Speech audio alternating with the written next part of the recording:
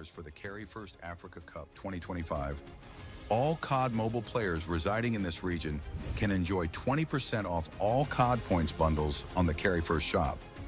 If you've never used the Carry1st shop before, now's your chance to try out for the first time using the promo code CODM90 to get 90% off ADCP. Visit shop.carry1st.com to claim this offer.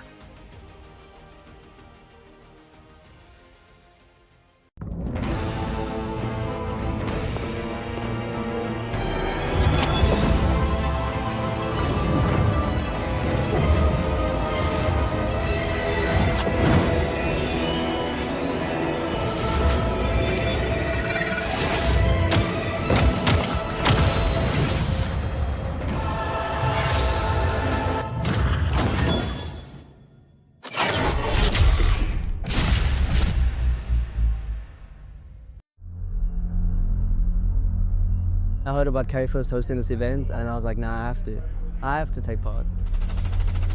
Winning means everything for us. We're not just here to represent NXG, but our country, South Africa. And this is the biggest tournament this continent has ever seen, so winning does mean everything to us.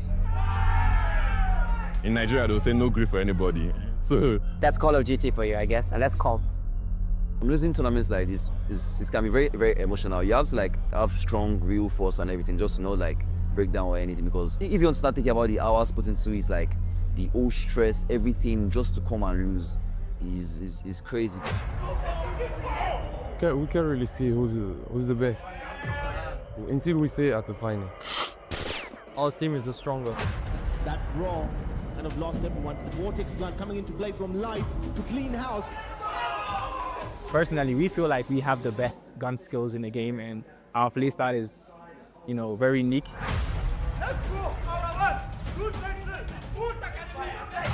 We want to settle the jollof wars. Which jollof is better, Nigerian or the Ghanaian? So whoever always gets the jollof bragging rights.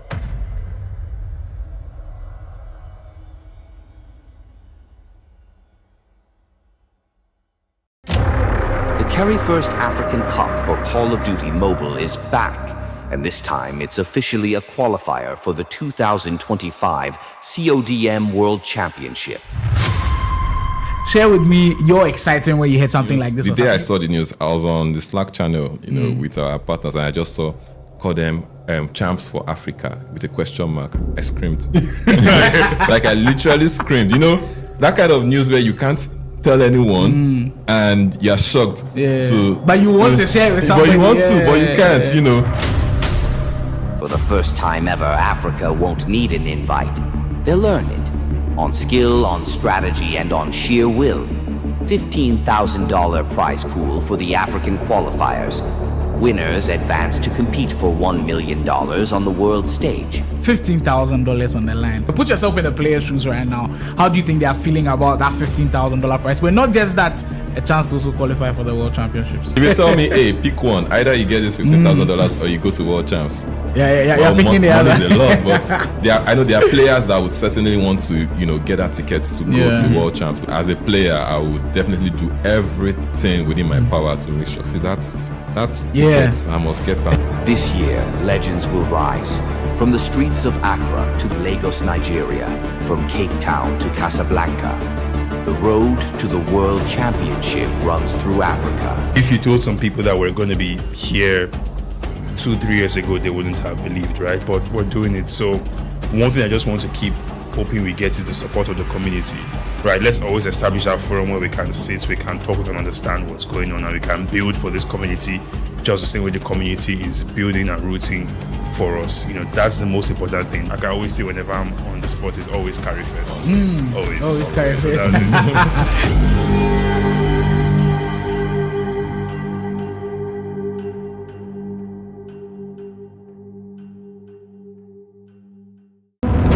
Hello guys, welcome in. We are live, we are set to go here. It's the Carry1st Africa Cup 2025 World Championships 2025 Africa Qualifier, and we are in the Ghanaian regional finals where either R233 or the one and only 31 not are going to qualify. So yeah, Tiano, here we go again.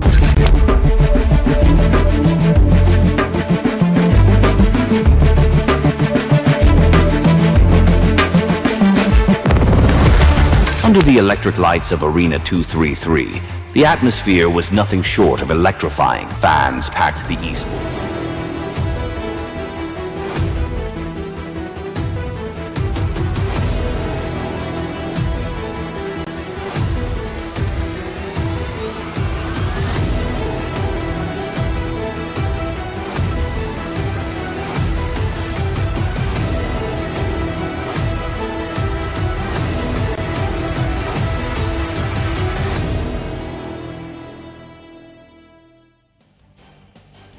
And it has been weeks since I was seated here doing this exact thing where I said, welcome to the official qualifiers for Africa for the Call of Duty Mobile World Championship 2025. This is your Carry1st Africa Cup 2025.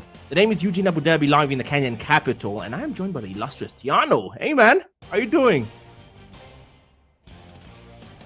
Hey, Abu Dhabi. Thank you so much for that introduction. Yeah, it's definitely an absolute pleasure to be here with you today. You know, we're going to bring that hype, we're going to bring that energy, we're going to bring that insight, knowing that we have the Kenyan online qualifier, which will be concluding today. We've got a stellar three-team matchup series, essentially, on the cards for us. With that being said, you know, obviously, Delta Esports, you know, were last year's runner-up in the first Carry1st Africa Cup iteration. So they've got a wealth of knowledge and experience coming into this second year of the Africa Cup, especially being in the winners finals. You know, they've gone unbeaten, as we've mentioned, and they'll be going up against Inertia, another unbeaten team. So we've got a battle of the two heavyweights over there, which will be very exciting. But yeah, man, just an absolute pleasure to be here with you today to cast the Kenyan finals. Look, I'm pumped, man. You've said two things that you're here for, to bring insight and what's the second thing? Wisdom. Was insight and what? Energy. And energy, the whole shebang, yeah, man. Now you'll be bringing the insight because I'm here purely for the violence. I'm here. I'm an inciter. That's literally what I love. I'm an inciter, man. And since I was here last, I was here for the first one. The very first one was the West African Francophone qualifiers. So much has changed. Down the line, how did we get here? We started off with Sage Gaming booking their ticket first in this tournament, that grand final in Lagos. Sage Gaming is from Senegal. It followed through with the Ugandan qualifiers. Nondescript Gaming came through, booked their ticket, punched it in, and Egypt followed suit for North Africa. Instinct Esports took that day, and the only team so far who are repeat offenders in this qualifier finals come from Ghana. Aura 233. They did not have a strong showing in last year's grand final, but hey, they're looking to change things. Redemption story coming through. And SA had their LAN event. I'm jealous. I'm jealous of you guys. You guys got a proper LAN. And Paradox took the day. And how was it? How was that? Yeah, no, Abu Dhabi, obviously being a LAN event, you know, there's just so much that goes into it. First being off that everyone's in person. You know, no one's used to. Well, everyone is used to obviously playing on, you know, comfy in the comfort of their homes, on their beds. Being a mobile competitive esports, you know, you have the privilege of playing wherever and anywhere you'd like to be. So yeah, we had that main stage. The guys were up on the stage. They had the player face cams. I mean, you mentioned violence earlier, which you'll be bringing to the live stream. A couple of players after Paradox had dominated NATO Gaming. They were throwing up those 4-0 signs, you know, really getting into the mental of the opponents. It was wonderful to see. Yeah, and then just the crowd. I mean, that is the passion from the crowd, the community. That is what we absolutely love about competitive esports. I mean, the crowd had mentioned that it was a Sunday afternoon leading into evening, and we had essentially almost a half-packed seating area of people coming to witness this spectacular event that was hosted there in South Africa. So it was amazing, man. It really, truly was amazing. Look, I'm getting goosebumps off your description alone, and I missed one team because yesterday the wildcard placements played out. The wildcard final played out, and Trinity from Mauritius, not their wildcard placement. The wildcard, of course, introduced by Carry1st this year to include the rest of Africa who are not or officially recognized in the other regions, you know, that have played out so far. And Mauritius got the lucky spot through Trinity Esports. That was yesterday. Today, we're in Kenya, 254, the land of protests. Maandamano is what we call it. No, we're the king of protests, and we're about to do it in the Call of Duty Mobile lobby. We're about to do it today. Today, the first contestants, first fight night, Delta Esports versus Inertia. Now, Inertia and Sizzy Esports come through as well Inertia, the new addition to the Kenyan rosters here. They did not play out last year. Sizzy and Delta played last year because, hometown advantage. Sizzy got granted a second spot, and they're looking to repeat. This time, only one spot goes to the Kenyan side, and Sizzy are looking to, earn their way by beating Delta fair and square. Meanwhile, Inertia Gaming, who, fun fact, Tiano, we're witnessing an actual team who actually hate each other. Inertia Gaming and Sizzy Esports. I don't know what to say, but just expect something there, because fun fact again, Inertia Gaming sent Sizzy Esports to the losers bracket. So first game will be Delta Esports versus Inertia Gaming to start us off today. Fight night, people. We shall sit and witness Call of Duty unrest. For sure, Fight Night we are looking forward to, and I'm sure the people of the chat are equally so. But ladies and gentlemen of the chats, if you will be so kind to engage with us. It's obviously the Carry1st Africa Cup 2025, and the first time a team from Africa will represent our beautiful continent on the main stage at the Call of Duty World Championship 2025. So send those tweets far and wide. Very simple. We'll just do a hashtag Carry1st Africa Cup, followed by a hashtag Carry1st Cup 2025, and give your predictions. I mean, let us know who you think will obviously see out this Kenyan qualifier. Once again, Delta Esports, they do have the illustrious magical menace in Michael. I think it's Kenya's CR7, if I'd like to say. The man has been all over the place. One of the best snipers. I've had the privilege of teaming with Michael for about 3 years when we used to play in House of Maneuvers back in the day, and I know the man's an absolute beast. But with that being said as well, Abu Dhabi, we do know that Storm had a fantastic showing at last year's Carry1st Africa Cup, and he was one of the sensational snipers as well. So it's going to be extremely interesting to see how the team dynamics have changed, and perhaps Michael will be giving his sniper role over to Storm.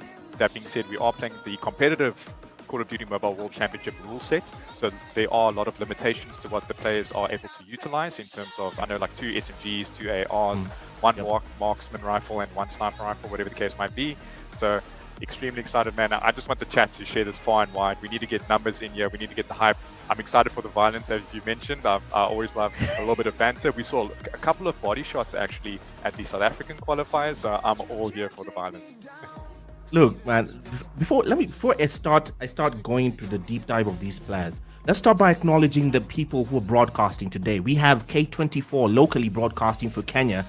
They did it last year as well. K24 from MediaMax will be broadcasting the qualifier finals as well. So anyone within the Kenyan region or even internationally can still catch K24 on whatever social media channels you prefer. Facebook, Instagram, K24 Digital, their website. They're also restreaming and rebroadcasting this qualifier finals for the Kenya. Also live is obviously the Carry1st channel. Carry1st YouTube channel, which is already lit up, Tiano. And some of these comments, I can't read them because we're just going to be taken off right now. The Kenyan stream has more. No, I'm not even going into it. No. It's complete toxicity, which is exactly what we wanted. And for those in chat, speaking of toxicity, you have a chance to get your CP in. We'll tell you about that later. There's 5,000 worth of CP to get by simply making some predictions. Guys, free CP just for predictions. You're just going to head on to X. The hashtags to use today are Carry1st Africa Cup. Again, hashtag Carry1st Africa Cup and Carry1st Cup 2025. Either way, it's your CP. Just claim it. They're giving it to you. And we can get into the bread and butter of this tournament, which is the violence itself. Like we mentioned, Delta versus Inertia. Come on, what do you expect to see? Let's go, Abu Dhabi. It's going to, once I mentioned again, it's a battle of the 2 heavyweights. Both teams have equally gone unbeaten throughout their group stages, so that definitely has to be noted. But one team will fall after this matchup, seeing them weigh themselves out to the losers final, which Sizzy's busy waiting patiently for. But if I'm going on, I usually tell Carl and Trout, Abu Dhabi, I'm not a betting man, but if I was, I would have to put my money on Delta Esports. I just feel with Michael being there, that he's got that BMT, that big match temperament. I mean, the man's an absolute machine. I'm sure he's filtered through his knowledge to his teammates. But with that being said, let's just quickly go through the team mates of Michael. It's Sway, FPS, Sidzi, Lox, and Storm. And on the other side there, we see Inertia Gaming with Rebirth, Chunks, Leo Nachi, Kismayas, and Ifura. And they will be starting things off on hardpoints on Hacienda, one of the classics and fan favorite maps in the Call of Duty mobile competitive scene. Yeah, the maps showed for a split second. We can bring that back because the map 1 will be hardpoint Hacienda. And this is it. We might be going straight into it. This is Hacienda Hardpoint. That's the bread and butter map in the Call of Duty series so far. And it's something to look forward to. If I'm not wrong. Hold on. I am watching the stream because the game has started. The game has started. And we are on Hacienda again for anyone just joining us. This is Inertia Gaming versus Delta Esports.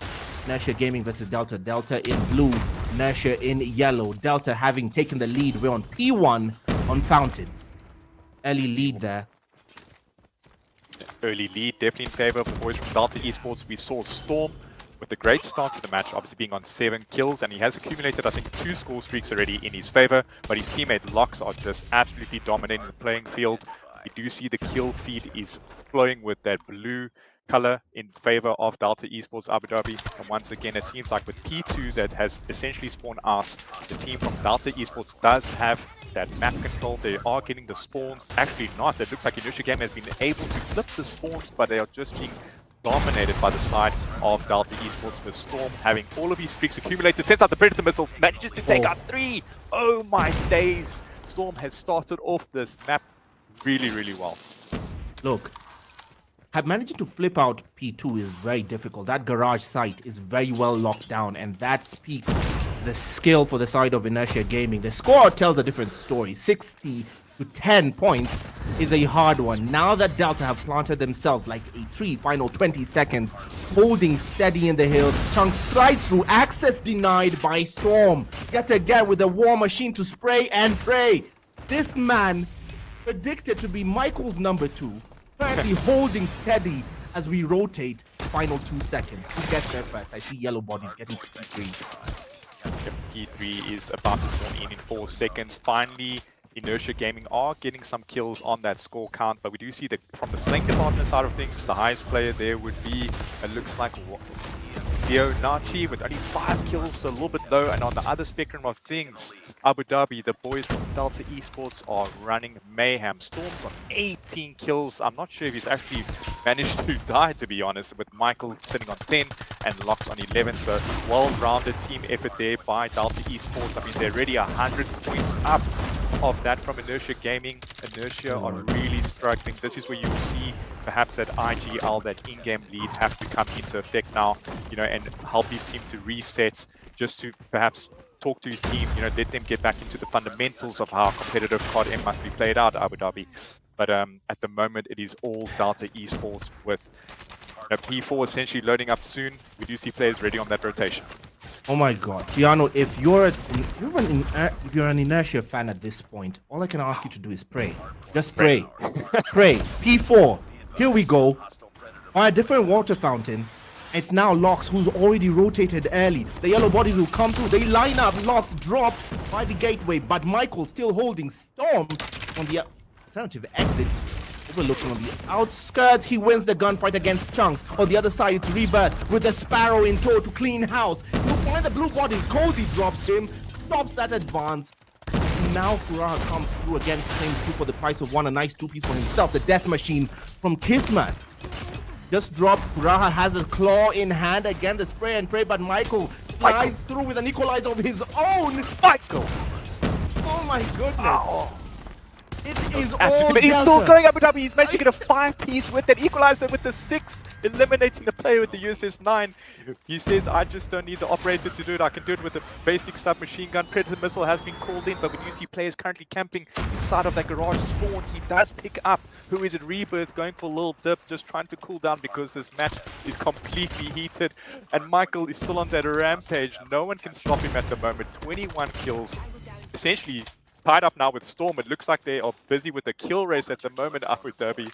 This is absolutely insane. We do see now that the hard points will be reset, going back to P1 fountain, as you mentioned, but it seems like the the gents from Delta Esports have absolute map control over the top of the Hacienda map. I'm looking, and only Michael and Cozy have, an USS-9, a weapon that was clearly nerfed this season. Doesn't seem to be hurting them in any way. They're just collecting at this point. Locks up there with a death machine. I mean, what is happening? We rotated back to P1 where it started, and this is pure torture. We're not even at 50 points. It's 195 to 20, closing in on GG's and fast. Michael loses the gunfight to Chunks, who slides through to try and contest. To come in and stop the count, but he doesn't even get a toe in to the point. He doesn't get there. Cozy stops the advance. He's in there, planted firmly by P1. Nobody's in there. The yellow bodies plant themselves upstairs. Chunks takes the overwatch position. Nothing happened as they try to clean out P1 desperately, but the count still keeps on going. 222, and Garage might finish it. P2 on Garage might finish it. Might finish it. You are right there, Abu Dhabi. We do see now once again Delta Esports have control of Garage. Michael with the equalizer, you essentially just exchange that. Managed to get the 3-piece once again, and it's just hunter killer after hunter killer hunting down that of Inertia. I feel so sorry for them at the moment with the time ticking, only 10 seconds remaining in favor of Delta Esports. They are such a dominant force at the moment, Abu Dhabi. It has to be noted. Wow, this is an insane game. Oh my god, we're closing in 2 points away, and Delta, it is on Hacienda. It is decided. Game 1 in this best of 5s. Delta Esports versus Inertia goes convincingly, and I mean convincingly, dear Lord. I mean, chat, press F to pay respects for Inertia on that hardpoint game, because they need to do something desperately different for S&D. Thoughts, Tiano? I mean, I'm just going to babble at this point. What are your thoughts? What did we just see here? We witnessed an absolute slaughter of that side from Inertia Gaming. It's Delta Esports just came out too strong, and with that score count, 250 to 24 points. Abu Dhabi. I'm looking at this as if it was a public matchup essentially. You've got one tier 1 super heavyweight team going up the likes from Inertia. They really did struggle. I mean, Michael dropping 34 and 9 with Storm. You mentioned him, Michael, number 2 in control there with a 30 and 10, a 3 KD, and just the other players doing everything that they need to do. The objective work was fantastic. Inertia Gaming really struggling. I mean, 30-point club, they couldn't get anything going, but a couple of donuts there. Maybe we might see some donut shops opening up in the Search and Destroy on Tunisia. But hopefully, if we take it a step back, Search and Destroy has always been that slower paced game mode. So essentially a lot more tactical, a lot more methodical. And hopefully Inertia Gaming have done their homework on Delta Esports. They've prepared their strategies and can bring something back. It is a one life mode, essentially, game mode. So they've got a lot more time to play with. I'm just going to jump in here. I'm just going to highlight one comment on chat. One person, Rasa Murai, says Delta is kind of good. WTF. Dude, these guys took second place in last year's Carry1st Cup final. Nobody counted Kenya at all. Even I didn't expect them to do that. Last year, they pulled out some proper stops. Morocco didn't stand a chance.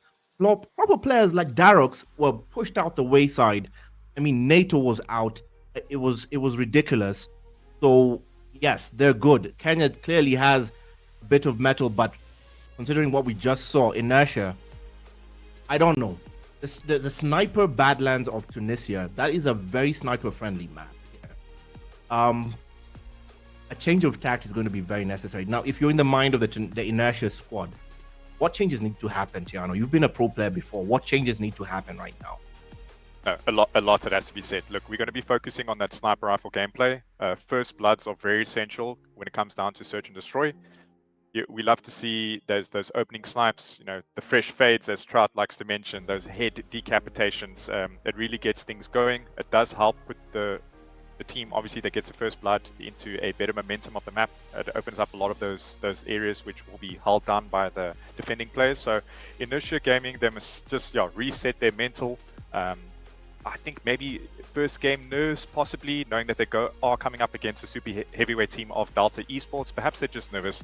Take a sip of water, Monster, Red Bull, whatever gets you going, and resets coming into the Search and Destroy. You do have enough time to take this into your own pace and see the map out. Obviously, take it one round at a time.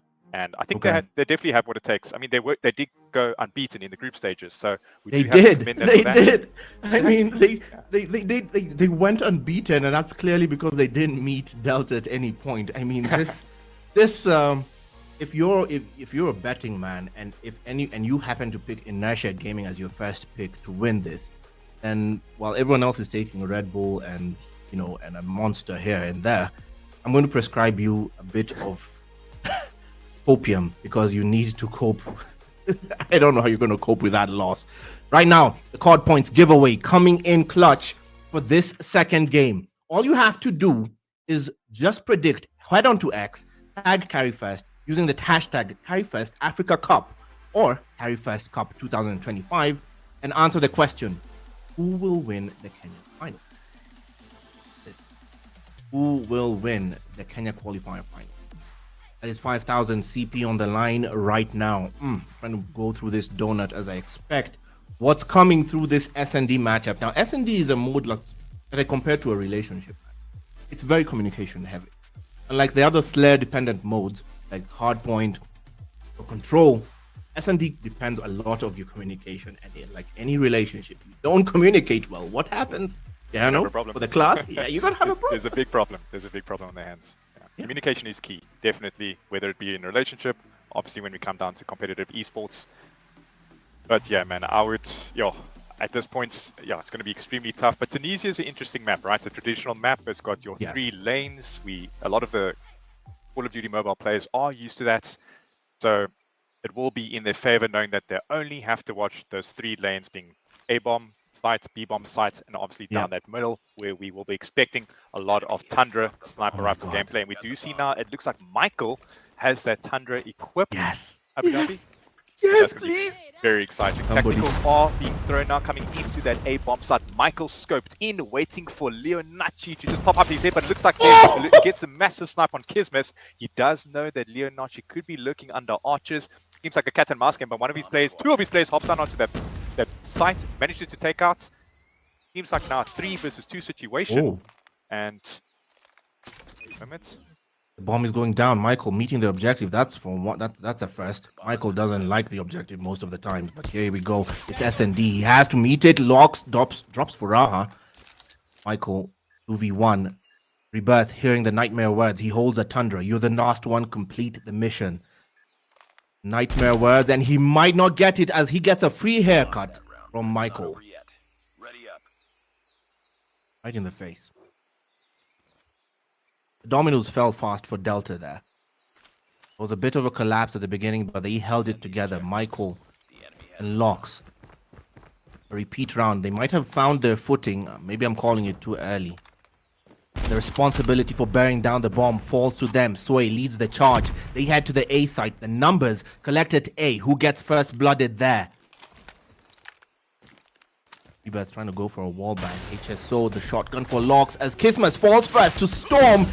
Predictably so. The trades come through. Leo takes Michael and Locks in one foul swoop. That might help them heavily. Storm drops Rebirth. The trades come through. It's Cozy who takes Nachi, and now a 2v3.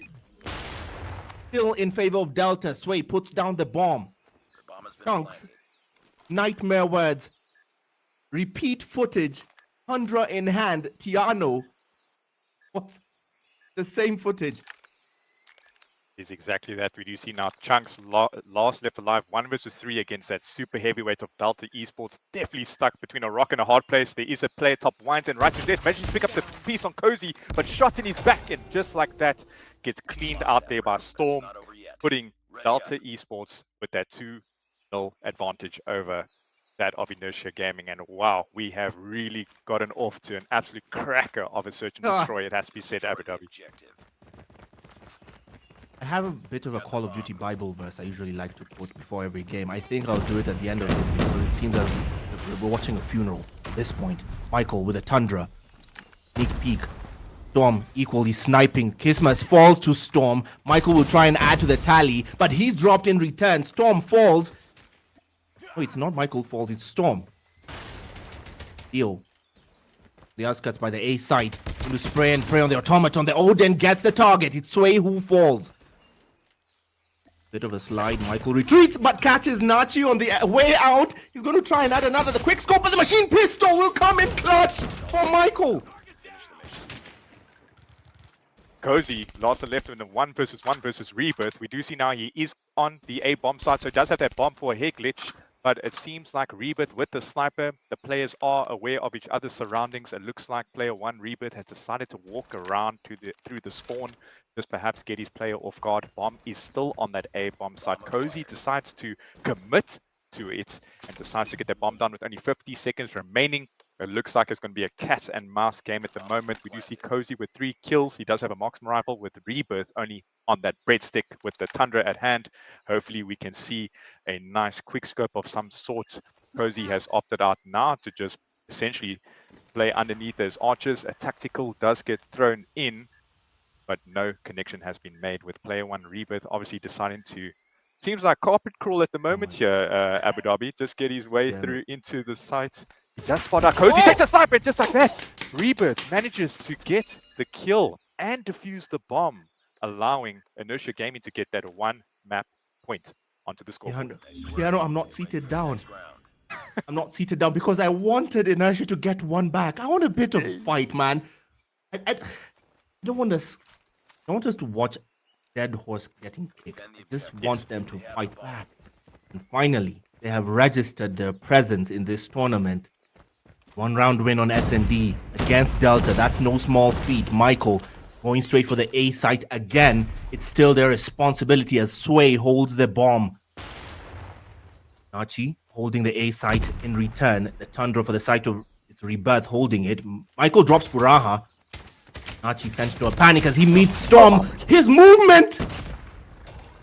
The movement from Storm, absolutely insane with that melee weapon, managing to pick up the second with a sniper rifle, and that is allowing now, it looks like the team from Delta just to get that bomb down. We have Rebirth lost alive once again. Abu Dhabi, we see ourselves in a 1 versus 3 situation. It definitely has not gone in the favor of Inertia Gaming, but the team from Delta Esports, Storm and Michael equally on a 6-piece kills at the moment, sharing that scoreboard with Sway on the 1. But it seems like now Rebirth did have that smoke grenade or tactical of some sort that has just been thrown into the A bomb site, but it's so heavily contested at the moment. All the Delta Esports players watching every single avenue. Time is not against them, and just like that, Storm with the quick scope eliminating that Inertia player and allowing Delta Esports to get that extra map count with 3-1 now on the scoreboard.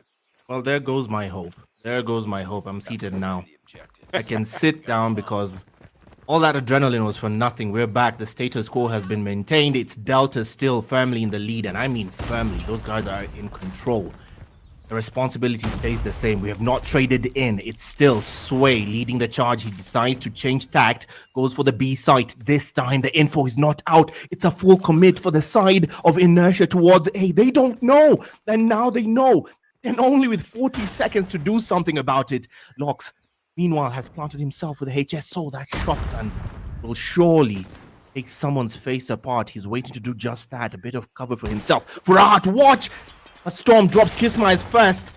Cozy will spray through the smoke anyone who tries to get through, but somehow he does get through. They claim 2. Cozy and Lox fall. The dominoes are coming apart at this time, but Delta just trying to buy time for that clock to run down. 10 seconds to defuse that bomb. Somebody get to the bomb, and there's no one left as Storm takes a 2 for the price of 1.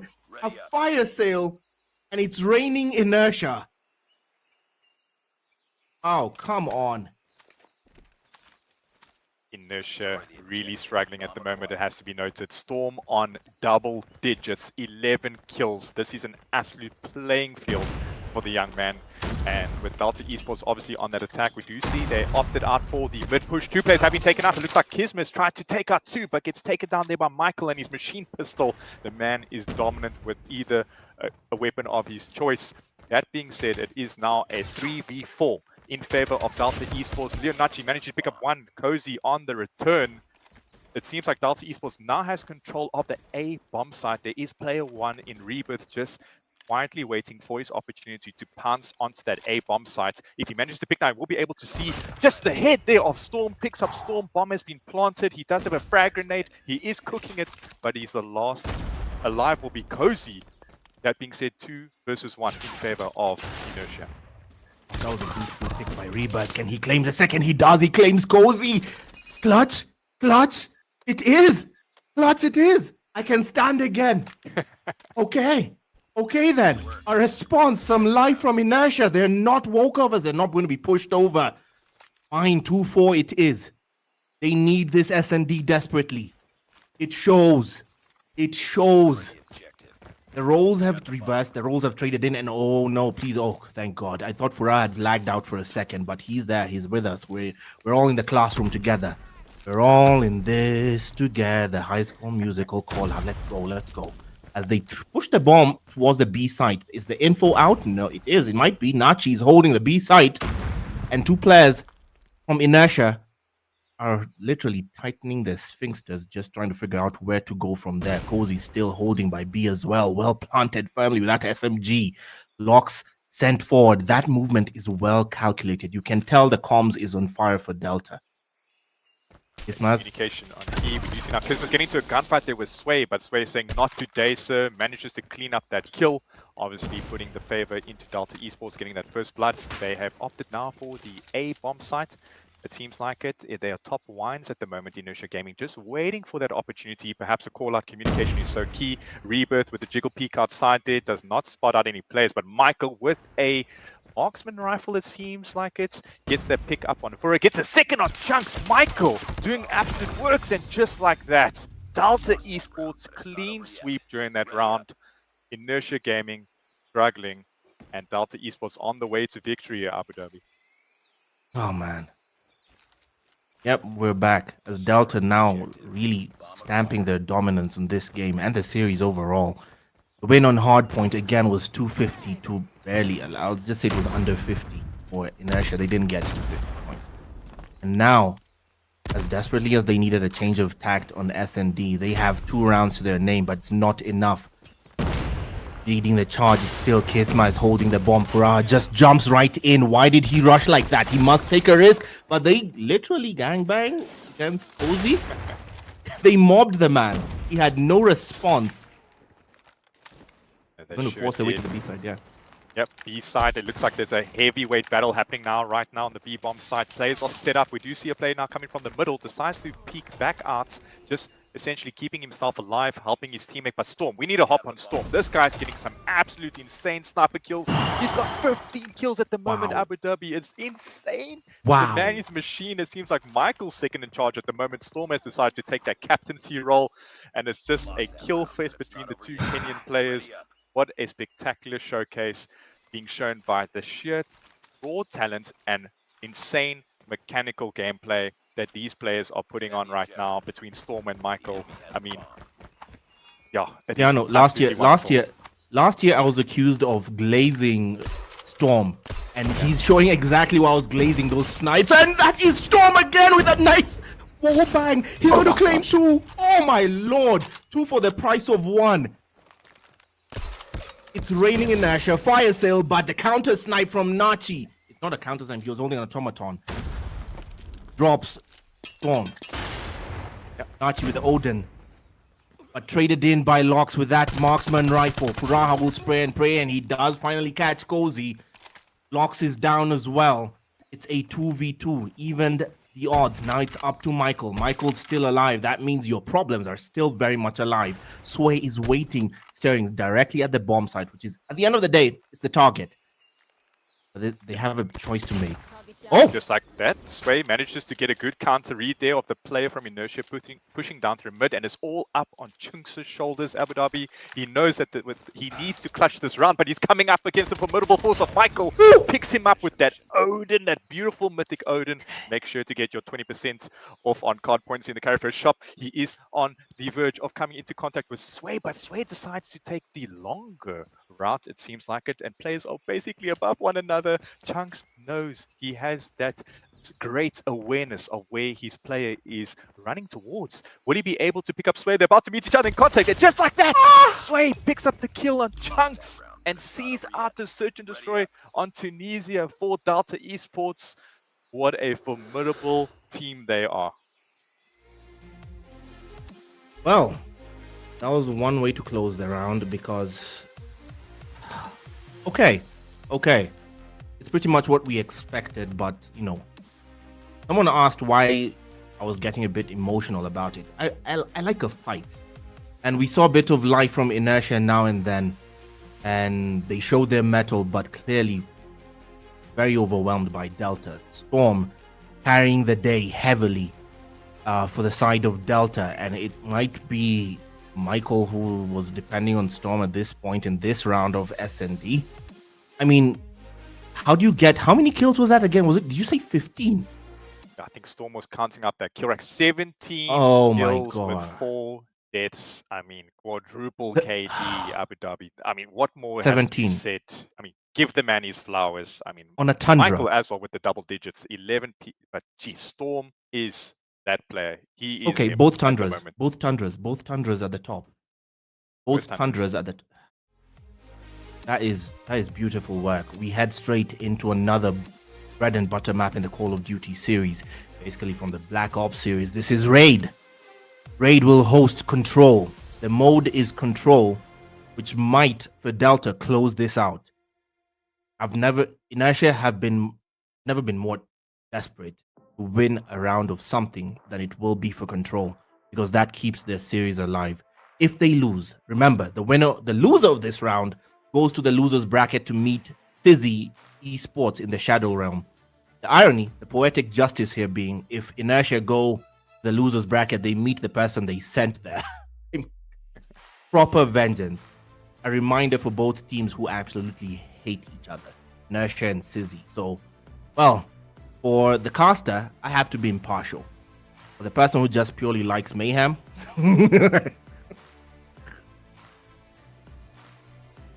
it's a dream. Meanwhile, remember, you head on your chance to win 5,000 CP. You head on to X and use the hashtag Carry1st Africa Cup or Carry1st Cup 2025 by predicting who wins the Kenya series of this Call of Duty World Championship qualifier, the Carry1st Africa Cup 2025. Remember, the end of this rainbow in Lagos, Nigeria is $15,000. It converts to roughly 1.9 million Kenyan shillings. What does that translate to rand? Look, if I'm going off the top of my head, Abu Dhabi, I think it's somewhere in the 200,000s. Yeah, quick math. I could be wrong. I could be right, but it's a lot of money. Look, it's a big purse to play for. And that apparently goes, there's no prize pool. So that will go to the first prize, that team that will win the entire Africa Cup #2 iteration, and also that alluring flight ticket to the Call of Duty Mobile World Championships, and to represent our whole continent there on the main stage itself. But with that being said, Abu Dhabi, obviously we know with the hashtag, that being said, they have to predict both the winners and the finals MVP to obviously allow themselves to enter that giveaway. And I mean, 5,000 COD points, why are you not doing it? It's such a simple task to do. Hit onto your socials, get that done, and stand your chance to win that beautiful prize. Sponsored obviously by the lovely people there by Carry1st. Remember, how many other teams? Should be 6 other teams have already booked their way into the finals. Stage Gaming for Senegal already took theirs for the West African Francophone qualifiers. Nondescript Gaming took theirs for Uganda. Instinct took theirs in Egypt. Aura 233 took theirs for the Ghana qualifiers. Paradox for South Africa. And Trinity Esports took theirs yesterday from Mauritius. We are yet to see the end of this Kenya qualifiers and Nigeria, which comes pretty soon. Pretty soon. We head straight into Control. This is Raid, the venue for this last dance. What could be a last dance for Delta Esports. And a story for Redemption, Full Sail Reverse for Inertia. What are the chances of a Full Sail Reverse here, Tiano? We love a reverse sweep. It has to be said, we always want an underdog or a dark horse of some sort to crawl their way back into the swing of things and, chip at that shield of the heavyweight of Delta Esports. But coming into this Control, Raid, one of the bread and butter staple maps, that has to be noted, but it seems like now the team from Inertia are on the defensive side of things, with players opting for both sides. And I mean, if we look into the kill feed and the lives remaining, it is definitely going in favor of that of Inertia Esports. The tacticals, I have to be said, is being utilized to its maximum capacity. I mean, we've seen players getting stunned left, right, and center, frag grenades coming in. And it seems like Inertia Gaming are currently outslaying that of Delta Esports, so they've come into this third map, potentially the last, hopefully not, with a strong start. It is a strong start indeed. They have, again, for anyone who does not know what they're watching, because there are people in chat who don't know what they're watching right now. They've come in and they're curious about what they're seeing here.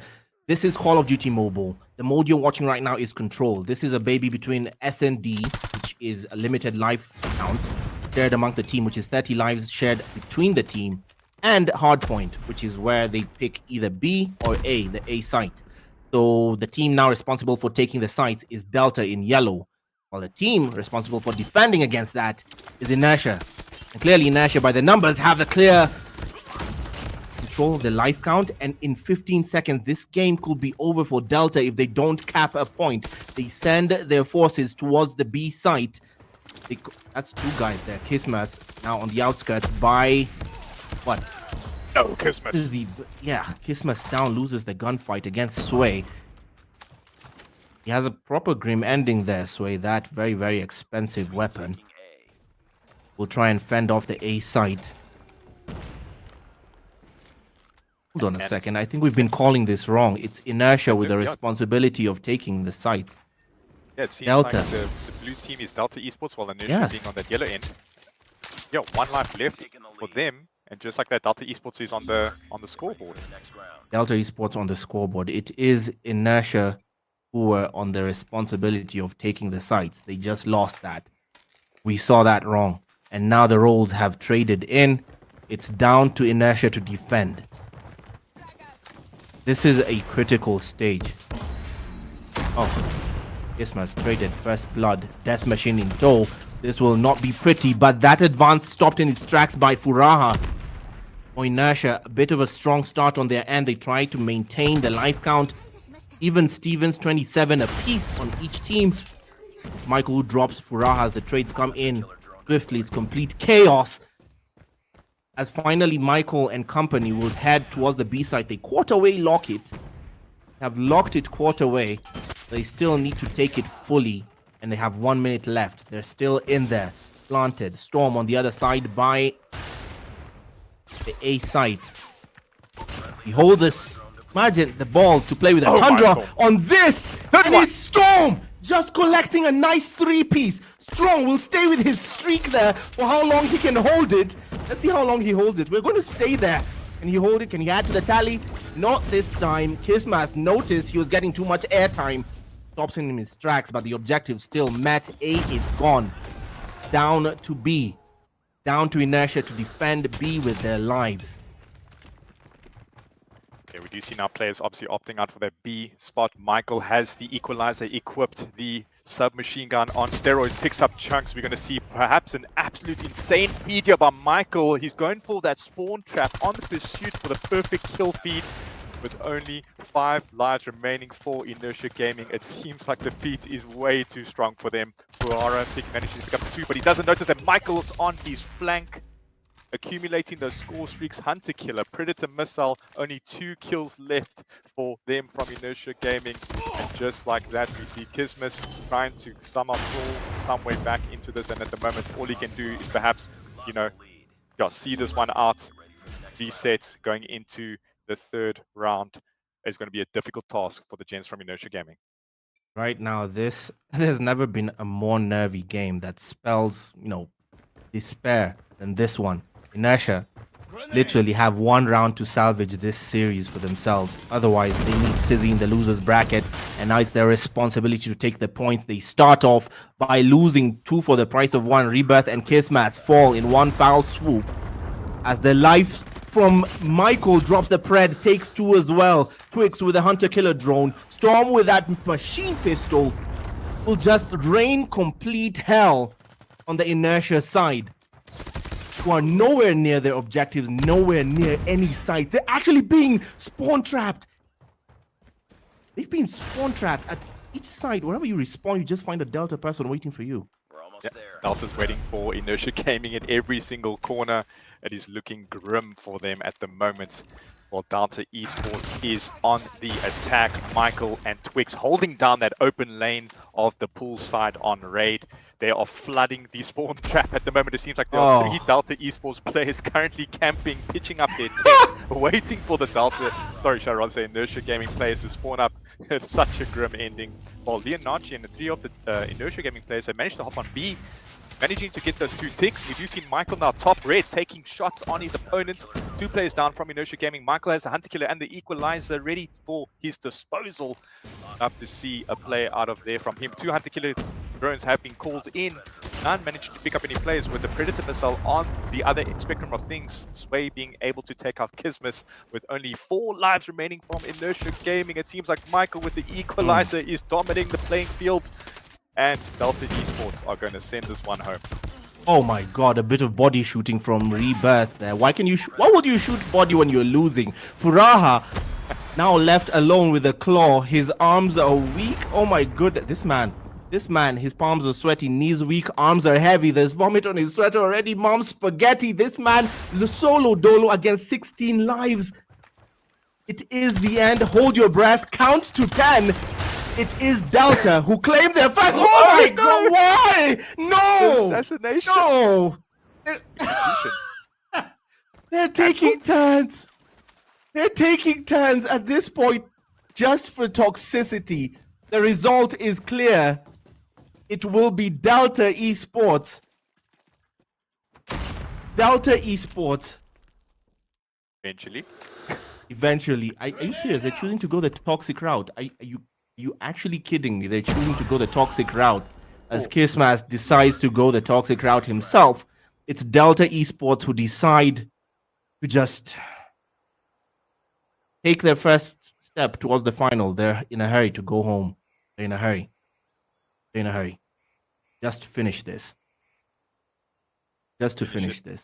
Finish it, that deed, Abu Dhabi. I mean, 3-0 showing there from Delta Esports. Inertia Gaming, I think, you know, if there was a light at the end of the tunnel for them, it would have been on that search and destroy in Tunisia. But otherwise, in that regard, with the respawn game modes, Delta Esports just way too strong. Michael topping the lobby there with a 20 bomb from himself and his other teammates, obviously picking up the scraps.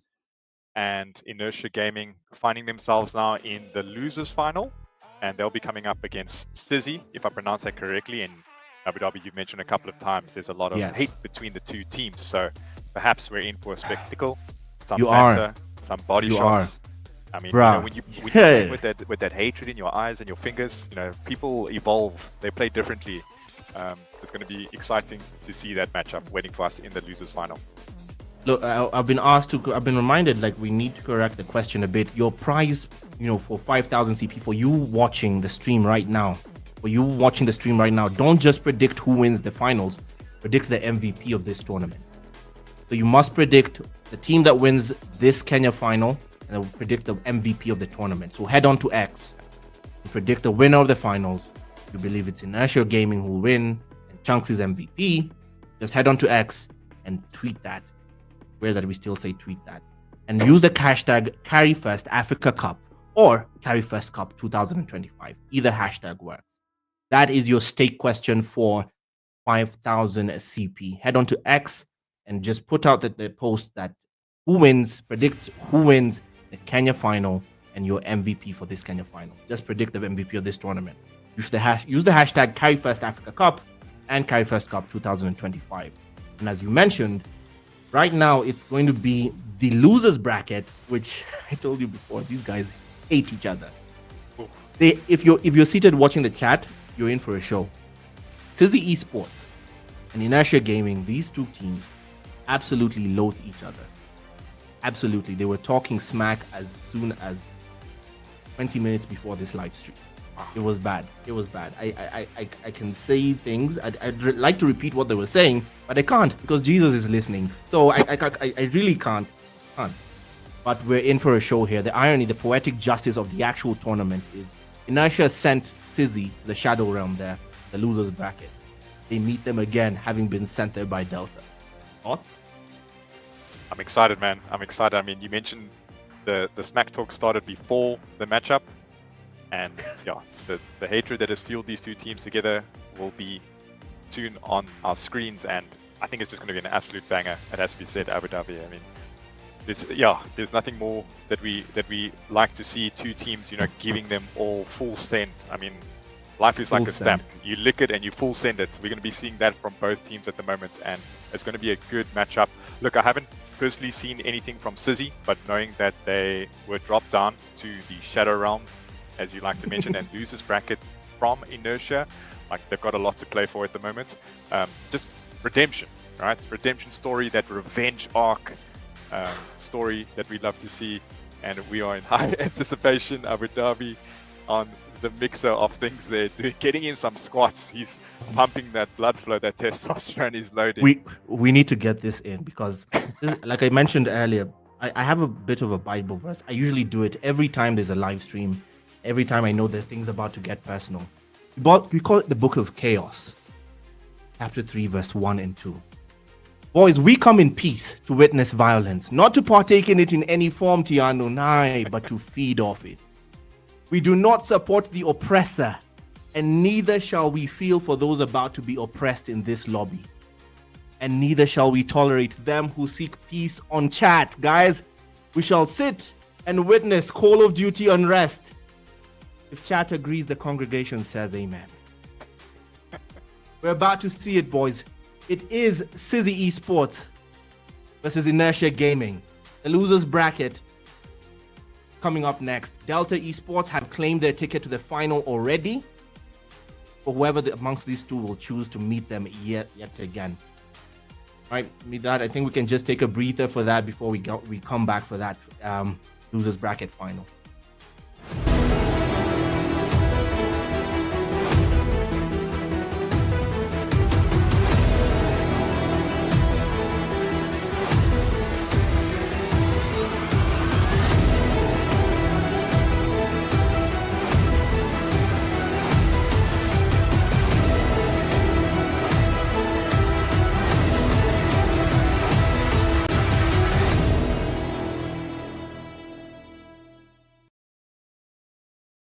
To celebrate this region's qualifiers for the Carry1st Africa Cup 2025, all COD mobile players residing in this region can enjoy 20% off all COD points bundles on the Carry1st shop.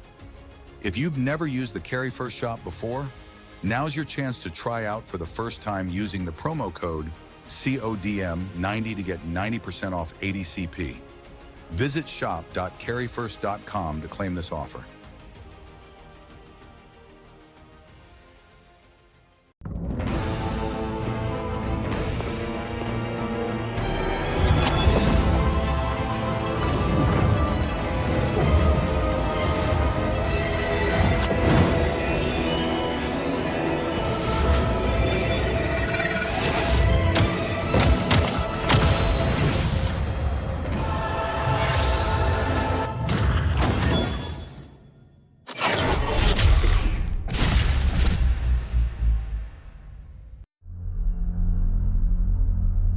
I heard about Carry1st hosting this event, and I was like, nah, I have to take part.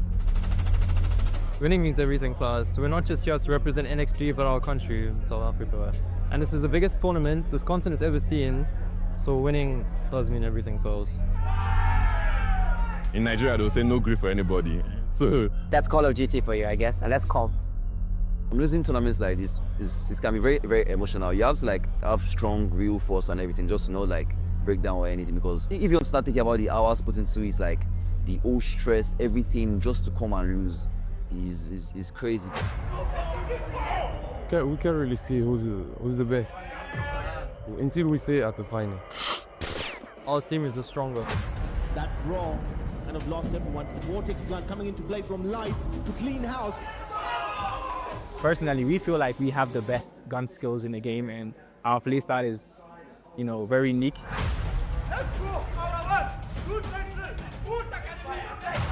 We want to settle Jollof wars. Which Jollof is better, Nigerian or the Ghanaians? Whoever wins gets the Jollof bragging rights.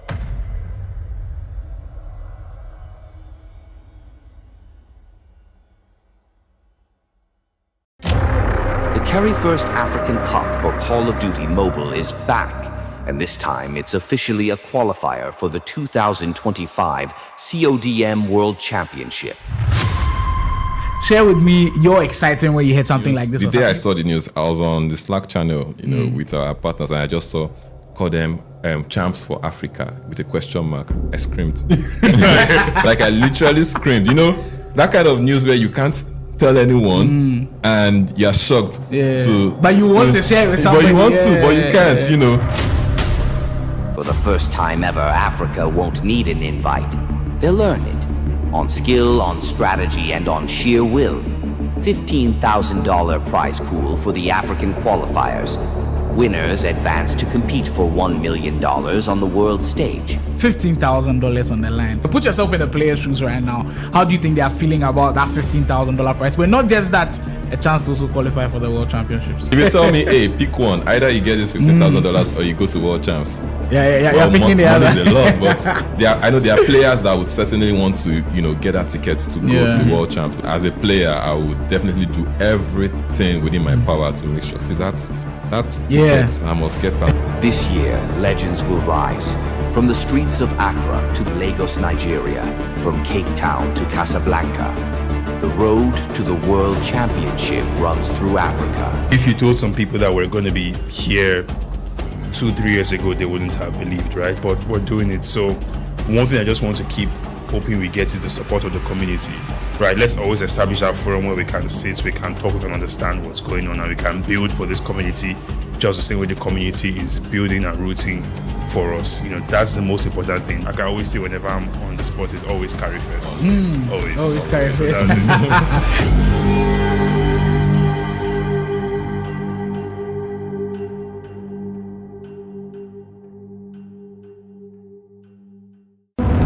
Hello guys, welcome in. We are live, we are set to go here. It's the Carry1st Africa Cup 2025 World Championships 2025 Africa Qualifier, and we are in the Ghanaian regional finals where either or 2-3-3 or the one and only 31 not are going to qualify. So yeah, Tiano, here we go again.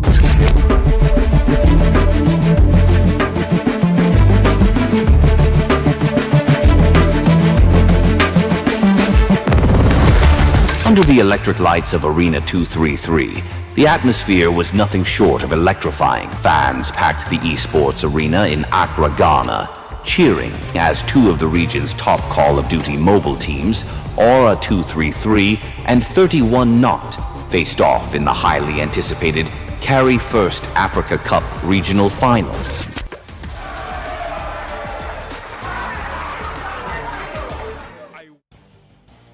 Ladies and gentlemen, welcome to the Carry1st Africa Cup, which it is the Kenya online qualifiers. We are seeing things out here. My name's Tiana, and I am joined by the illustrious, the jazzy boy himself, Abu Dhabi. He's keeping things on fire at the moment, as you can see from his webcam. Setting up his his hair, it seems like a WWE character at this moment. He told me a little story leading into this matchup, it has to be said. It is a grudge match of some sort between Inertia Gaming and that of Sizzy Esports. He's obviously got the background. It's story time with Abu Dhabi. Let's get right into the mix of things. It's fight night, people. Let's get this show on the road. Come on. Right now, I'm twitching, Tiano. I'm twitching because this is personal, man. This is personal. And if anything, like I mentioned, I'm an insider. Don't like being involved in the fight. I'm just here to watch, to savor. Okay, we're here to savor. And how did we get here? Stage Gaming have already booked their way into the final from Senegal. Nondescript from Uganda took theirs in that qualifier. Instinct from Egypt are already locked in for North Africa. Or a 233 for Ghana. Paradox Gaming for SA, who had a LAN, by the way. You guys, come on. Trinity Esports, Trinity Esports yesterday for the wildcard challenges from Mauritius. Now, and I get the chance to do it, and we're watching the losers bracket. This will be Sizzy Esports. This is Inertia. The trade-off here is both these teams absolutely loathe each other. I mean, and I'm using words that I'm allowed to use on the broadcast. Just if I called it how we were supposed to call it, they just don't like each other at all, man. And here we go. Match MVP for that last series we saw. Tiano, thoughts? Any surprises here? Look, no surprises at all coming into this. We knew that Magic Mike, the monster of Kenya, was going to put up those high numbers, right? And there we go. Match MVP Michael Kodem from Delta Esports, 65 kills and 19 deaths with a beautiful KD of 3.4. Also just helping his teammate out there with the 16 assists. But congratulations to him, well deserved. But Abu Dhabi, it has to be said. I mean, Storm, you mentioned, second in charge there. He was putting up some fantastic numbers in that search and destroy. It seems like there was a killer race between the two teammates. Yeah. Some healthy competition that we also like to see. But Michael has got that top spot of your most valuable player during that winners final series against Inertia Gaming. That's honestly a surprise for me because from my end, I was doing a bit of internal math, and my math, Storm had taken it. I guess there's a reason I'm doing broadcast and not quantum mechanics or anything. Math clearly failed me. But Michael, big up to him. Storm still pulling his weight for the team. Clearly the captain, Michael, there isn't. Not Michael. Michael's not the team captain there. But it should be Sway. Sway is the team captain. He's in good hands. He has healthy competition in the team. The team has clearly gelled. There's a proper dynamic there. They understand their roles. Everyone knows it. Now we just leave it to the losers bracket here. Sizzy Esports. Meanwhile, just a reminder, there's a COD point giveaway, CP giveaway here again. The reminder is that you need to head on to X and predict who takes the Kenya qualifier final and who wins the MVP for this grand final. The winner of that tweet, randomly chosen, will get 5,000 CP. Head on to X and use the hashtag Carry1st Africa Cup or Carry1st Cup 2025. Any surprises, any expectations here, Tiano? We don't know the maps yet, so. Yeah, maps will still be given to us for the series, the losers final series. But I mean, coming off from their previous encounter in the group stages, Inertia Gaming got the upper hand on Sizzy Esports.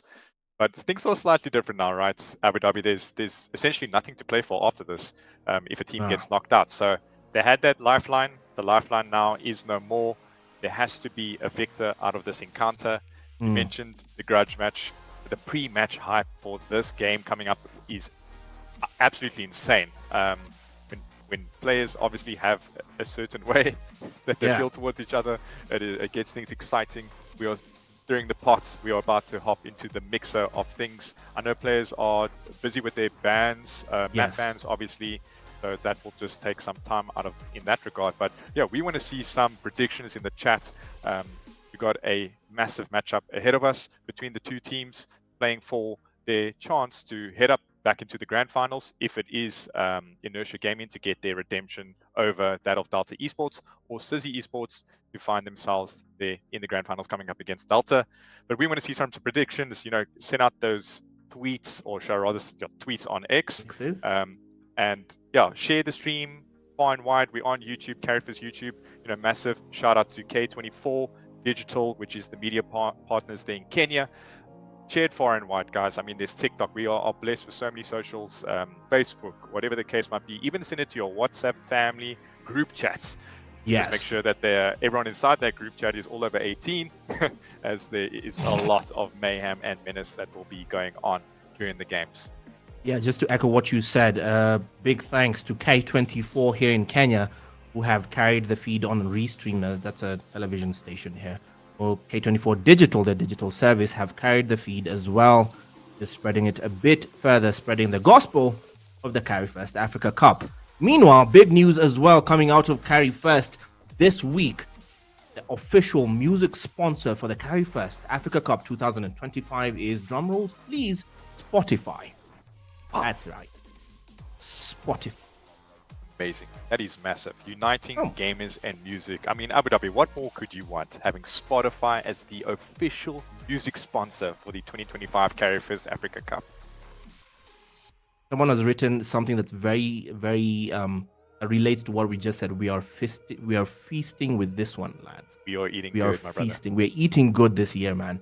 The Call of Duty community is eating good this year, and thanks to Spotify for hopping on and recognizing the potential in the community and the sport itself. This is Call of Duty at its best, African esports at its best. Load up, people, carbo load, whatever you need, because the maps are out. And lordy lord, I don't hate a single one. Oh man. Perfect. Oh, Poetic this is justice, as you mentioned. What a way to see out the series. Starting off on Summit. Hard points. Snowy Badlands, man. Yes, Snowy Battle. A lot of locked-in players, icy effects. I wonder if we're going to see some shotgun gameplay, knowing that this map is close encounters and you know, some body shots loading up for us. Maybe some teabagging. Who's to know at this point? We will wait to see shortly while those teams get set up for this matchup. Summit is a proper friendly surprise for me because we both know where the points on Summit look like. I mean, we'll get to that in a moment. Tunisia as well, we'll be seeing that, a recall of that on SND. We already know what to expect in the Sniper Badlands. Raid on Control, again a familiar face. Control, if we do not see a best of threes, we don't see a 3-0 victory, we will see Slums. Beautiful addition. I don't hate that map for hardpoint. It's actually decent, very open, very exposed, score streak friendly. Then we'll see firing range if we get to a map 5. To start us off, Summit. Thoughts, predictions, ideas? Abu Dhabi, I'm going to have to pick your brain on this one. The encounter during the group stages, did Inertia Gaming 3-0 Dizzy Esports, or was it a close encounter between the two? It was a 3-1. 3-1? Okay, so a map obviously in favor there from Sizzy Esports, but that being said, I'm going to have to go for the gents over from Inertia Gaming. I mean, they made their way to the winners final. They did knock down Sizzy Esports to the losers Shadow Realm, as we like to mention. So in favor coming up to this matchup, I'm going to go for Inertia Gaming. They did just get mollywopped there by Delta Esports, so perhaps the mentals are a bit low. But they've warmed up, right? They've got into the gauntlet. The fingers are warm now. The mentals are locked in. Whatever they need to take prior to this, maybe some, I don't know what the case might be there. You guys have got in Kenya. We normally just enjoy our nice coffees. Or Red Bull helps out with the mental and the focus. But I'm excited Kenyans to see like alcohol, Tiano. We like alcohol. like alcohol. So Kenyans will be locked in there with some XYZ in that manner. But I'm excited to see what Sizzy Esports has in store for us viewers that have never experienced them, especially coming from the rest of the regions. It will be an interesting matchup nonetheless, and I'm excited to hear how you encounter this matchup, Abu Dhabi. I'm just going to run through what we expect from Summit itself. P1 is very, very open in that server room down there, right? The server room in P1 for Summit. All teams, it's a bit of a ring around of roses in that server room for P1. P2 exposed by that walkway on the outskirts. P2 is very open as well, open to score streaks if you can get them in early. But the place you can actually lose this game is P3. If you lock in P3, the money hill is P3. Somehow, it's very hard to break into. Once a team has just locked down P3, you can just break away on the points in P3 and P4, very claustrophobic hill. Very enclosed, very easy. If you just throw the right, throwable, the right score streak comes through, just clean the hill in one foul swoop, and that's all. So it's a very predictable hill, which is very enjoyable when you know what's coming. Now it's a proper test of skill. Who's the better person here? Which is why we don't know.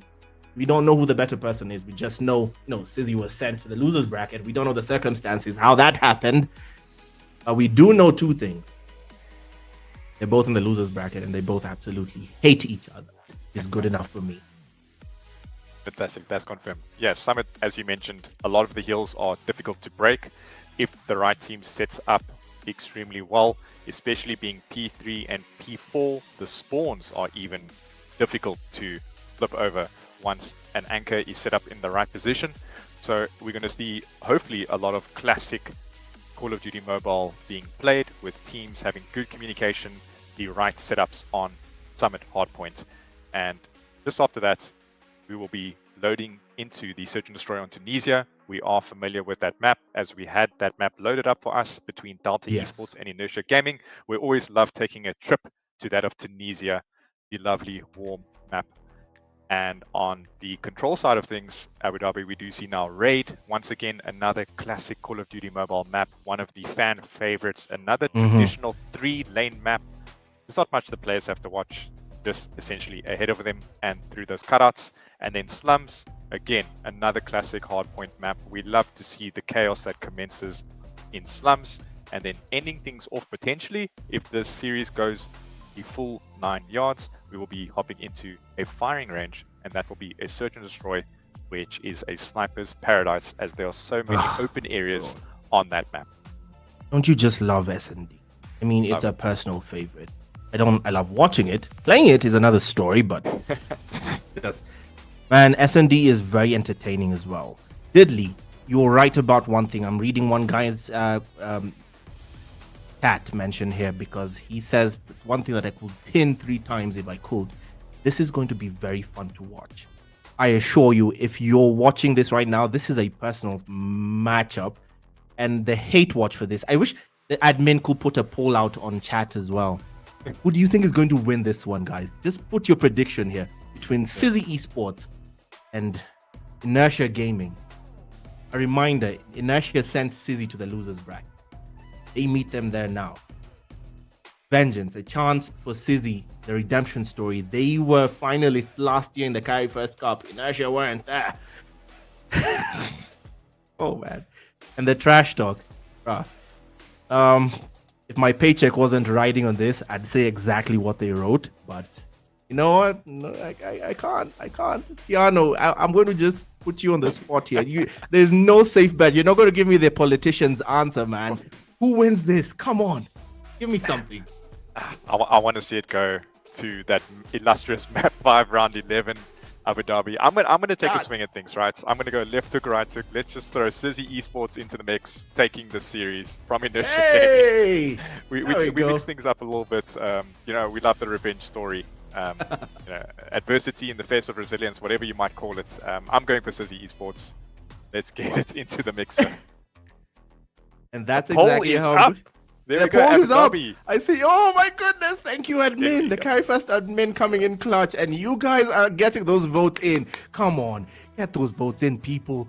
I've already thrown Tiano under the bus with this one. You know where he lies. You know where his allegiances stand. He just wants a vengeance story coming, full circle.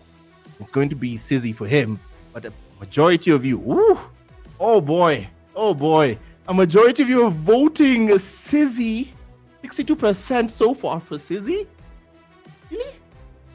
I'd love to hear the rationale behind picking Sizzy, knowing very well that Inertia sent them that Shadow Realm, losers bracket. Abu Dhabi, people love that underdog story. You know, we got a feel for those that need it the most. And I mean, it's only 1 minute in with already 70 votes My goodness. going in favor of Sizzy Esports. So the poll was a great idea.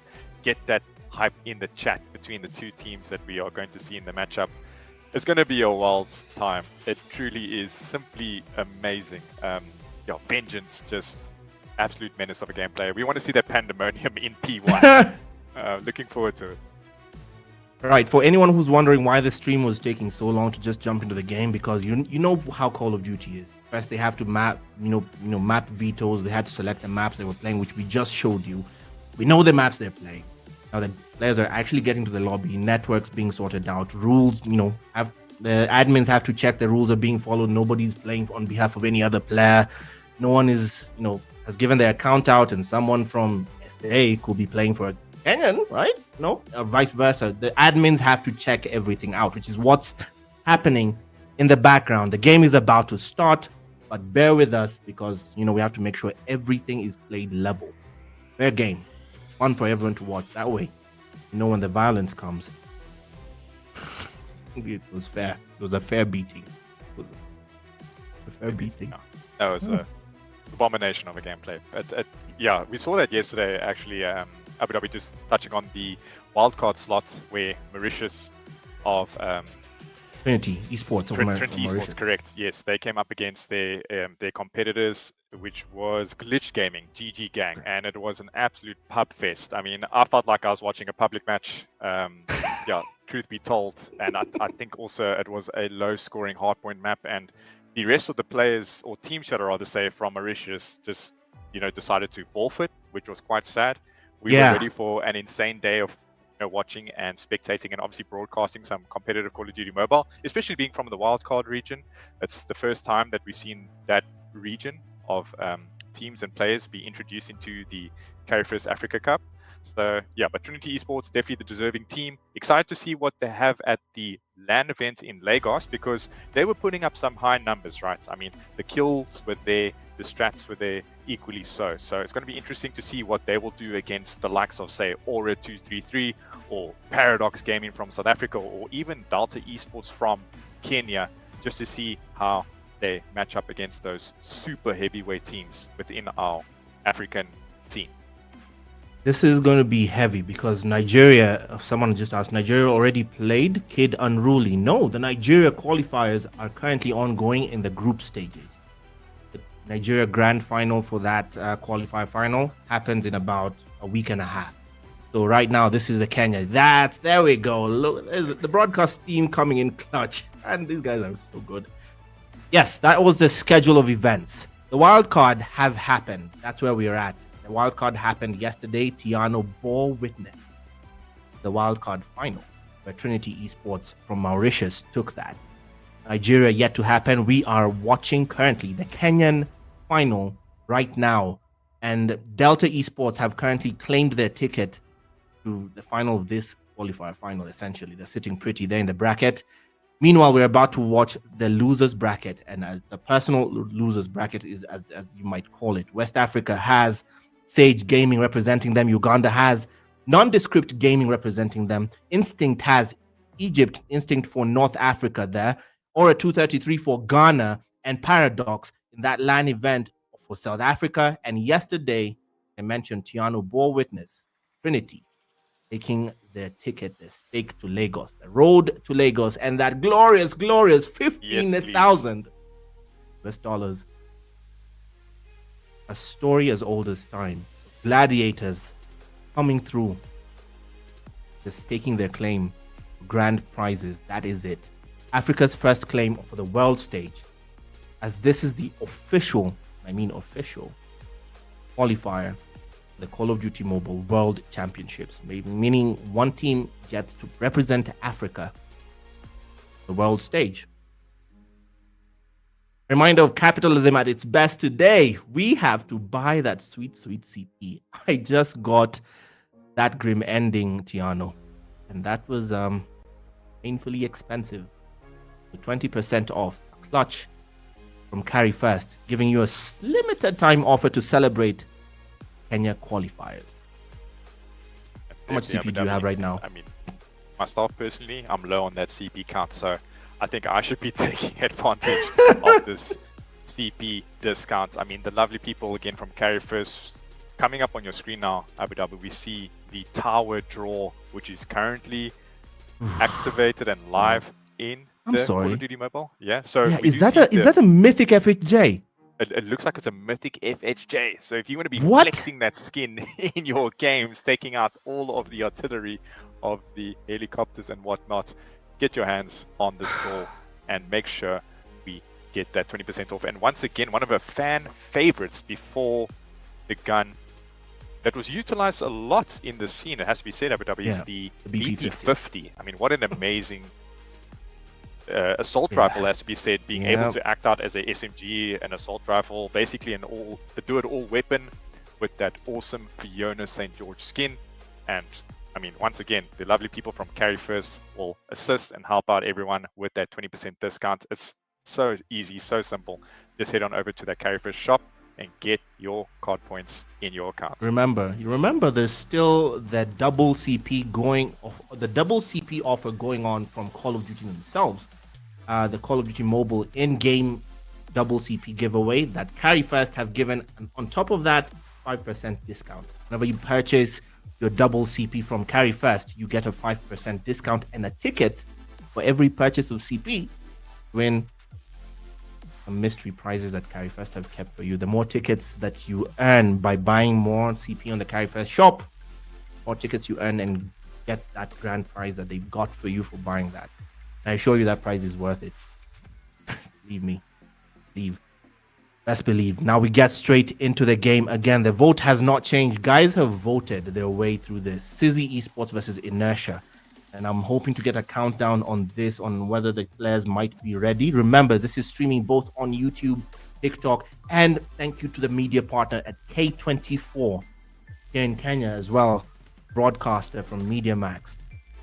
for taking this up and broadcasting it as well within Kenya. You can catch the stream either on YouTube or on their digital channels, K24 as well. And also big news coming out this week from the Carry1st Africa Cup that Spotify, the official music partner, music sponsor, Carry1st Africa Cup. Yeah, what an amazing partnership, it has to be said, with Spotify hopping onto the mix of things during the Carry1st Africa Cup 2025. I mean, they're just going to keep that event absolutely filled with that sweet music that we all enjoy to listen to, Abu Dhabi. And lots say, you know, uniting gamers and music, bringing that highlight to the esports scene. We're going to be having a good time, it has to be said there, by the Carry1st Africa Cup. Massive thank you once again to Spotify. And I mean, let's not forget the community streamers, right? I mean, they have been doing the works for the whole scene, managing to keep everyone into the loop of things. And yeah, massive shout out to them. I know Carl was a massive influence into the community streams, the young lad, always getting hyped in his stream. We love to see it. And with Nigeria Also, being getting hyped. last region, yeah, Kyle gets his predictions wrong every time. I know he's restreaming this right now. I know. Kyle, I'll see you in Lagos and you'll still get your predictions wrong. Okay, so Carl, definitely some tips and tricks there by Uncle Abu Dhabi in terms of who he should predicting will win that matchup. But I think Lagos, obviously the place to be for all these players, so much to play for, that 15,000 USD. I mean, in a sense, can help and assist a lot of people's lives, just, you know, with that purse. And obviously that's illustrious flight ticket to represent Africa at the Call of Duty Mobile World Championship. So fantastic opportunity for all of us. Massive thank you to Carry1st as well as the Call of Duty Mobile themselves for giving Africa finally this opportunity to represent our continent. It's been a long 5 years. We've been waiting patiently on the outskirts, wondering when will be our year, and this is our year. Finally, we see the promised land. It is there. It is there. It is Africa's chance to learn that glory isn't given. Right? I've always wanted to say that. Right? There you go. Yeah, Fantastic. glory isn't given. Fantastic. Yeah. Well said, man. We're getting feedback that the reason we're waiting for one player, guys. One player is yet to join, and we just jump in. We're waiting for one player. From which team? I'm not sure, but we're waiting for one player to come in. So be patient, guys. We'll be patient. I assure you, the violence at the end of this losers bracket is worth it. Oh, it's worth it. Waiting for one player to join up, and we just jump right through. Where do we predict the winners, Ocean? Good question. On X? Yes. You predict the winners, head on to X and predict your winner for this Kenya Grand Final, this Kenya Qualifier Final, and your MVP. Use the hashtag Carry1st Africa Cup or Carry1st Cup 2020. That's it. 5,000 CP is yours. It's that simple. That's simple. So Here's the result. Here's the result. The admins have posted the result for this Dizzy Esports versus Inertia. That's what you people, you hungry hyenas, just voted for. And you voted in mass for Sizzy. 61% in favor of Sizzy Esports. Guys, I will remind you that Inertia sent Sizzy to the losers bracket, but you have placed your faith in Sizzy Esports. So when you do eat crow, it will fully be your responsibility, Tiano. Because I didn't make a prediction, you did. I'm put on the chopping block in this one, but let's see. Hopefully, Sizzy Esports holds their name up high and brings out the dub. And obviously, you know, putting the poll and the chat into the promised land, for getting themselves into that grand final. We will see shortly. Look, we had a 2 minutes essentially heads up for this match to start with one player remaining to get into the lobby. And I mean, we're ready, right? We saw an excellent game, an excellent showing there by Delta Esports. Our hands are warm. We are ready to get into these losers finals on Summit. There we go. Abu Dhabi, let the violence commence. Ladies and gentlemen, this is the losers final versus between the grudge match.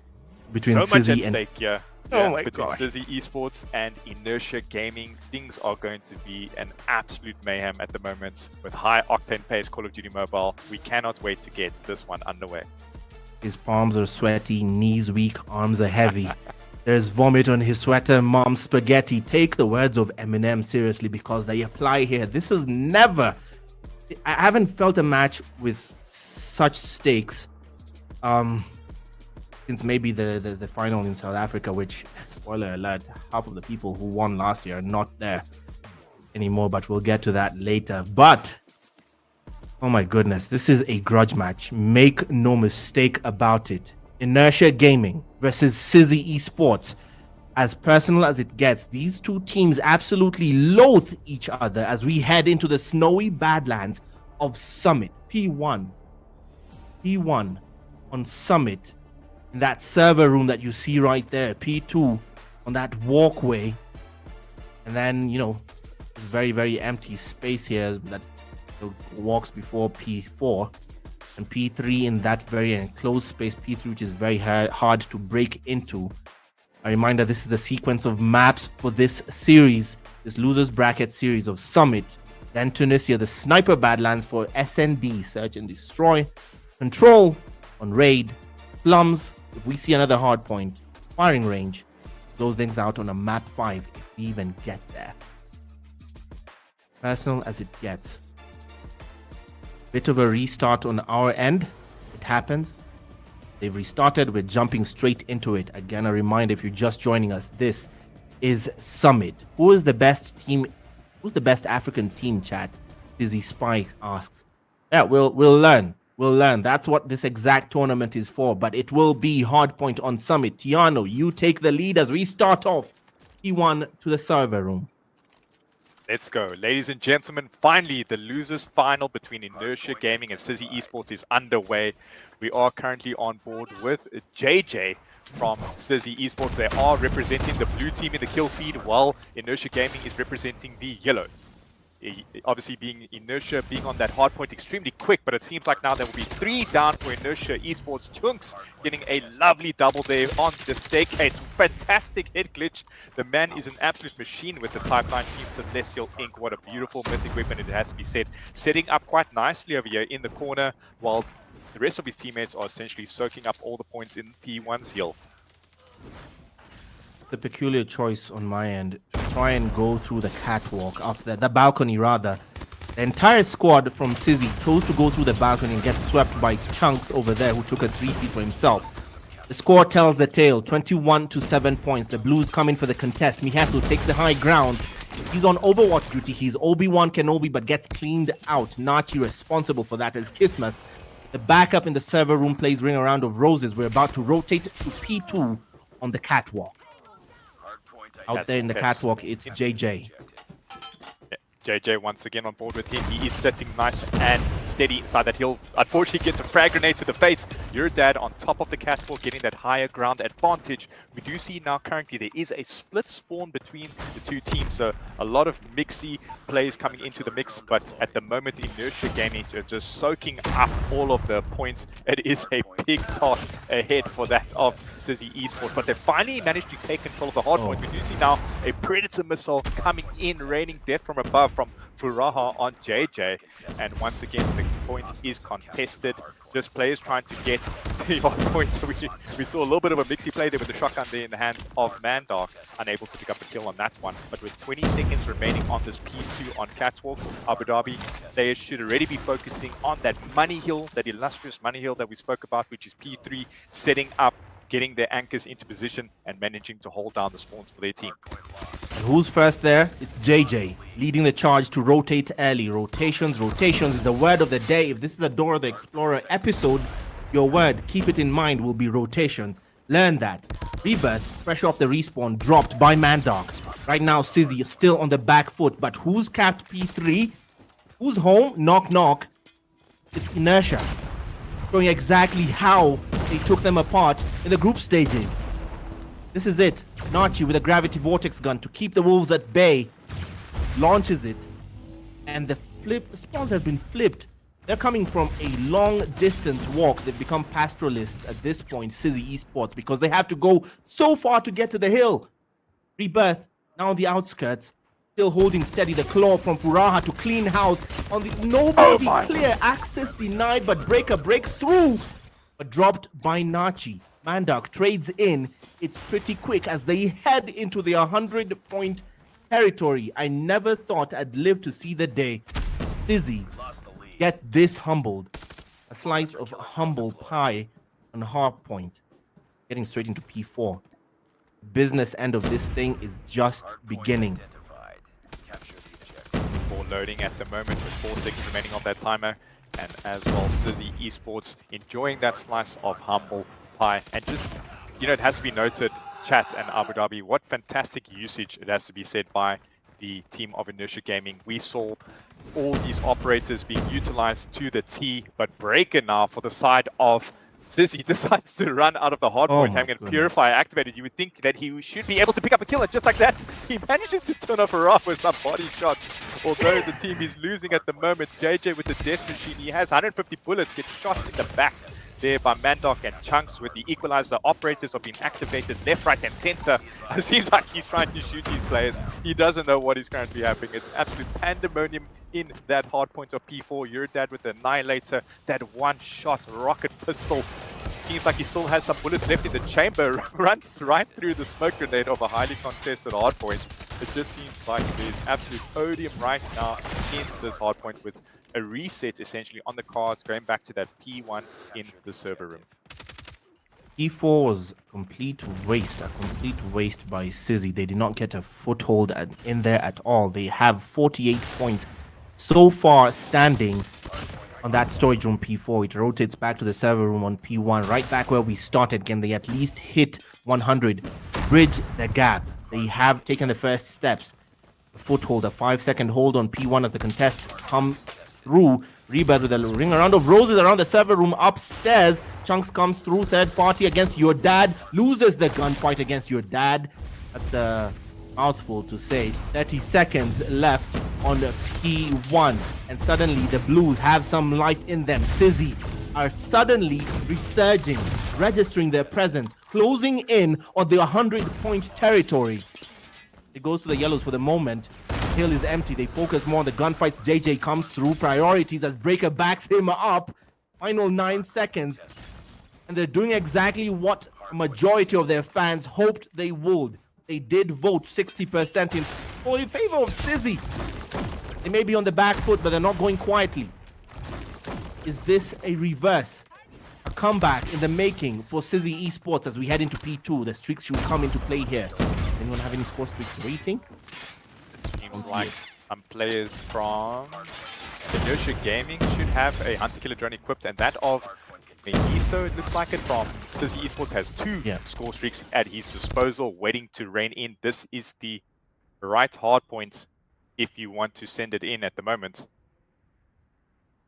Bit of an... Yeah, but we'll get back to it.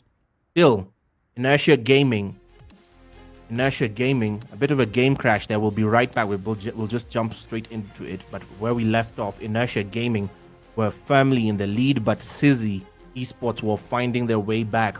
Hopefully that game will just throw us right back into it right now. But still, for those who called Sizzy Esports, 1 second, guys, be patient, chat. Be patient, chat. We're just jumping right back. For those who predicted that Sizzy Esports would take this, 60% of you predicted that. And it is not exactly going according to plan, is it? Because we left it at 129 to 85. 129 to 85, where we left it at. If it's still on the stream, Sizzy Esports on P2 should be trying to catch up and hit the 100-point mark. It's 131 on 92 is where we left it off. But we'll be jumping right back into it. In the lead when we left it. The game crash did lead. There was a game crash. I think, we still have to use a bit of an emulator style thing to get into the lobby and just broadcast it elsewhere. So emulator seems to have gone down for a second, but it will be right back. Where we left it, yeah, game crash. So when we left it, Inertia Gaming was in the lead. Sizzy Esports was on the back foot. We're hoping as we jump right back into it. Yeah. Like we're loading Yes, and we're back. We're back. We are back. Abu Dhabi, it Let seemed us- like City Esports were clawing their way back into this hard point. But at the moment, Inertia Gaming with that outstanding lead over Sizzy, things are quite tight. I mean, if they manage to hold down this P4, it seems like spawns are in favor of Sizzy Esports, the blue team on your kill feed. They are making their way the long walk to freedom up that ice path, and players are just currently flooding the hill. Kismet with the 3-piece with the death machine at hand, spray and pray through those smokes, getting that kills all necessary on the kill feed. But who was that with the Shadow Blade? It seemed like JJ trying to slice his way into that hard point, unable to get many kills on the clock. But Inertia Gaming just counting down the score in their favor. 15 seconds remaining on P4. The teams need to be setting up for that reset onto P1. It seems like the blue team of Inertia, Sizzy Esports have set up really well onto this P1 in server.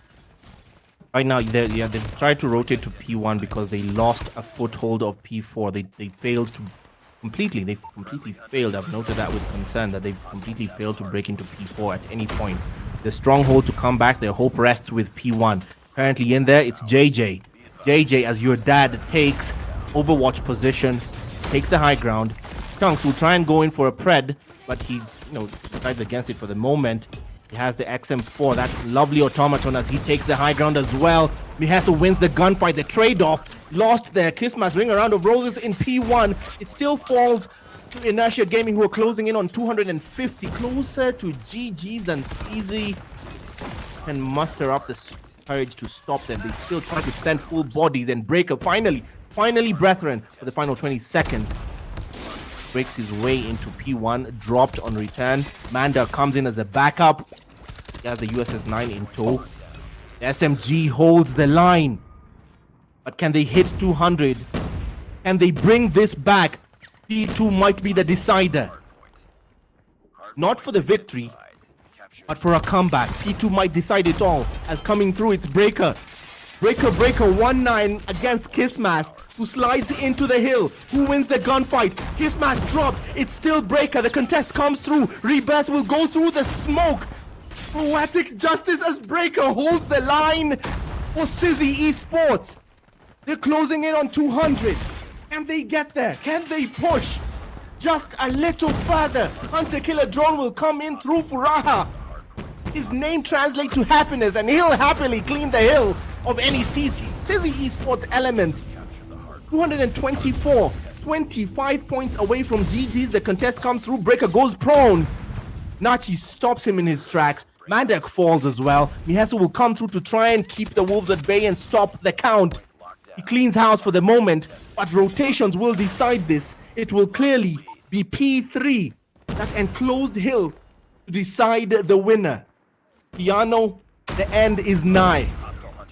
The end is near with only 10 seconds remaining, should I rather say, in favor of Inertia Gaming. They are set up, but spawns are in favor of Sizzy. We're about to see absolute pandemonium. JJ activated the death machine, unable to clean up anyone, but the vortex from Mandok comes in, picking up 2 kills for that death of Ball right there. Just like that, Inertia Gaming close out the series 250 to 181. What a close game, it has to be said. Chat and Abu Dhabi we had on our hands. Sizzy Esports trying to claw their way back into this one, doing a valiant effort, but Inertia Gaming just too strong for them from this hard point on Summit, managing to take map 1 into their favor going into the series. Oh boy. Oh boy. Oh boy. Not a great start for Sizzy Esports here, but a strong statement from Inertia Gaming. They started off convincingly in the lead. Sizzy found their way back after a shaky start, but it wasn't enough. They lost the threshold on the second round of P2, and it was just not coming back for them. 250 to what? I think 181 is how it ends. But wow. Okay. Yeah, 250 to 181. Look at your MVPs for this. Peculiar numbers from Breaker, the losing side. Yeah, no, he has 40 kills. The kills, well done. I mean, slaying department, if you're trying to add things up quickly, it seems like Sizzy Esports definitely in favor there regarding the kill count. But as we know, kills only tell one side of the story. Abu Dhabi in chat, it is that objective work that wins games. And as we could see, Inertia Gaming had the better objective work, the team play work, winning out and closing out that Summit hardpoint. And wow, that was quite an intense game, it has to be noted. A lot of action witnessed, a lot of poor use of operators, has to be said. Yeah. Especially in that P4, we just saw operators being activated left, right, and center. Clearly, the communication and the relationship between the team players were non-existent. But I think at that point when we rejoined, and the point I remember what point you're calling, because it was desperate times. They were clearly losing. Desperate times, desperate measures, because they were losing a chokehold on the gap. It was just widening. It was just like unleash, throw everything you have like a Gundam suit, like just toss it and yell. It was clearly desperate times. But someone who clearly might be a Sizzy fan says they are saving their OPs for SND. We'll see. We'll see if that's an actual strategy. But Tunisia is the decider here. Again, we saw this is a heavy, sniper-heavy map. A sniper-heavy map. We love a good haircut, man. Free haircut. And I don't know. You still hold your prediction that it's going to be Sizzy? They gave a good showing. I'm a man of my word. I have to stick to what I went for in the beginning. And so does the chat. I mean, essentially 60-40 in favor of Sizzy Esports. They can't let us down at this moment, Abu Dhabi and chat. We need to see the comeback from them. Knowing that it is, as you mentioned, that search and destroy game mode, a lot slower gameplay we will see coming out of both teams. And I'm not really too sure who the sniper rifle players or marksman rifle players respectively are on Sizzy Esports. But perhaps we'll see some, diamonds amongst the rough there. Some cracked sniper gameplay, maybe some trick shots coming off top ones. Who's to know at this point? We're playing for bragging rights and essentially a grand match. We could have anything on the cards coming into this Abu Dhabi. But I mean, in your perspective, obviously knowing these players a lot better than what I do, and perhaps a couple of members in the chat, I mean, who are your standout players to watch in terms of Sizzy Esports? Are there any at this point, or? JJ for Sizzy Esports will be the player to watch on that side, honestly. JJ might be the only player right now, not the only, but he's amongst the players we need to watch. Miheso is another player we need to watch, and your dad. JJ, Miheso, and your players are change makers for the Sizzy side. We'll see what roles go to who on this S&D matchup that's just about to start. As we get into it, it is Tunisia, the venue for search and destroy. A redemption story for Sizzy Esports could begin here as Mandark, the side of Sizzy, the responsibility for bearing the bomb. Oh my God, Kobe! Wow, out of proper Leonardo Kobe there. made. Can you believe it? To start things off, that two-piece Kobe grenade. Fantastic stuff. They just walked into that. How did nobody have a trophy ready? I mean, that is insane to me. Miheso falls, the dominoes are falling and faster than we can count them, and it's Kismas who literally walked into the gunfire going long. Mandark left alone. Ran for himself. Nightmare words. Oh, he still has JJ in backup. I called that wrong, and somehow it's a 2v2. Wait. What do you mean? It's a 2v2. I'm trying to figure out what happened to the third player there from Inertia Gaming. Maybe a little bit of a kamikaze move, but Chunks taking 2 sniper shots from Mandark. Currently stuck between a rock and a hard place. His partner JJ picks up one, manages to pick up the 2 on rebound with the SBR quick scope out of Archers. Fantastic marksmanship rifle there. And just like that, Abu Dhabi, you said JJ is the man to watch. He is the OG from Sizzy Esports, picking up 3 kills in that first round on Search and Destroy. Fantastic stuff. Just a little bit of a windmill situation there for him in that spawn. But something to note here, Miheso seemed like he was running an LK24 on the first round of the match. Jeez, just like that, Pandemonium once again down the Penny Breaker with the 2-piece marksman rifle on 2 players there from Inertia Gaming. And it seems like Sizzy Esports have a strong foot to stand on in the Search and Destroy in Tunisia, Abu Dhabi. Right now, it's a 3v3. Caster's curse. Commentator's curse as Miheso falls to Chunks right when we were speaking. They are sneaky through this. It's Mandark who holds the bomb, but I'd love to see where he's headed. Mandark is deciding whether he's going to stick with the A site. A bit of a retreat from his part, strategic, I hope. The call might be clear for the side of Inertia as well, who clearly, nobody's coming, nobody's fired in a while, but it seems to be your dad trying to fire preemptively to try and redirect the attention. Yes, that's exactly what's happening. Smart on his part. Just firing, pre-aiming, pre-firing, just to redirect attention and make some noise. But here at A, we're really not. If Mandark knew better, just quickly plant, man. Decide. Smoke goes out. In a moment, they are about to land. Inertia are about to land. In just a moment, and they have 40 seconds. The info is out. Head straight towards the B side. Meanwhile, your dad will try and capitalize on the mayhem. He does not do that. Nachi, wise to the game. I know your game. I'm familiar with your game. Drops him. Now they will wait. Wait for that right moment. Bomb planted. 20 seconds remaining. We do see now a stun come into play there. Mandark, there's a player directly to your left. Manages to pick up the kill on Farah. Time is still ticking down. The two players from Inertia decide. One on the bomb, not defusing. Oh Cooks with no! the quick scope. He manages to get the defuse, but still Breaker. Oh on no! Top. What are you doing, Breaker? Breaker! The player. Oh no, the ninja defuse. Wow. Abu Dhabi. Two of the players from Breaker playing Ring Around the Rosie, as you mentioned, on top of the bomb site, with one of the players from Inertia Gaming able to get that sneaky ninja defusal, allowing them to get a point on the scoreboard in their favor. That is as tragic a ninja defuse as you'll ever get in a Kobe from Chunks! They are coming out the wazoo, and Chunks trying to go for a haircut. And he not a wall bang for him. Nothing registers. The counter sniper on the other side not getting anything, but this time the Sizzy side lost first blood. It was Breaker who fell. Chunks is hurt. The other side, they've chosen to fight it out in the midway. That, oh my goodness, just trying to spray and pray, and Mihesu does get Chunks. Abu Dhabi with the LK24, not even a meta gun in the That's what I'm wondering. He managed to beam Chunks cross map, and Chunks had the sniper rifle at hand. I mean, just an OG turret setting himself up there for absolute destruction. LK24 on hardpoint and this as well. I mean, what does he know that we don't? Clearly, he's got the recipe to success, it has to be said. But 4 versus 2 in favor of Inertia Gaming. Mythic Odin doing the business for Leo Nachi. And the last 2 players left alive is your dad decides to hop out onto the bomb site, gets into a good position. None of the Inertia Gaming players notice that he's on top of this yellow. Will he be able to pick up the yellow barrel? Yellow, yes he does, but gets traded there instantly by Faraha.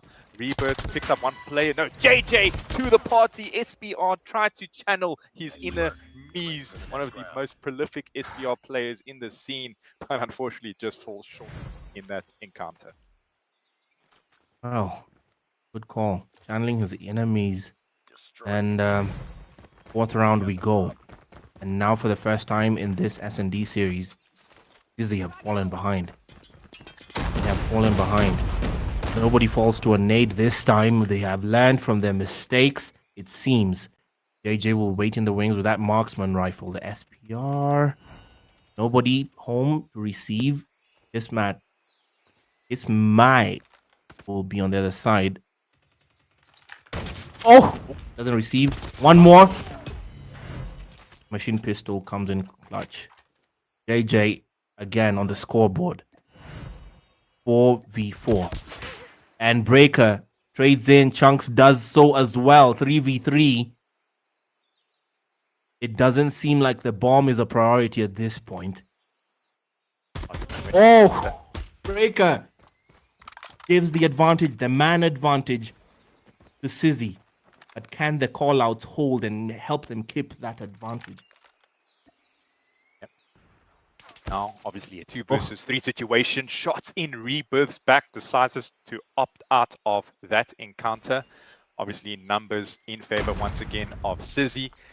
The bomb is lurking on the B bomb site, managing to get that bomb down there by Mandark. So this is a retake situation now by Inertia Gaming. The players from Sizzy Esports just need to set up, but we will see an encounter there on top of the staircase. Rebirth gets taken up by Breaker, leaving Nachi all alone, coming down through middle archers with the Odin in hand, and just like that, Abu Dhabi, we have the series all tied up a piece at 2-2. We've got a game on our hands. Oh my ladies and gentlemen. goodness. I told you.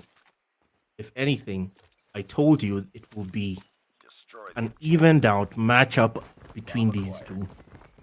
I mean, you can feel the intensity seeping through your screens just by watching these guys play. Trophy systems fall. The nades this time get nobody. But someone does rush. It's Kismai. He's dropped first-blooded. Disadvantaged numbers for inertia.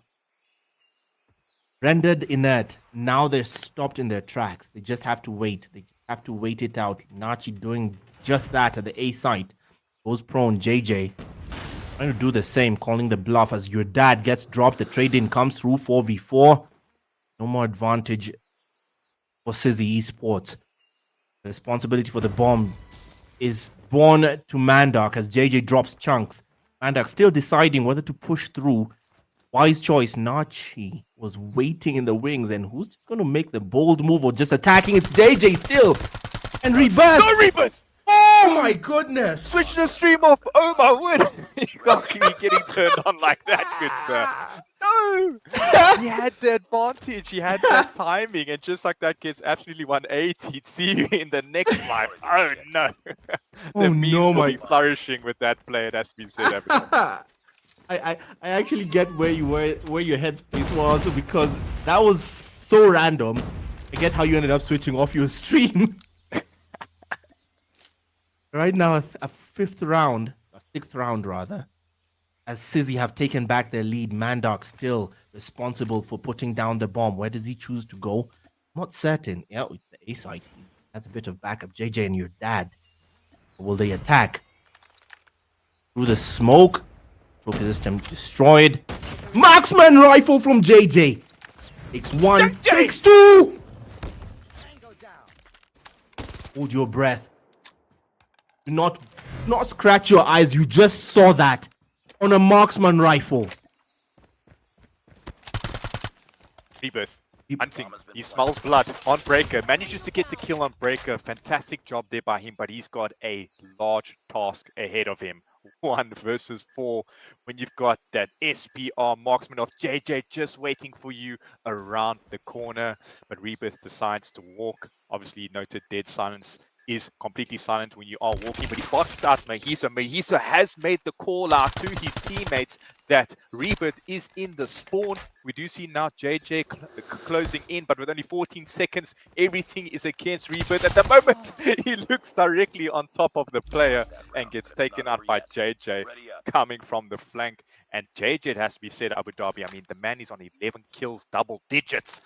10 kills more than that of Rebirth on his opposing team there. He's putting in the work, he's putting in the effort, and he's giving us some absolutely sexy SPR gameplay clips, essentially.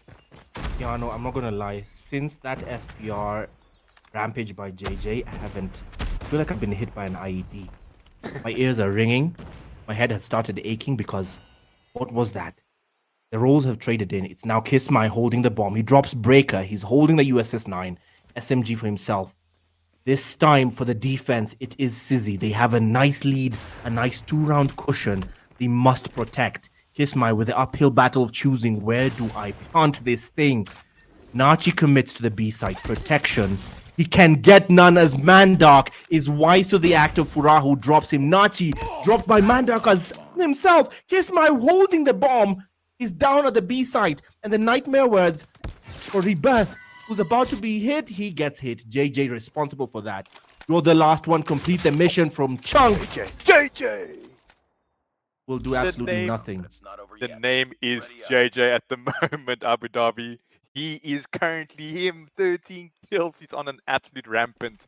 I mean, he's just told the rest of the gents, guys, don't stress about this match. We might have lost the hard point on Summit, but in the Search and Destroy, let me equip my marksman rifle, that being of the SPR. I'm going to channel my enemies and I'm going to get things going. And at the moment, he's doing absolute work on the team. smoke grenades and stuns have come in on the A-bomb site. Inertia Gaming decides to pull up, but they have not looked to check their corners. Oh my god! The 3 piece. He swaps over 180. Top wines. Machine pistol pre-firing. Does not connect with any players. He does get the call out. Your dad picking up rebirth, and that is one player left alive. Leonardo deciding just to hide in the corner. Picks up JJ and comes into contact with the rest of the Sizzy Esports team. And Abu Dhabi and chat, we are literally one round away from Sizzy Esports taking the search and destroy on Tunisia. Look at that. Look at that. You guys weren't fully in your own element. I mean, there's a story behind your votes, apparently. The 60% made sense for the crowd. Sizzy, that redemption story, they apparently have something left in the tank, and they're showing it, showing their teeth on S&D, Tunisia, the venue for that redemption story, the redemption arc beginning now. And this final round for them, what could be the beginning of a final round, does not start off so well as they get dropped. JJ and Breaker fall early. 5v3. Responsibility for the bomb falls to Nachi. Your dad holding steady downstairs. Someone commits. It's Rebirth. Someone hides behind the smoke. Who hid behind the smoke? I couldn't see that. The spray and pray from your dad will add to the tally. He gets a nice second kill for himself.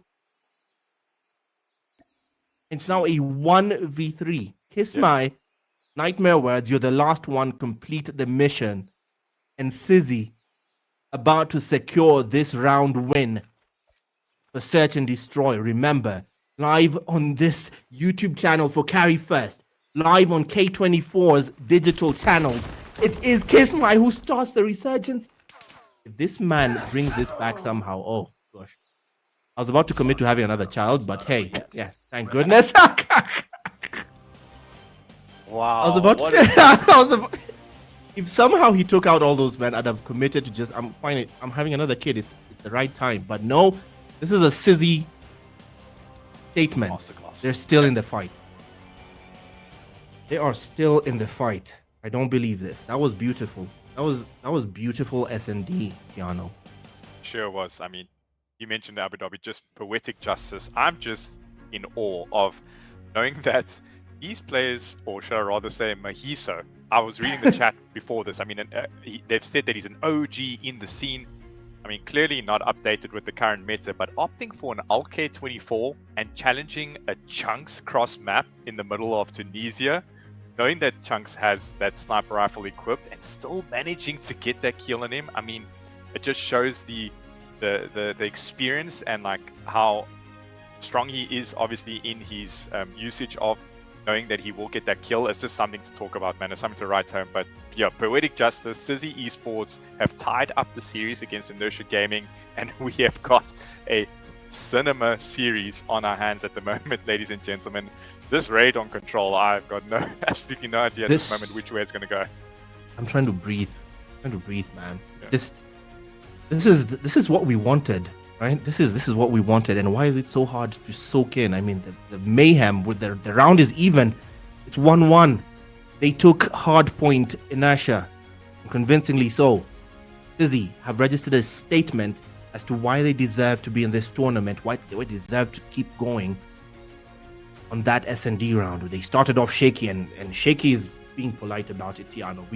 I mean, collecting and Kobe-nade, and it was two guys who fell just to start off that S&D. Was not a good way to start. Definitely not. But they brought it back. The comms clearly worked for them because even they won that round. Losing two players out at the get-go, most people would crumble under that pressure, and not them. This is the pro stage. $15,000 on the line, a chance to represent Africa on the global stage. But before that, the road to Nigeria, the road to Lagos for that 15K USD. Yeah, it's showing right now. This is the money round. This is the money pit, and the losers bracket is everyone is showing their teeth. There's no friends here. Make no mistake about it. I told you these guys were taking it personally, and we're seeing it. You want to make any bold predictions for Control? Yeah, I'm still on that bandwagon of Sizzy Esports. I mean, just what we witnessed now, especially that SPR gameplay coming out of JJ. I mean, you said he was the man to watch, and clearly he put his teammates in his backpack. Hard carry, came into effect over there. And I'm excited for what's next, man. I mean, this losers bracket finals has got us sitting at the edge of our seat. It's got the chat going absolutely wild at the moment. We need to let and obviously get more viewers into the stream. So ladies and gentlemen, do us a favor, please. Share this far and wide. Let's get the people of Africa into the mixer. Let's enjoy what we have to witness between these two teams. The grud match, as Abu Dhabi mentioned, there was insane words going between the two teams before this. So a lot is at stake. They know that they are potentially one team will get knocked out and the other will be beating Delta Esports. That's Monarch, that monstrosity of a Kenyan team, waiting for them in the grand finals. In the grand final. Yeah, man, this raid on control is going to be something to watch, something for the ages. It's going to be a good story to tell.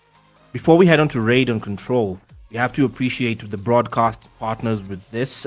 We have K24 locally rebroadcasting this live stream, this whole action. It's a television station here in Kenya, and they have put it out on their digital channels as well, so you can catch it there, as well as this YouTube channel, as well as TikTok on Carry1st. And remember, Spotify, now the official music sponsor for the Carry1st Africa Cup. We head straight into raid, and there has never been a more important control round than this one. Tiano, argue with me on that one. This is the round to turn the tides in this series. We're on the same playing field here, Abu Dhabi. I know that I voted for Sizzy Esports. I think you mentioned that you're on that inertia train. At the moment, we are two managers waiting for our team to respectively hop into the game. But raid control, you mentioned obviously earlier the way that this game mode is set out. You've got a bit of a respawn aspect to it, as well as search and destroy coming into together and making a child of some sort. So you've obviously got the 30 lives in each respective team, as well as the 2 points that essentially you need to capture or defend, depending on what side of the spectrum that your team spawns in. But I'm excited, man. I want to see some good gameplay. I want to see, operators being utilized clinically. I want to see score streaks coming into effect. And I'm still on that Sizzy Esports train, as well as 60% of the chat. So let's fly our Sizzy flag high and see what we have in store for us coming into this raid control raid. Yeah, a reminder of what Tiano is talking about. There was a poll put out earlier on YouTube, and the result of that was people were voting for exactly who was going to win this series, Sizzy Esports or Inertia, and 60% of you, regardless of the fact that Inertia Gaming sent Sizzy Esports to the losers bracket, voted for Sizzy to win this series. 60% of you have faith in Sizzy to bring this back, to get their vengeance story full circle. 30% still believe in Inertia. Well, you're about to find out as we head into raid. This is a best of fives. The map, the venue is raid, and the mode is control. This is the Carry1st Africa Cup 2025, your official Call of Duty Mobile World Championships Africa Qualifier. 5 other countries have already decided the teams to put forward. Senegal put forward Sage Gaming. Nondescript Gaming will go for Uganda. Instinct will go for Egypt. Or a 233 will go for Ghana. Paradox will go for South Africa. And Trinity Esports yesterday confirmed their place for Mauritius in the wildcard section. Kenya and Nigeria, final 2 to decide who gets their ticket for that LAN final in Lagos, Nigeria. That is the calendar of events as they should be playing out. Kenya is currently what you're watching. The wildcard segment has already played. That's Trinity Esports from Mauritius who won that. And now Nigeria having their group stage is currently ongoing. I'm seeing a huge debate in chat. As we remember, a reminder there on screen for $15,000 what's at stake. In Kenya, that's about 1.9 million Kenya shillings and a ticket for the grand final to represent Africa. Tiano, we agreed that was life-changing money. There's a different debate going on in chat. The LK24. And apparently it's turned into a proper debate. Why is that even a weapon to consider at this point? Because that was a surprise. Apparently, breaking news. That's a meta weapon. News. It works. The LK24 somehow works. So it's apparently a debate going on. Inertia is taking this one. Marksmen are nullified here. Really? we're about to see what happens. Inertia again sent Sizzy to the losers bracket, but Sizzy now have registered a response on S&D, and boy, that was a response. He manages Sizzy. What do you think? Yeah, look, I mean, we touched on the LK24 subjects. We can take it all the way back to that card game champs, I think in 2022, when Tectonic ran the GKS. I mean, not a meta weapon, but he ran it. Obviously, the user of that specific gun came into full effect. He merged, he became one with that weapon, a weapon of absolute destruction. And we are seeing that currently now with Mohiso and the LK24. Then again, on the other spectrum of things, we're seeing the SPR being utilized to a T with JJ. So, you know, if things are feeling, if the players are feeling a little bit funky and wanting to get into the mix of things, I want to see some SPR gameplay thrown straight into the radon control there by JJ, some LK24 there by Mohiso. It seems like he's the anchor for the team, essentially. I mean, a lot slower gameplay by him. Yes. He's not getting into the mix as such with, you know, the Type 19s or that XM4, if I didn't butcher that name incorrectly. No, it's correct. Rifle. Yeah, yeah. Correct. So let's see what these guys have in store for us. You know, some maybe Easter eggs with these non-meta weapons, which are helping out their slower paced gameplay. I don't know. I think Mohiso's playing the spoiler in this game. His role is purely to create chaos, flip spawns at any point. Yes, that's my argument for it. That's my argument for picking that heavier weapon. That's my argument for such slow gameplay. So I don't know. Either he's choosing to play spoiler because we've observed, yes, he's not jumping into the thick of things with everyone else. So unless he's just targeting, flipping spawns, it's a peculiar choice. It is, but it's worked for him. It's worked for him clearly. But I mean, Abu Dhabi at the moment, look, none of us are professional contingency theorists to say the least. But with this game loading right now on this control on raid, I mean, who are you voting for? You know, who's your money with if you're a betting man? It looks like still a 5v5 situation. So fortunately, no players have decided to drop out of this encounter, this extremely heated encounter. And JJ switches over to the PDW. You just broke my heart, good sir. We are on board, ladies and gentlemen. Inertia Gaming taking on Sizzy Esports. The series is currently tied 1-1, and we will see now who will take the lead after this control on raid. This is it. The life count 30 apiece. The Dominos start trading in right out the gate, 28 to 29 live. The responsibility for bearing down on the points, capturing the points, falls to Sizzy Esports in yellow. For anyone who might not understand what's happening, the team in yellow has to capture a point. The team in blue has to stop that advance by any means necessary. And so far, they've already quarterway capped the B side, Sizzy Esports, making first strides into trying to get their way into that final with Delta, into trying to get their vengeance and eliminate Inertia. They're trying and winning a grudge fest. They have taken B. Now it's down to A. My bet, Tiano, if anything, this is going to fall to the kills. This is going to fall down to the gunfight. Yeah, gunfights and kills obviously in favor of Sizzy Esports at the moment. We do see now, as Abu Dhabi mentioned, there are the yellow team on your screen, while the side from Inertia Gaming are the blue. But we see now a little bit of a comeback from Inertia Gaming, managing to pick up some kills. But Mohiso on the flank with an LK24 gets absolutely deleted there by Chunks. And JJ trying to find some kills with these PDW has opted out for the submachine gun gameplay, perhaps having to, you know, increase that pace coming into this matchup. With your dad just narrowly staying alive there, top bedroom, but gets taken out there by Nachi. The call outs have come in and are clinical. Nachi beaming Mohiso off that hit glitch with that beautiful mythic Odin gameplay. Call outs are being made. We do see now it is sort of like a semi-spawn trap, as a lot of the Sizzy Esports players are flooding their top bedroom, but your dad with the LK24. No, Mohiso should I rather say. The infamous LK24 still making its way into the series. I mean, right now, I mean, Abu Dhabi 14-12 with 1 minute left and only 1 point to capture. Sizzy Esports unable to do anything at this moment. This is exactly what we predicted. It's going to boil down to the gunfight. 50 seconds to take action. Now they really have to hunker down and just pick out one player after the other. They have to go hunting. They know this. If Sizzy, you know, being in Sizzy's comms, exactly what your dad is doing. Pick them out one by one out of the nest. Now 11-9, 10-9, just buried down as Nachi tries to extend the gap. And 30 seconds, someone has to stop the clock either way. That clock running down is going to kill Sizzy as well. They just have to full send at this point, 20 seconds. It can't be the gunfight. Commit, 8 lives apiece. Now is the time to commit, 14 seconds, 10 seconds. Who is in there to stop the clock? It's Breaker. Finally, Breaker against Furaha. Ring around of roses around the swimming pool. He will win the gunfight on the machine pistol. Stop the clock on 3 seconds. 5 versus 4.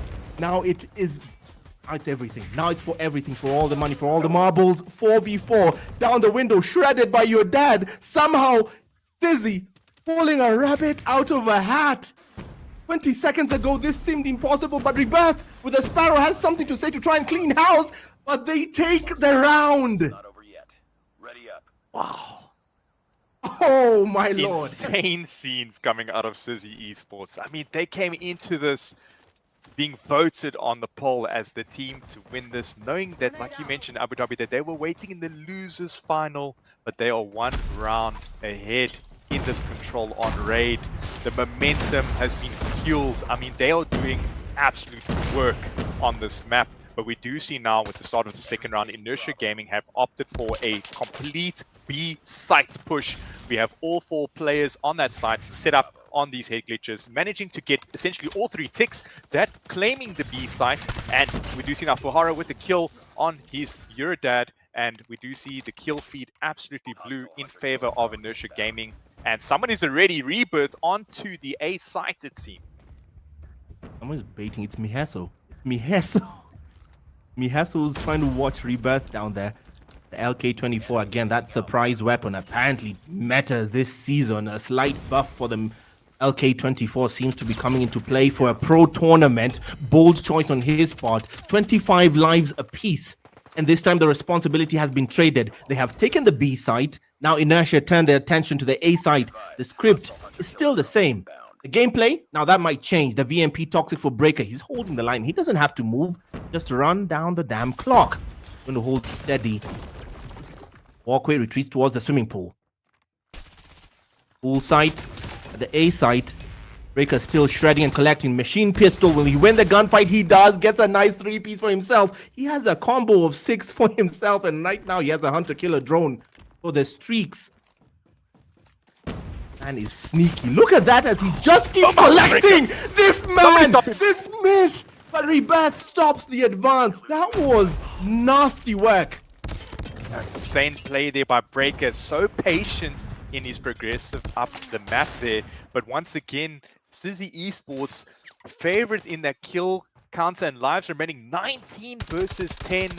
They are on the defending side of things. They have full control right now of this A site. I mean, it's working all in favor for them. It has to be said. There are 2 players in that money room. Chunks managed to get the trade there for his teammate, Leonachi, but time is ticking. And with 45 seconds remaining, Inertia Gaming have to make a clinical play. They are trying to play that TDM, counting down the lives, eliminating the opponents. We do have the Gravity Vortex Chunks with the massive play. He picks up 2. It looks like Inertia Gaming have made the play necessary to potentially win this round. Look at the life count. Look at the life count. The Predator missile. What is happening? It's absolutely look at the life count. Are they going to win with 3 lives? Are they seriously going to win with just 3 lives? Are you kidding me? They're about to steal this away. It's a heist. It's a bloody heist. Daylight robbery. My word. I can't believe this. What? What? What the hell? Sizzy had 10 lives against 5 for Inertia. They had superiority by all standards. A full send was what made sense. Why? I don't know what to say, Abu Dhabi. We just need a massive reset at this moment. I mean, the way things should have played out clearly didn't go the way of Sizzy Esports, but obviously in favor there for Inertia. But Mandog coming into this round, I mean, he's doing the business side of things, right? He's got the USSS9, one of the meta SMGs, but a hunter killer coming to greet him in his face.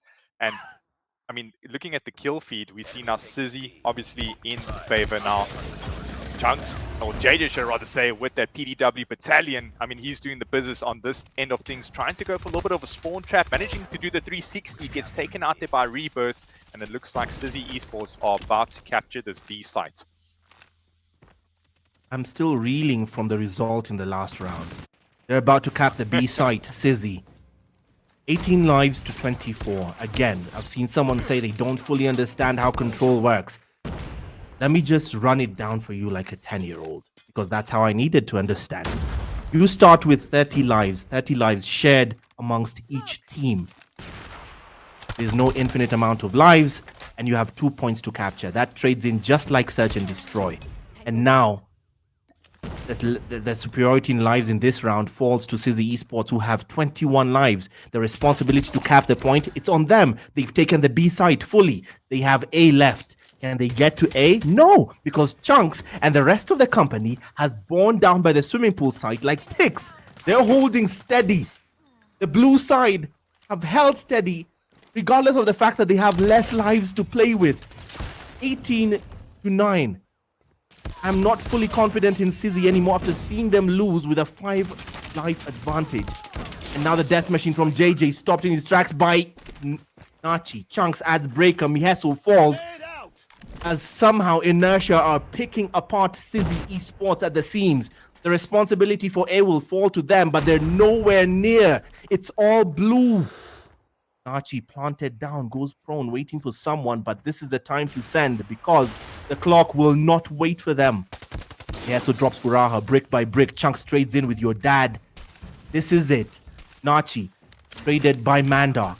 Miheso falls to Chunks. Hunter Killer Drone will get nobody. As Rebirth claims 2 on the VMP. And now a 5 versus 9 life count. Breaker drops Rebirth. But the Vortex gun from Nachi will keep the Wolves at bay. It will help. It helped them before. He kept that steady. But now they have to force their way in. The clock is running down on Sizzy. 16 seconds. USS 9 from Mandark, who stops the clock. But Chunks takes 2. To spoil the party. 2 lives against 6. They have to stop the count. 1 against 6. It's Rebirth. Against everyone, he drops Breaker. 1v5.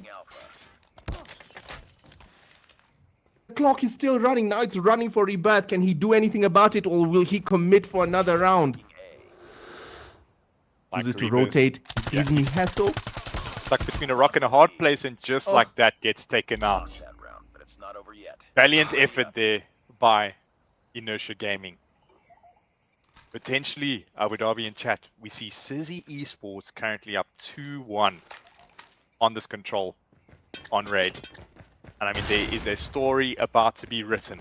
The scenes in Kenya will be absolutely wild if Sizzy, shall I rather say, managed to take this control. But Inertia Gaming have opted once again for their favorite B-bomb site. Let's get B out of the equation. JJ with the flank through open, being an absolute menace with that PDW. We do see now your dad with the Annihilator. 7 bullets in the chamber, not managing to even use 1 at his disposal. But Chunks being patient. I have to commend the teams on their patience during this matchup. We've seen a lot of prone gameplay, just waiting for their opponents to come through. Mahiso, the laser beam on top Laundry with that LK24. He has the streaks, Hunter Killer, Predator Missile, and Equalizer at his disposal, cleaning up B. The man is doing absolutely everything for his team at the moment. And right now, again, Miheso with that surprise weapon, the LK24 coming into play, and Sizzy, for the life of me, about to complete that vengeance story in a way that we did not expect. Predator Missile, can it clean house? It just might. It's Miheso responsible for that. He takes 2 for the price of 1. Fire sale, 18 lives apiece on each team. The responsibility to cap the points, again, for anyone who just might not have noticed, it falls on another Pred. Falls from Chunks. A trade-off there takes Mandark and your dad. The responsibility to cap the points falls to Inertia. They're trying to take the A site, but it will fall to the gunfight. Hismai with the death machine, but the Vortex gun from Mandark will do well to keep the Wolves at bay. Knock, knock, who's there? Little pig, let me in! It's Chunks trying to knock in or at least get close to the A site, but not getting any access. Mihaso and Ko'o, if Mandark drops, Mihaso added to the tally. Chunks there on the flank. Hunter-Killer Drone has been called in. Inertia Gaming do have to hop onto this A site, but we just see now players being traded 1-for-1 apiece in that kill feed. JJ trying to opt out for that long-range gunfights with an SMG. It seems like he's just trying to be a thorn in the side there from Inertia Gaming. Trophy system has been deployed, still trying to cause some mayhem there, and the Inertia Gaming decided to go for the full flank. Calls have been made there by the IGL. Mandark doing the business with that USS-9. He managed to pick up 3. He is making it work here. Only 5 lives remaining for Inertia Gaming and 6 of Sizzy Esports. We've got an absolute belter of a game on our hands with Sizzy Esports potentially signing out and taking over this control win. It's the end. Hold your breath, everyone. Don't count to 10 because we won't even get there. 3 lives against 4. It's going to be everything as Chunks levels it. The equalizer does exactly that. It equalizes 2 versus 2. Boiling down to the gunfight. Delta Sizzy have a chance to win this. Chunks? The equalizer! Help! JJ versus Rebirth, 1 versus 1, 60 seconds remaining. Oh! It is Sizzy! Ready up. What is going on? Oh my! I need to breathe. I know I need to breathe, by the way. I need to breathe. But we need to breathe. We need to take a we walk need- outside. oh We my- need to refresh everything, my brother. Take a sip of water. Lord. This is absolute suffering. I cannot believe this. Sizzy Esports with the impossible loading. They're on the pursuit. Eventually to victory over Inertia. This is insane scenes. What is this? Let me tell you something. If Inertia somehow lose this series, they are going to be spit roasted. KFC style, just proper spit roasted in chat. I don't believe this. I don't believe. Wow. What was that ending? Absolute cinema. That's what it was by Sizzy Esports. That melee, you caught that, right? I did not stroke out and just like you caught the melee at the end. To try and to neutralize the equalizer. Insane. That was confidence insane. there.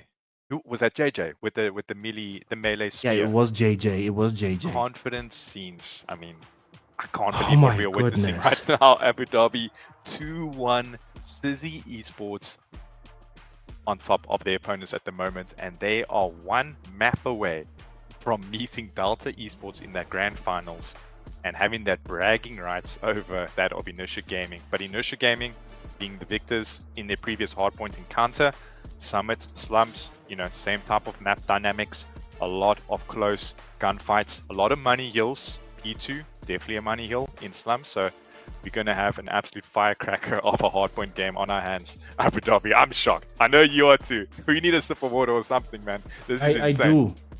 I do, and the only thing close to me is a donut, man. And eat that donut. I eat the donut. Just eat that donut. I don't. Wow, this is insane, man. This is that ending.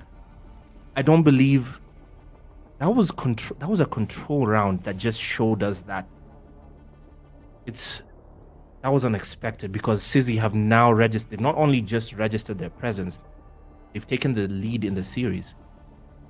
They've taken the lead in the series to actually complete a story of vengeance. You send us the losers bracket, we'll eliminate you. We play the long game. It might be hardpoint on Slums to do it.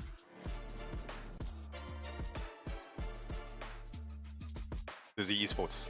Send us to the Wolves and we'll come back leading the pack, baby. They are here to send a statement to that of Inertia Gaming.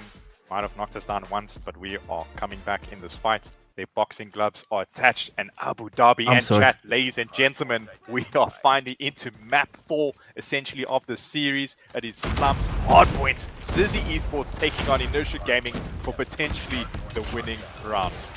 We start off in statue, P1, very exposed hill, very open, no place to hide. Literally the phrase, you can run but you can't hide, played out on a location. And it starts off with Sizzy Esports right out the gate in a hurry to finish this. We just want the final. That's clearly the statement. JJ planting himself in the open. I'm not hiding. Come and get me. 30 seconds left on P1. He sprays and prays on the USS 9. He's dropped as now Furaha and Co. coming to register their presence. 7 points to 18. A hot start for Slum's hardpoint. Start indeed, and with only 20 seconds remaining of this P1 on statue, JJ with the melee slice down there on Leonardo. He's completely swapped over to his USS 9, managed to pick up the kill there. Man is an absolute menace. He currently has 6 kills on the scoreboard. It seems like Dizzy Esports have controlled the spawns going into this P2 on Dumpster, Abu Dhabi. I mean, they are completely set up. Player 5 being Mahisa with that LK24, beaming anyone that comes onto his lane and into his side. 3 down from Inertia Gaming at the moment. Dizzy Esports have a great control. They just need to keep this set up and ultimately hold it and claim all of these points from this money hill on the Dumpster P2. Here's a hot take. We're going to see a game. I have a hot take that we're going to see a map 5, man. I don't know. This is a feeling, a gut feeling. There's no analytics, no statistics attached, but pure bread, just based off the chaos we're seeing here on P2, map 5.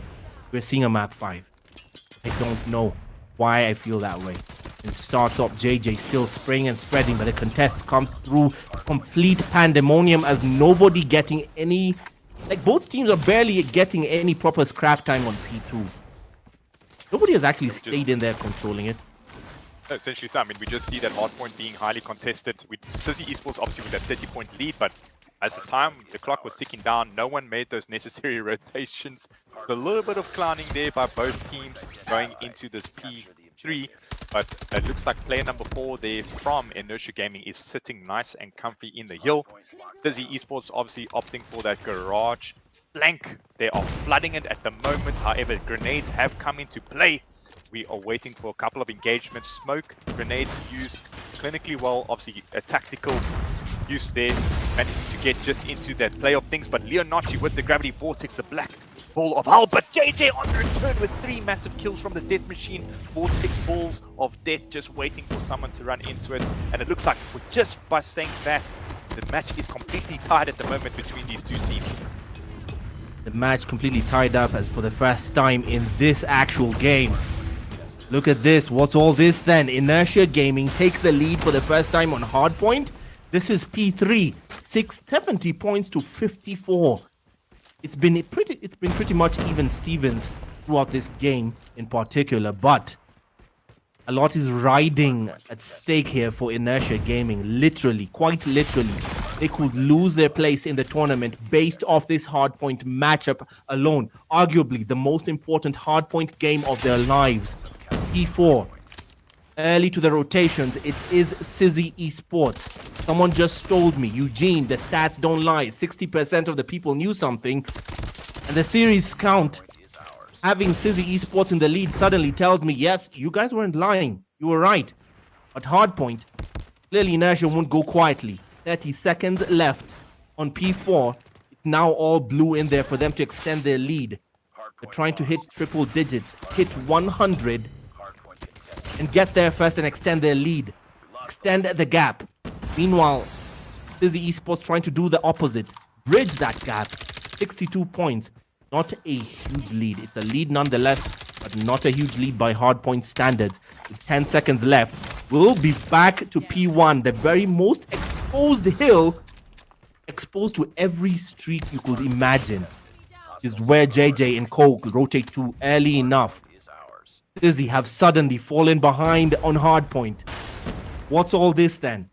Do you smell a map 5, Tiano? We're back to P1.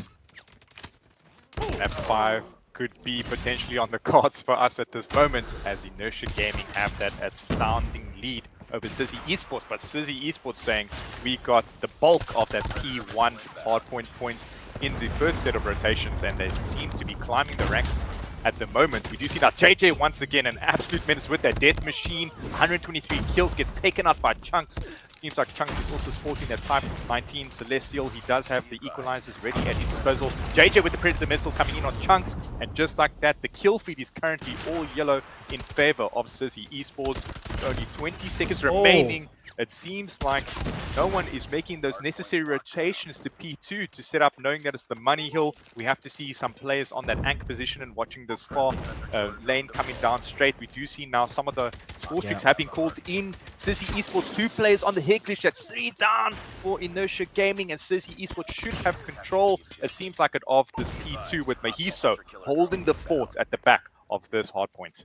Shanks is the backup at that site at the moment, and trying to get people on the back alley as they come through. He does catch JJ. Meanwhile, Kisma gets rated somebody. There's so much going on, you can't even call out the right person at the moment. The contest comes through.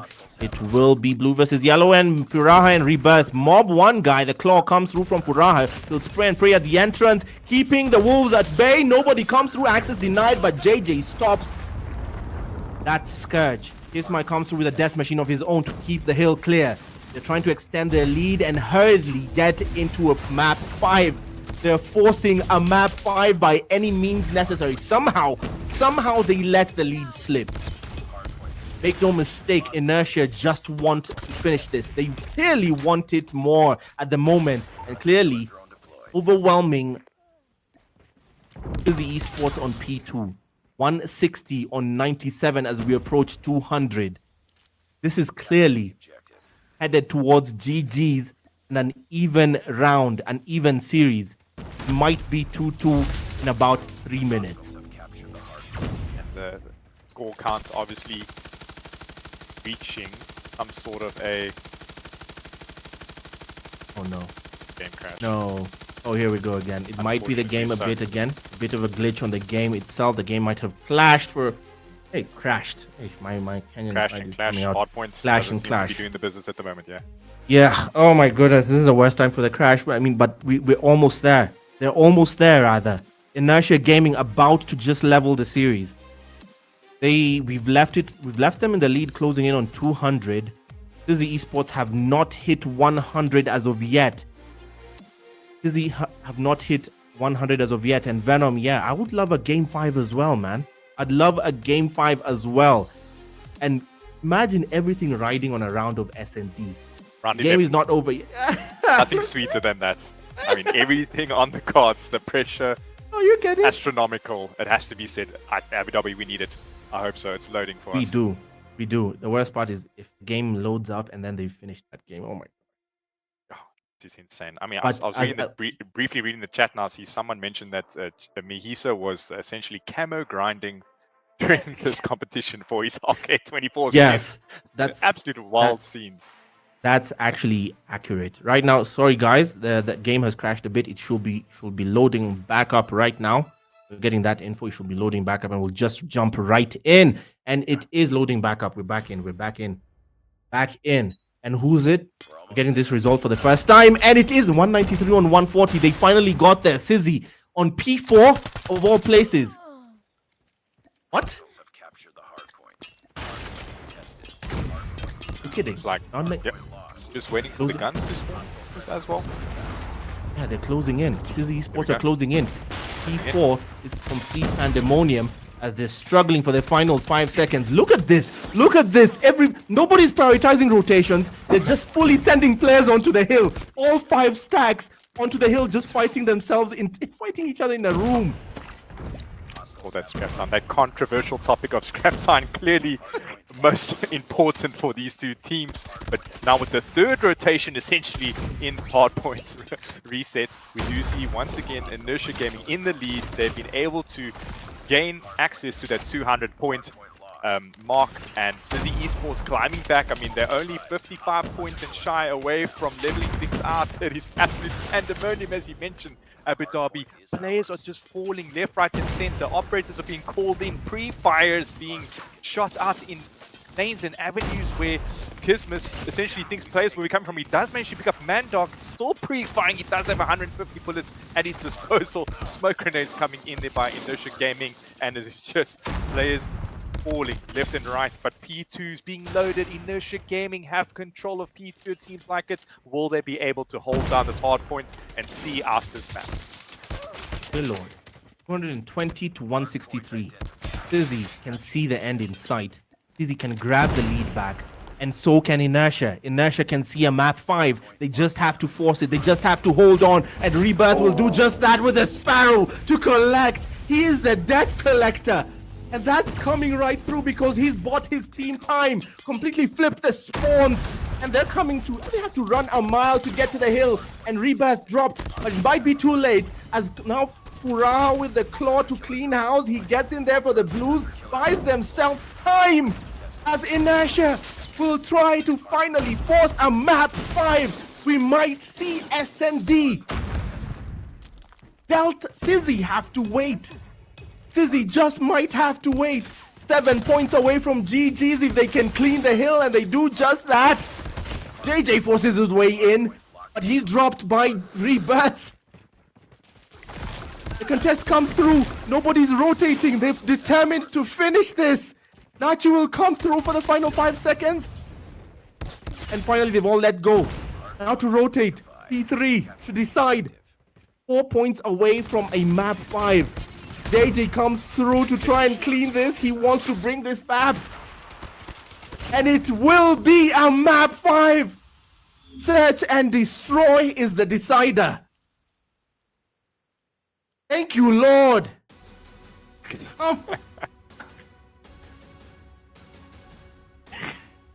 A violence extender. Your violence card has been extended.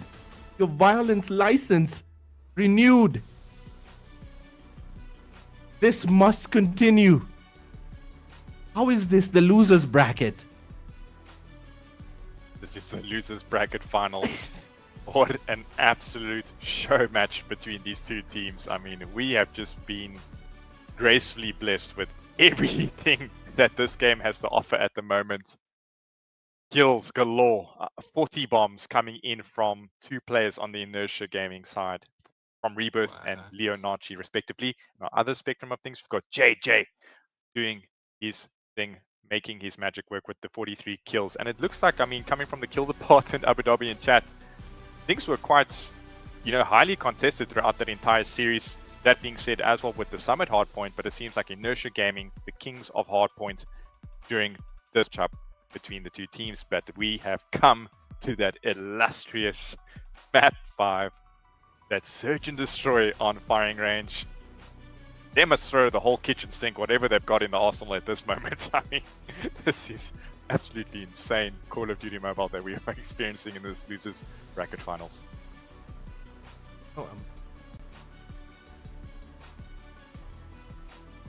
640 in the Canadian cap. I might need to wear it,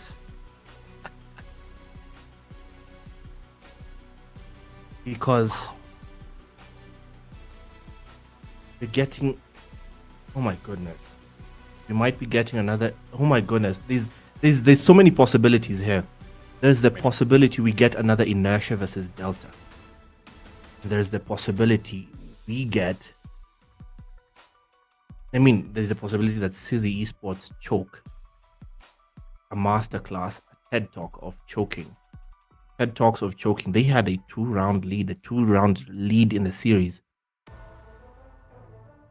That's gone. That's gone with a hard point. And the series is now 2-2. Hard point on firing range. Black Ops series, bread and butter map. This is a basic Call of Duty map, among those you first learn when you come into the game, and it's still a sniper heavy map. Expectations here, based on what we've seen, at least now you've finally seen the gameplay from both sides, Tiano. Now we can hold each other accountable based off let's put feelings aside. Facts, based off what we've seen. Keep in mind LK24. For some reason, we're talking about LK24, man. 2025. In 2025. We're talking about the LK24 gun. And based on what you've seen, talk to me, please. What are we about to see on firing range? Abu Dhabi in chat, we are going to see everything the way that this matchup should be written out. I think we're just going to be in for a spectacular game. I mean, the search and destroy on Tunisia, we saw once again the Alk-24 challenging a Tundra cross map. I mean, Mahiso didn't even have a red dot sight equipped to that. Yeah. Remind me. Sights. Exactly. Who was using the SPR? Who was using the SPR when they took that? JJ. I don't remember. Yeah, it was JJ. JJ was the man with the SPR. I mean, he was living up to that name of one of the prolific SPR users in the African scene. Abu Dhabi, we are finally here. We have made it to the stage of the series that loses round finals in Search and Destroy on firing range. This will be the final game mode to solidify who will meet Delta Esports in that grand final of the Kenyan online qualifiers. Yeah, Delta Esports actually seated in the comments section in chat, enjoying this as Kismai claims Breaker as first blood. Straight rush at the A site must have been a mistake, because on the other side it's Chunks who's sniping. JJ also on the SPR. Oh my god! No scope! JJ. This man is hip firing and gets 2 for the price of 1. I'm sorry, did he hip fire and gets a 3rd? It's Kismai who falls as the 3rd. JJ. That should be illegal, man. JJ should be legal at this moment, Abu Dhabi. I mean, have mercy on the team. My word. 3 kills in succession with the SBR. Hip fire. I mean, he's doing the business. And the hip fire as well has to be noted. Yeah. Wow, insane. But we do see now, Abu Dhabi, we do see tacticals being thrown in. Leonarchi with that fan, taking out your dad. Obviously from the frag grenades, they've opted for that B push. They are flooding the sites. The calls have been made. The Sizzy Esports coming in to defend, but it just seems Breaker managing to pick up 2, leaving this team's in a 3 versus 3 situation. Chunks with the Tundra. He's been so deadly with it, picking up Breaker. Kismet's on Mahisa with the return. Mandark falling to that Tundra sniper rifle from, can't remember the player's name at the moment, but he's doing the business. It is Chunks. He's been so prolific with that Tundra in his disposal. I'm reeling right now because JJ on that SPR has been coming in clutch, and they chose to, all right, this is a perfect strategy for Sizzy because they realize you go to the B side, they just won. If it ain't broke, don't fix it. They're going for the B side yet again, repeat performance. This time, Rebirth goes in with a HSO. He's going to try and watch his corners, taking lessons from Captain Price. Always watch your corners. Goes prone at the right time. Rebirth, smart. Takes out a heavy hitter. It's JJ who falls. That's a vital player. Rebirth, drop, traded in by your dad as Ifuraha. Trades in your dad in return. A 3v3 as now the dominoes fall faster than we can call them. 2v2. Mihaso drops Chunks. Now Mihaso just watches the B side. And now it's Nachi left alone with a nightmare word. You're the last one. Complete the mission for Sizzy Esports. He has an Odin in hand. Mihaso is, of course, watching the B side. Waiting. Predictably so, he's heard the sound. Mihaso heard the call. And if this man makes the mistake of peeking upright... Oh, he didn't see it. He missed it somehow. So, Ninja defuse. Breaker, obviously just opting to push the site together. Essentially, one player able to get a trade. We do see now that looks like a tactical has been deployed onto the B-bomb site. And right at the back, we've got Leonarchi with the Odin getting shots down on Mahiso. Breaker and Mahiso lining up essentially straight down no man's land. We do see Leonarchi taking shots. Will he be able to pick up the He doesn't. Body shots from Breaker. Oh my god. Absolute madness right now. Sizzy Esports 2-1 up against Inertia Gaming, Abu Dhabi and counting. The boys are feeling themselves. The body shots are coming into play. That revenge arc, that vengeance storyline is being written out at the moment for Sizzy Esports in the Search and Destroy on firing range. Right now, you're right. The vengeance story coming into play, about to come full circle. Who goes first blood on this 4th round? Go for the B site yet again. Responsibility borne by Nachi. The nade misses narrowly. Doesn't hit anyone, but they're suspecting the approach is towards the B site as well. Sizzy charged with defense of the site. Inertia will try and go straight at B. Nachi's still holding. He's trapped. That man is trapped. He cannot move from that side. He's actually trapped. He can't move from there. Breaker by now would have realized nobody's going at A. Mihaso has realized the same. Surely calling it out to his fellow teammates as JJ falls somehow. Up top, Mihaso receives fire. That man, his HP is hurt. If he sneezes, he's dead. Oh, but outsmarts Kismai. Nachi still holding the bomb as Farah dropped by Manda, who takes 2 for the price of 1. And bombs obviously being down there by the East bomb site. We do see now Chunks getting a good machine pistol kill, but just like that gets traded in favor. Once again, Sizzy Esports Abu Dhabi, they are climbing the ranks. Their target is 7. They are nearing it, but we do have to understand that Inertia Gaming, obviously on the offensive side of things, a lot more difficult, some could say, controversial topic, as opposed to a team that's defending the bomb sites when it comes to Search and Destroy. So, definitely in the favor, but Breaker with the 3-piece body shot as well. It is insane. He has sent his message to Inertia Gaming. I will take out 3 of you, or potentially the 4th. Will he get the 4th on this player? Bottom wood, trying to get the wall bang. Unfortunately, does not have that FMJ perk attached, but he gets 4 kills with the body shots, making a statement to the gents over at Inertia Gaming. This is absolute scenes at the moment with the teabag. What is this guy doing? It is insane. The vengeance is here. The narrative, the story has been written, and finally we could come to that conclusion. Abu Dhabi. You can see the toxicity from both sides playing out. They know that the vital nature of this story. They know that we're nearing the end. And now the personalities are showing as JJ falls first. Nachi with the confidence to go in head first. He commits towards the B side. Full stack of 5. Your dad is waiting in the wings there. Automaton, the Type 19 in hand. Trophy system falls. Rebirth commits, slides through. Gets the shot. Your dad falls. Nachi falls. Rebirth falls. It's Mandark. Who's responsible for a 3-piece?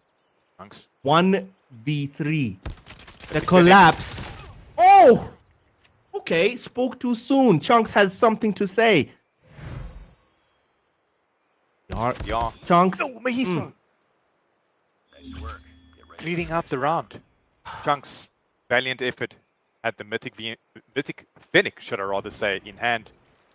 Managing to pick up JJ's SPR, but could not utilize it to its full potential. 5-1. Now, Inertia Gaming on the defending side of things, potentially able to claw themselves back into this game, only having 1 point.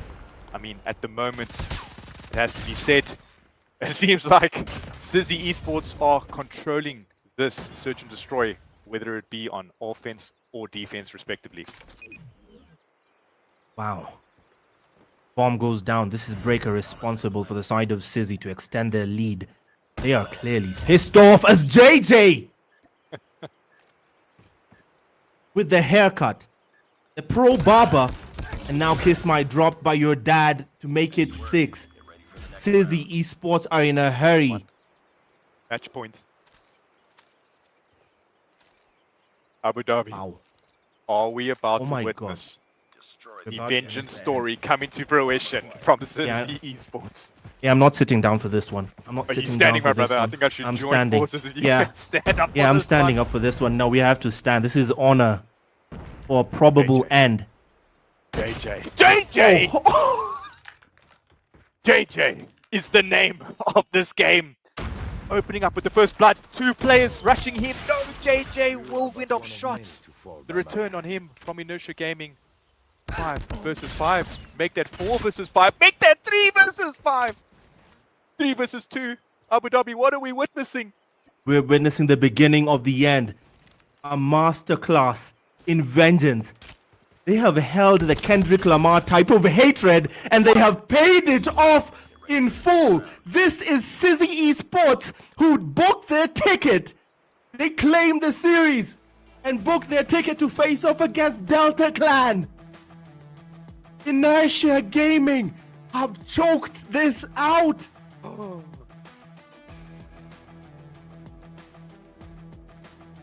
It is over. Put the fries in the bag. Put the fries in the bag. That body shot coming through right there is appropriate. It's appropriate enough to just sum this up. Put the fries in the bag. It is over. Inertia Gaming officially eliminated. The hate watch for anti-inertia fans has been successful. Cook them. That the license to cook them has been given. I don't believe it. I don't believe it. They took hardpoint. Inertia took hardpoint. Sizzy responded in kind with a 7-2 win on S&D. And they responded in kind on control. And Inertia responded on hardpoint and leveled things. And I don't believe it, man. Come on. Scenes, brother. Scenes. I mean, I don't know what to say. Coming from losers finals to take out Inertia, I mean, the curse has been broken. The legacy of Sizzy Esports has been cemented. GG's to them. They brought it back. You know, not being able to see out those hardpoint games. They did an absolute Neslo, winning the Search and Destroy and Control modes respectively. Sizzy Esports. Thank you, chat. 60% went in your favor. They are in the grand finals coming up against Delta Esports Abu Dhabi. What are we watching? The last time someone maintained that level of hatred, the last time someone harbored that level of hatred, they did an album. They did an album about it. And clearly they're not like us. So that's the anthem that Sizzy are singing right now. They're definitely not like us, man. I mean, oh my god, they forced us to a game 5. I do not believe it. We have seen hardpoint, S&D, control, hardpoint again. And that was just the losers bracket. Tiano, I'm knocking my head here, brother. I can't believe this. But damn, ladies and gentlemen. Talk to us. Talk to us. Talk to us. Share. Head on to X. Stream. Yeah, please. Because now, no, guys, the chat, this is off the chart, man. Just talk to us. Get on to X because the 5,000 CP. I completely forgot about that, man. Head on to X and use those hashtags. Those are hashtags you see on your screen, Carry1st Africa Cup and Carry1st Cup or Carry1st Cup 2025. Because, Delta versus Sizzy Esports is our final. Ironically, it was our final last year in the Kenyan qualifier. It was our final last year. What a way how history repeats itself, my brother. History repeats itself. And I still, I don't want to, I feel like I should. Is it too soon to address the tragedy that is how Inertia have gone out? Inertia Gaming essentially sent Sizzy the losers bracket where they found them. Delta have said, you know what, go meet your friend over there and just discuss and then decide who wants to do this with me later. Just go talk. And oh boy, they talked. Oh boy. Oh god. Oh, wow, that was everything a reverse sweep. And us as commentators and those in the stream would want to see this series to end its way. And I mean, Abu Dhabi, I haven't seen a map 5 in a long time, especially throughout this entire campaign. And what a sweet treat it was for us. The story was written. Sizzy Esports have made their way into the grand final. That their logo of the wolf amongst the sheep of Inertia Gaming. Oh, congratulations to them, man.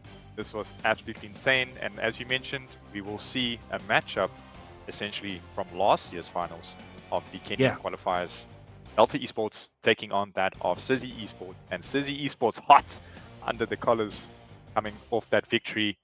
Although they are coming up ahead. The Mammoth, the Monarch, which is Delta Esports, the Kenyan Kings. Do they have what it takes? Dethrone the Kings is the question we have for everyone today. Now, I can make a new commitment, If somehow Sizzy dethrone Michael and company, if somehow Sizzy Esports dethrone Michael and co, Sweet. I will definitely have another child. I'm committing. I'm ready for another. Abu Dhabi, someone needs to get JJ or Mahiso tattooed somewhere on their body. I don't know where, but those guys have been the goats in their team respectively. So, LK24 gameplay. I mean, in 2025, we mentioned it in the chats. I mean, who would have thought? Bewildering scenes. And then JJ with the SPR gameplay. He's been flicking, he's been snapping, he's been deleting.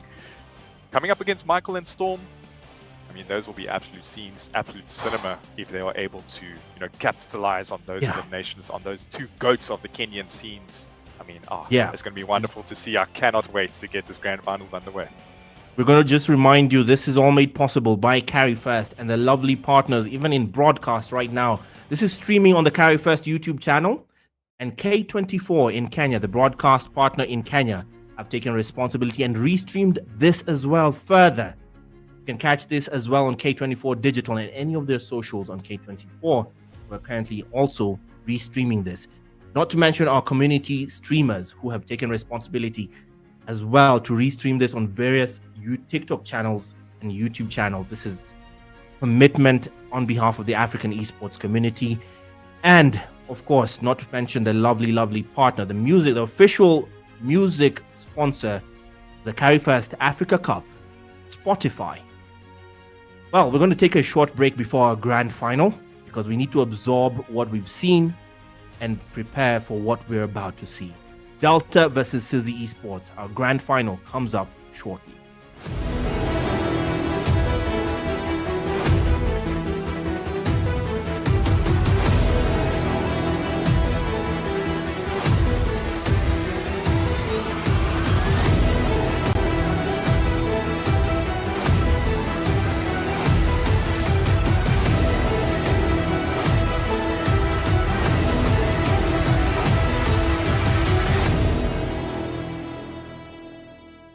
Celebrate this region's qualifiers for the Carry1st Africa Cup 2025. All COD mobile players residing in this region can enjoy 20% off all COD points bundles on the Carry1st shop. If you've never used the Carry1st shop before, now's your chance to try out for the first time using the promo code CODM90 to get 90% off ADCP. Visit shop.carry1st.com to claim this offer.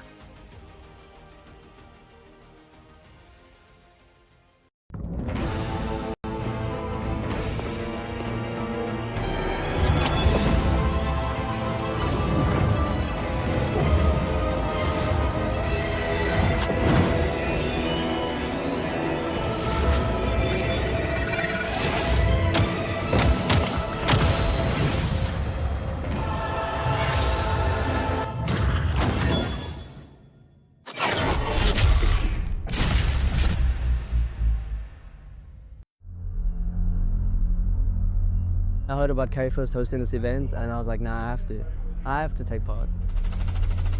Winning means everything for us. We're not just here to represent NXG, but our country, South Africa.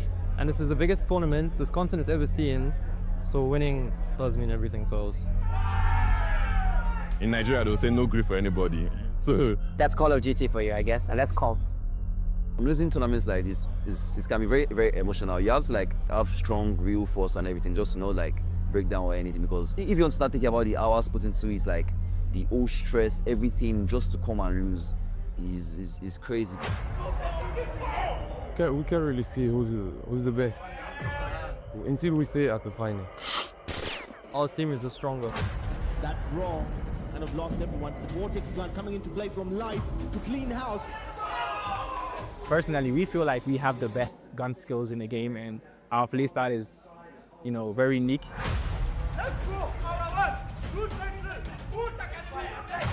We want to settle the Jollof wars.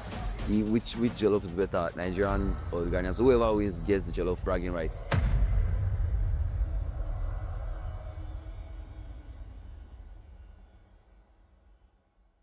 The Carry1st African Cup for Call of Duty Mobile is back, and this time it's officially a qualifier for the 2025 CODM World Championship. Share with me your excitement when you heard something like this. The day I saw the news, I was on the Slack channel, with our partners, and I just saw, call them champs for Africa with a question mark. I screamed. I literally screamed. that kind of news where you can't tell anyone and you're shocked but you want to share it with somebody. But you want to, but you can't, you know. For the first time ever, Africa won't need an invite. They'll learn it. On skill, on strategy, and on sheer will. $15,000 prize pool for the African qualifiers. Winners advance to compete for $1 million on the world stage. $15,000 on the line. Put yourself in the player's shoes right now. How do you think they are feeling about that $15,000 prize? But not just that, a chance to also qualify for the World Championships. If you tell me, hey, pick one, either you get this $15,000 or you go to World Champs. Yeah. You're picking the other. Money is a lot, but I know there are players that would certainly want to, get that ticket to go to the World Champs. As a player, I would definitely do everything within my power to make sure. See, that's tickets. I must get that. This year, legends will rise. From the streets of Accra to Lagos, Nigeria, from Cape Town to Casablanca, the road to the World Championship runs through Africa. If you told some people that we're going to be here 2-3 years ago, they wouldn't have believed, right? But we're doing it. So one thing I just want to keep hoping we get is the support of the community, right? Let's always establish that forum where we can sit, we can talk, we can understand what's going on, and we can build for this community just the same way the community is building and rooting for us. That's the most important thing. I can always say whenever I'm on the spot is always carry first. Always carry first. So that's it.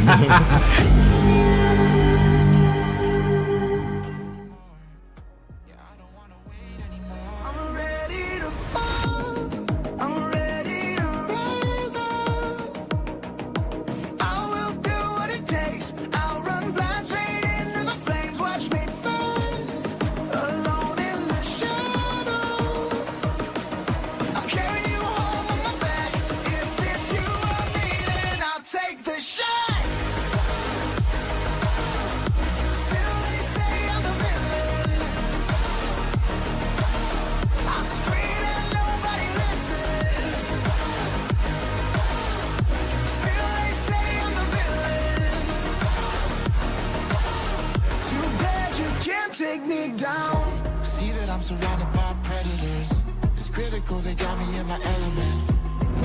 Hello guys, welcome in. We are live. We are set to go here. It's the Carry1st Africa Cup 2025 World Championships 2025 Africa Qualifier, and we are in the Ghanaian regional finals where either or 2-3-3 or the one and only 31 not are going to qualify. So yeah, Tiano, here we go again.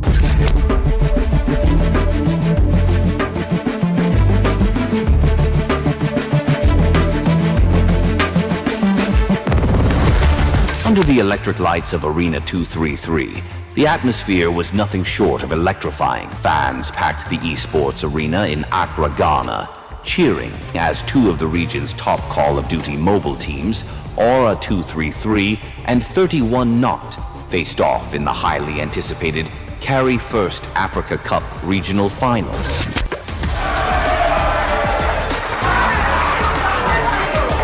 I want a competitive game, right? It's a 7-map game. I want to see like game 7. If it's SND, we're having like a round 11, going to the very end. I'm a fan, so I enjoy proper gameplay, and that's what I want to see, Led by Ruin and the deadly objective control of Sunflower, Aura 233 wasted no time asserting dominance, locking down rotations and denying any momentum to 31 Not. Going to be able to cross 150 mark, maybe, but it's 244. Remember that war machine absolutely annihilating the players, And look at that, Gilfin, oh my lord, they are human beings, guys. Have some mercy. Hardware combined, done and dusted. Well, it was unexpectedly competitive, honestly. I didn't think the 31 guys would do so well, but then we all knew the Aura boys to win. That's who I'm rooting for. The vibe has been great. This is like my first LAN I'm attending. This is my first time meeting Ruin and also the 31 boys. It's been very great. I really like the atmosphere. With a 3-0 clean sweep, Aura 233 now heads to Lagos as Ghana's sole representative in the Carry1st Africa Cup finals and also compete for a $15,000 prize pool. The champions are here. We have Sama here. We have Green over here. We have Sunflower, Gengbe, Babushka, man. How's the experience been like? I mean, just more of the same of what I always do. Just came here to dominate and prove that it was a one-sided massacre. With their confidence soaring and momentum on their side, Aura 233 is set to carry Ghana's hopes into battle once more. This year, knowing what's at stake, not just the $15,000 but the ticket to go to the World Championships finals, to represent Africa. So I expect everyone to bring their A game. Aura 233 will be there, Ruin, Babushka, Sunflower. So I expect a really great experience, and the best team will definitely win. The road to the Call of Duty Mobile World Championship runs through Africa, and Aura 233 is ready to walk it.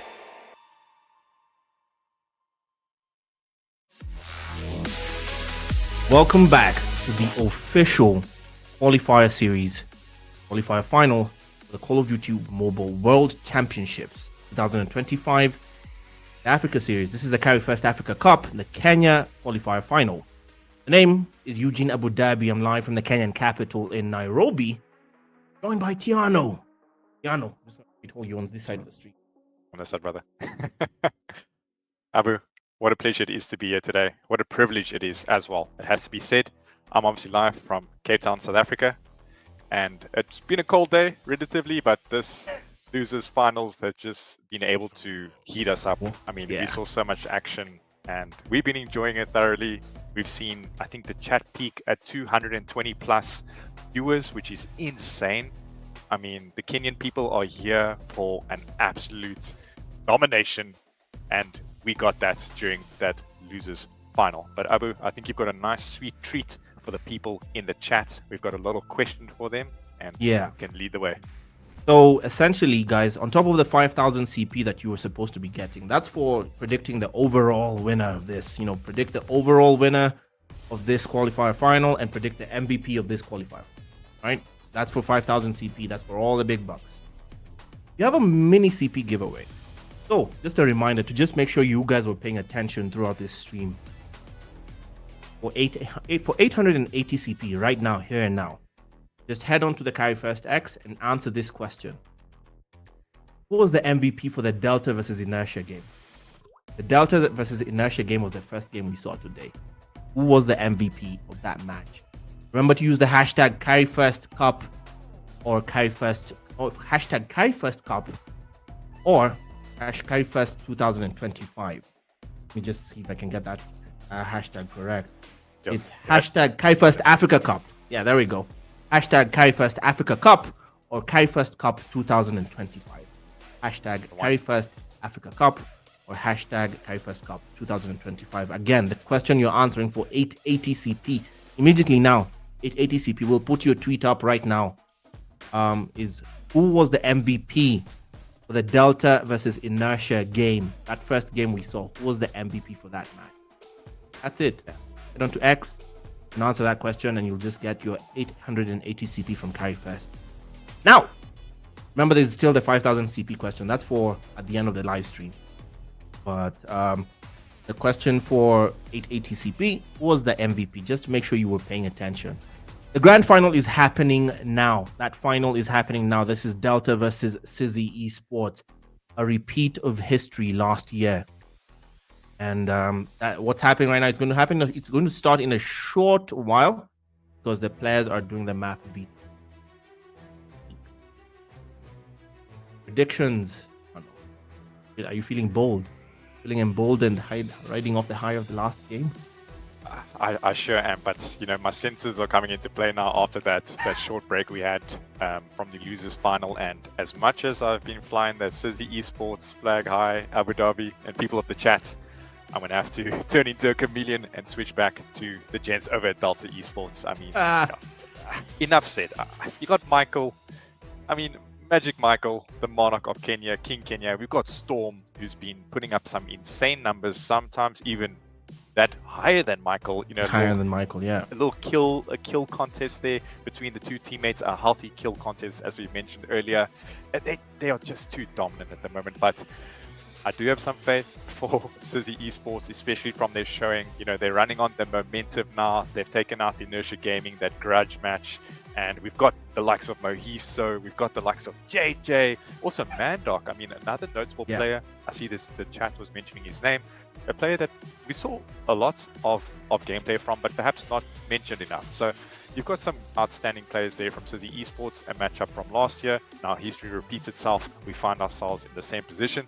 But I'm all Delta Esports at the moment. Abu Dhabi, and how are you feeling with this grand finals coming up? So realistically, based off what we've seen with both teams, Sizzy Esports will fight their way for this. They will fight tooth and nail. I hope something has changed from last year, from what we saw last year and how they qualified for the finals. They were granted a second place qualifying because of home, the cup was being held in Kenya at the time. This year they won't get that lucky. No, number 2 won't get that lucky. This time it's just you have to finish the job. So, what happens here? Sizzy Esports have struggled a bit against Inertia. The beating that Delta gave Inertia was more than convincing. Where does my allegiance lie at this point?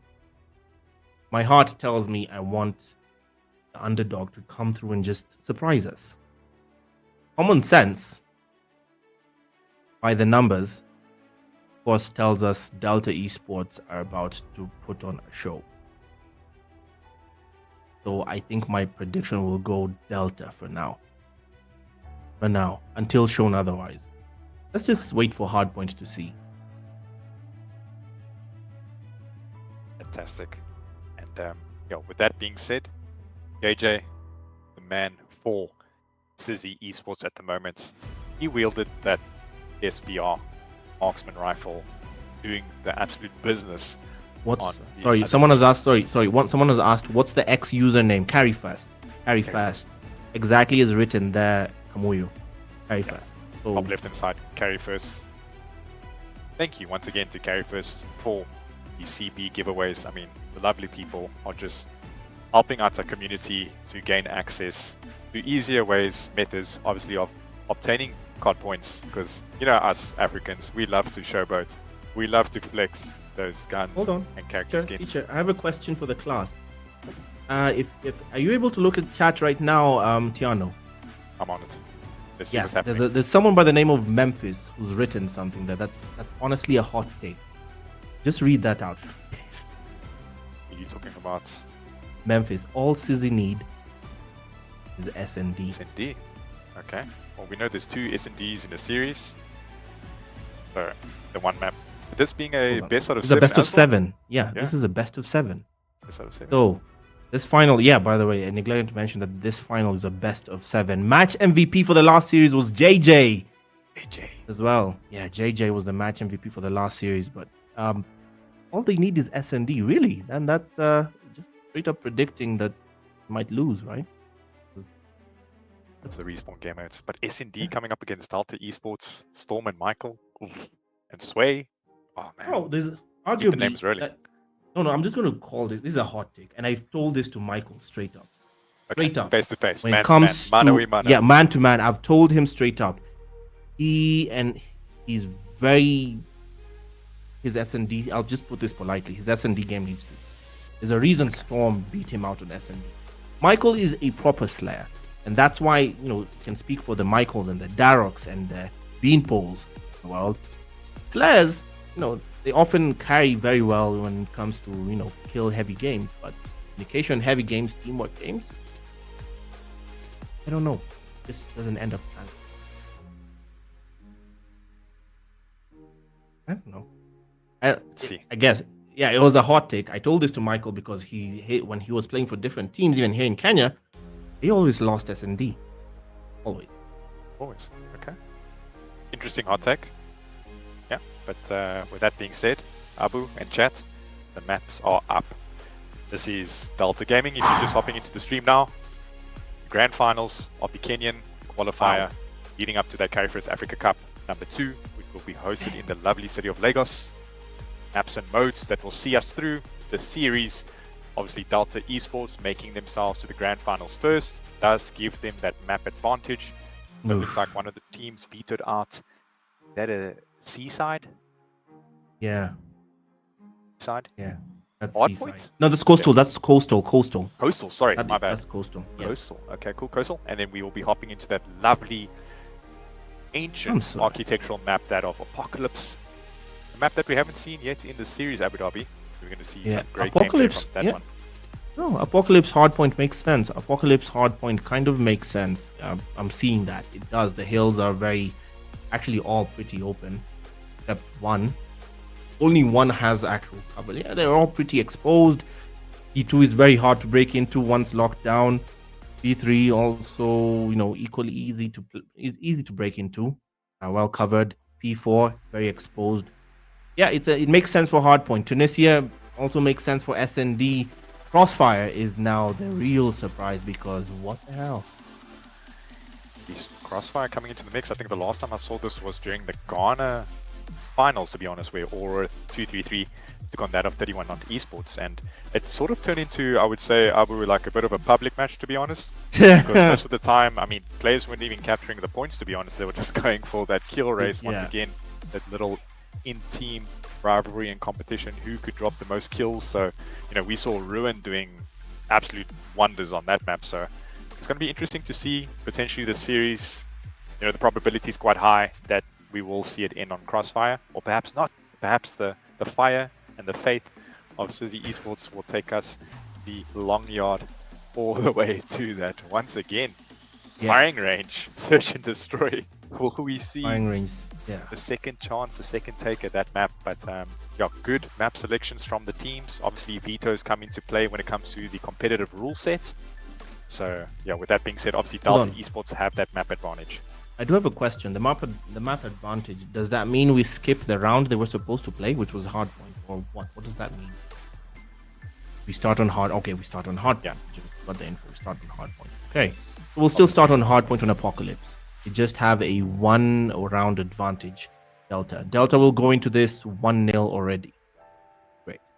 That's what everyone needs to keep a mental note of.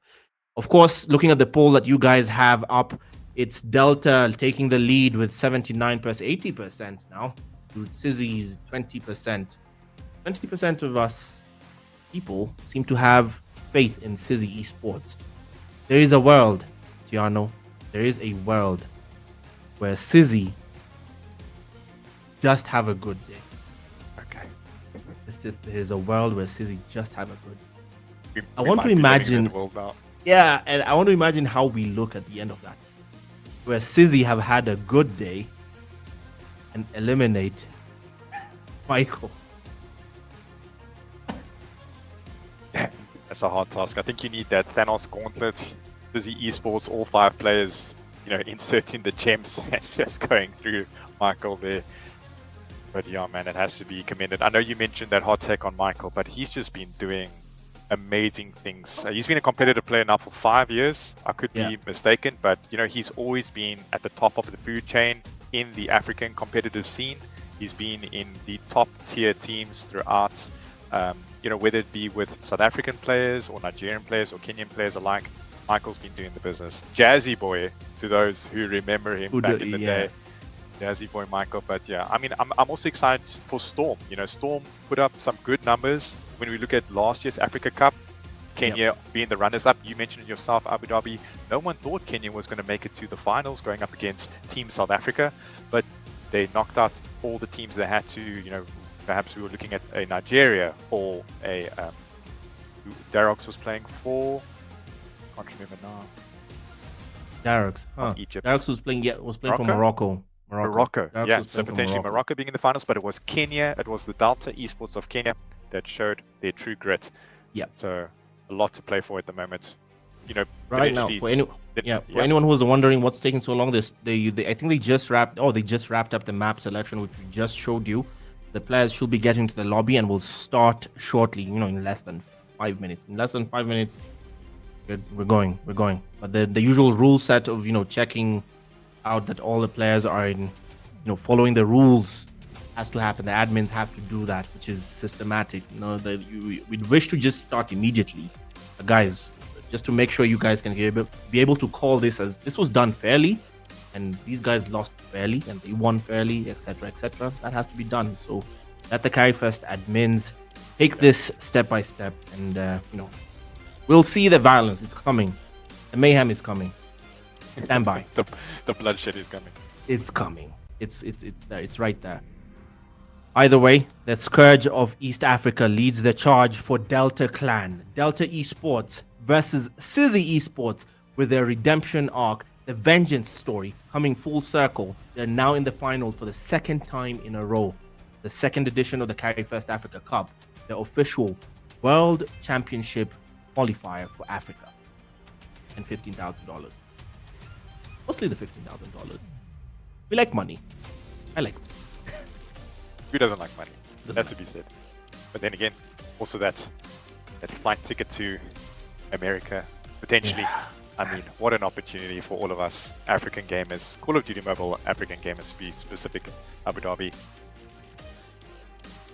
All right, we're going to take a short break right now as the teams get into this.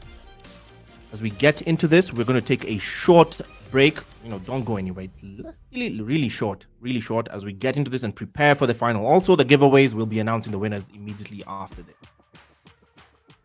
Like, how could we bring people together around a moment? And a defining moment for the continent, a defining moment for the game. Are you guys ready? It definitely, plays with your emotions. Yeah, I think people don't realize how many close calls happened. I mean, but I even can.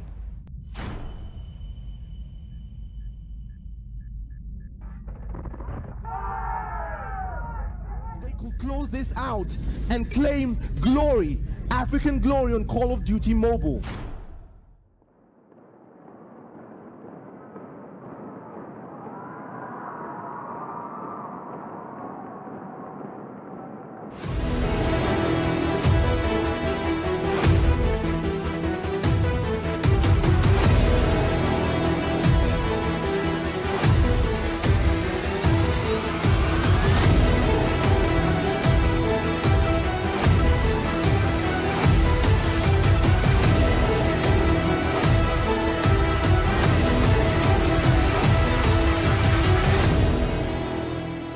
Celebrate this region's qualifiers for the Carry1st Africa Cup 2025. All COD mobile players residing in this region can enjoy 20% off all COD points bundles on the Carry1st shop. If you've never used the Carry1st shop before, now's your chance to try out for the first time using the promo code CODM90 to get 90% off ADCP. Visit shop.carry1st.com to claim this offer.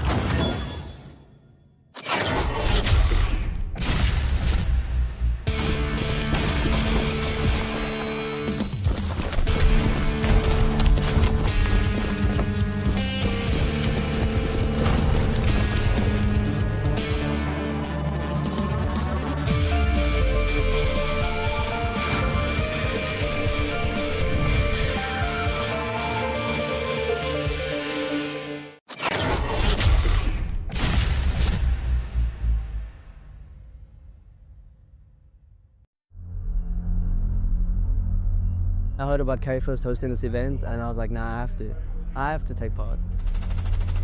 Winning means everything for us. We're not just here to represent NXG, but our country, South Africa.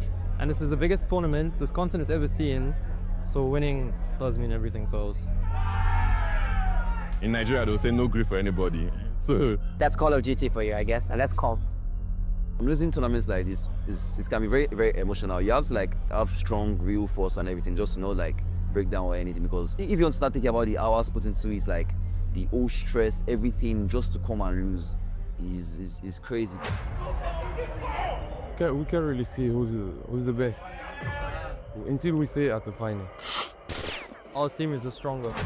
That draw and have lost everyone. Vortex Clan coming into play from life to clean house.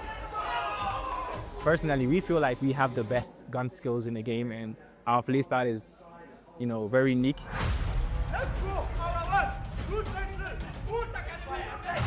We want to settle the Jollof Wars. which jollof is better, Nigerian or Ghanaian. So whoever always gets the jollof bragging rights.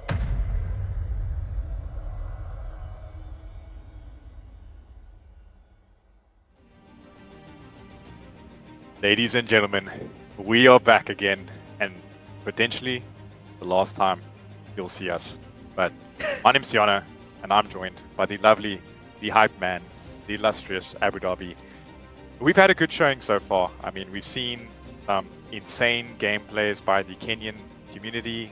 You know, we were witness to the winners final, Delta Esports obviously taking on Inertia Gaming, knocking Inertia Gaming down to the losers bracket final with a revenge game, essentially, of some sorts. Sizzy Esports versus Inertia. We saw Sizzy Esports become the victors of that grudge match with a spectacular showcase of a 3-2 map count, that best out of 5 series, something that we always love to watch and see, and obviously cast and for the viewers alike. So Abu Dhabi, we have finally made it to the grand finals, my friend. The chat has been going absolutely wild, and I think we need to spam in the chat W carry first. The lovely people have been putting on an absolutely amazing show for us. So W carry first in the chat, ladies and gentlemen. Let's spam it. Yeah, I'm trying to show W here. First. So guys, before we show you we're about to show you who's won the tweets, who's won the 880 CP. There are a couple of tweets that have won the 880 CP. But first type W carry first. Right, type W carry first in chat. Spam it, man. I want to see W carry first in chat right now. W carry first. Thank you, Tiano. You go first, leading by example. W carry first, guys. Can you just Diddley lead the guys? W carry first, man. Let's go, Diddley. W carry first. W carry first, guys. W carry. There we go. Good, man. You know how to follow instructions. W carry first. We're about to show you exactly who's won the 880 CP. A couple of guys have won them. Michael was the MVP for sure in the first round. I'm seeing Auntie Sui writing then on X. Delta versus Sizzy. Delta to win all the maps. Bold from Mahir over there. Mahir Mark. MVP was Michael Kodem, Felix Mwenga. Yes, trying to get there for, that 5,000 CP. I see you, Felix. I see you, Felix. Delta versus Sizzy. Delta to win all the maps. Mahir, that's still Mahir. I still need to see the W carry first, guys. Guys, I'm not seeing the W. Saley, you're typing fire versus Moto. W carry first, guys. I need to see the W carry first. I'm nuts. W carry first. Actually said that. Thank you, Brio. There we go. W carry first, fellow. W carry first. W carry first, bro. Sibusiso. W carry. There we go, guys. Now you're getting it. W carry first. Let's go. Because we're getting straight into Apocalypse. Hard point on Apocalypse. Let's go. We'll show the guys who won the 880 CP. They should start receiving that. But W carry. There we go. Good, guys. Come on. W carry first. W carry first. As we get into this, all this made possible by Carry1st, the good folks at Carry1st. We are in this. Make no mistake, the money end of this. This is Delta Esports. This is Sizzy Esports. This is your grand final for the Kenya qualifier. We're on Apocalypse. Tiano, lead the way. Let's get straight into it, folks. And once again, W Carry1st Grand Finals, Delta Esports taking on the likes of Sizzy. Sizzy currently on the P1 of Apocalypse and accumulating all of the points. Not something that we would be familiar with, and as we said, Abu Dhabi, knowing that Delta Esports are an absolute monarch in the Kenyan scene, super heavyweight when it comes to their competition. Michael managing to pick up a 2-piece. Currently, all things are tied with this P1 here by the Van and Blue Barrels. It seems like now that Delta Esports obviously have not essentially the favored spawns, while Sizzy is setting up right now in Temple, holding down, locking things down, as there's only 20-second scrap times remaining. You will see now players opting out, obviously, for those preferred spawns going into Temple and P2 rotation. 30 points in the lead. This is Delta. The Delta story starts showing just now. 8 points for Sizzy, barely breaking into P1, which was completely exposed. That's probably supposed to be the easiest hill in the game. It's because it's all downhill from here. P2, once you're locked in, you're planted like a tick. Your dad leads the charge to deplant Delta. He does take 3, actually with his hunter killer drone. That was Cozy, who drops breaker, and now they've broken into the hill. Surprise, surprise, Sizzy are in P2 and they hold the line. 40 points is not a huge lead, But by hardpoint standards, again, not a huge lead, but it's still a lead nonetheless that Delta can appreciate. But now can they plant themselves? They've dethroned Sizzy quite easily at that on a hill that's not supposed to be that easy. 30 seconds. Speaking to the caliber of play on the side of Delta. This is Lox holding steady, spraying and spraying, but your dad drops him with a nice little shred at the window where he was peeking. That doesn't do anything to deplant the rest of Delta, who still have 15 seconds left as they rotate early. It's Mandark also leading the charge to rotate early as they get deplanted. Michael's on the other end. Mandark drops Cozy. Michael meets him and slaps him right out of P3. I must be blind because I didn't see that ass whooping. Michael handing down the ass tribune, equalizes and manages to pick up the 2. Michael has been an absolute machine. Decides to throw out his hunter killer on that hunt for the players from the side of Sizzy Esports. But Michael just seems like he's having an absolute playing field right now on Apocalypse hardpoint. Predator missile comes in there, but Twix obviously stealing the kill there from Michael. Michael pushing down bottom secrets, but he's faced by 3 members from Sizzy Esports right now. Delta on pursuit for that 100-point mark. We do see Breaker with the War Machine, picks up 2. Fantastic operator usage, manages to get the 3. Still has 4 bullets at his disposal. Will he be able to pick up some more Delta Esports players? Getting shot in his back, still managing to find his way out of there. Currently the kill feed is all raining yellow for Delta Esports. They are completely outslaying their opponents with essentially 4 players above that 10 kill mark. Michael leading the charge with 15 at the moment. Breaker in a unusual spot, to be honest, or potentially trying to get spawns or just cut off those players coming from P3. We do see now Delta Esports has, or trying to, shall I rather say, set up right now in P4. Michael on the charge once again with that USS9 being taken out there by Nihizo with the LK24. Folks, you'd better have enjoyed the losers bracket match because that might be the longest match you watched today. Clearly, the score is telling a different tale. 125-25 is where we stand. Delta maintaining the status quo. Twix on the outskirts, just shredding. Cozy in there, getting the scrap time for Delta, who are currently shredding right through the rest of Sizzy Esports. Not even getting close to P4. It's all yellow on P4 as Delta sitting pretty in front with 145 points. With 20 seconds left, the War Machine from Storm is just child's play at this point. Insult to injury. Breaker tries to break through. Access denied by Twix. Massacre is what we're watching. Massacre. A bloodbath, one-sided, as Michael takes 2 as a combo. And now the equalizer, but dropped by Mandark. And he maintains, he takes 2 as well, takes 3.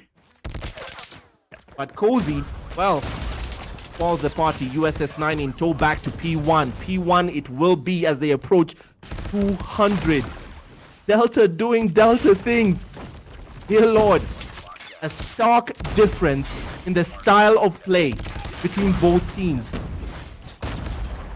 Slow and clunky on one end, fast-paced on the other. Delta really running a different marathon from Sizzy Esports.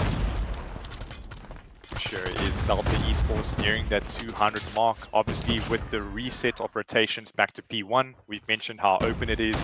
It is essentially anyone's hardpoint at this moment, but we do see Breaker and Mahizo actually has the equalizer activated with only 16 seconds scrap time remaining, managing to get a kill on Michael, taking out one of the most dominant players seen at Delta Esports side. And Cozy also activating his Tempest. It seems like he's going to go for a break just with the jump up. Manages to pick up the second. Lord. He's been very accurate, it has to be noted, with that Tempest. We saw a nice kill feed of him earlier on coming in through to Temple's side. But with the P2 only 2 seconds away from the spawn in, we do see now it looks like Delta Esports have control. Player number 4, which is Lox, has completely locked down that flank coming from that side, and your dad with the 2-piece of Annihilator managing to break into this P2. You do hear the Annihilator being activated, but just like that, Delta Esports passed that 200 mark, and they are leading themselves to a victory with Lox, machine at hand. 4-piece, he's mowing down the side from Sizzy Esports. Trophy being deployed so that no tacticals will interrupt this absolute kill fest from his death machine. Accumulating streaks, and Delta Esports are on their way to victory. 225 to 38 points. Story of Delta's life. This is exactly how they ended the game against Inertia. Exactly. They didn't even hit 50 points, Inertia, on hardpoint. And they're doing a repeat performance on Sizzy Esports, their compatriots, fellow Kenyans. This is what we're watching. This might end on P3. It will end on P3. JJ comes through the death machine, but that advance might be stopped, and it is stopped. Cozy responsible for that. VMP in hand. SMG might win this, but he cleans out the point, Miheso. For the moment, Sizzy Esports are in there. Storm quickly shuts me up because nope. Now they're playing for sport. They're hunting Sizzy for sport. It is 250. It is GG's on hardpoint. 2-0 in this best of 7 series. Delta East starting things off hot. Abu Dhabi and chat. They are here to once again repeat themselves from last year and solidify themselves as the best Kenyan team essentially to ever grace the African Call of Duty mobile scene. A dominant start by them in this hardpoint. 250 to I think below 40, that of Sizzy Esports. Sizzy Esports tried to put up a good fight, but the absolute menace that is Delta Esports were too strong for them at the moment. If we're hopping over to the kill feed at the moment, I mean a low kill count game. That being said, is only 250 to 39, 40, putting Sizzy Esports in the 40 club. I mean, wow. And leading the Michael isn't even MVP. Yeah. Michael, that's insane. With the 2 minute 18 seconds in objective time in the hard points, I mean, well done to Cozy, leading the charge there for Delta Esports Abu Dhabi. Right now, Tunisia is where we head into SND. Straight into it, we will jump. But I'll ask our director for a moment to just switch to my perspective, because remember, you guys, the poll had you guys voting, and it said 77% for Delta. 23% believe Sizzy Esports are going to win this, Tiano. In my hand is a paper. I don't think it will be visible there, but what I've written there is a prescription, right? Because today I choose to do medicine. Today, this prescription is for a piece of medicine called Deludium. I've written 500 milligrams for this Deludium medicine because anyone who voted for Sizzy right now, based off that performance, must be clearly delusional. Thank you for administering that medication to them.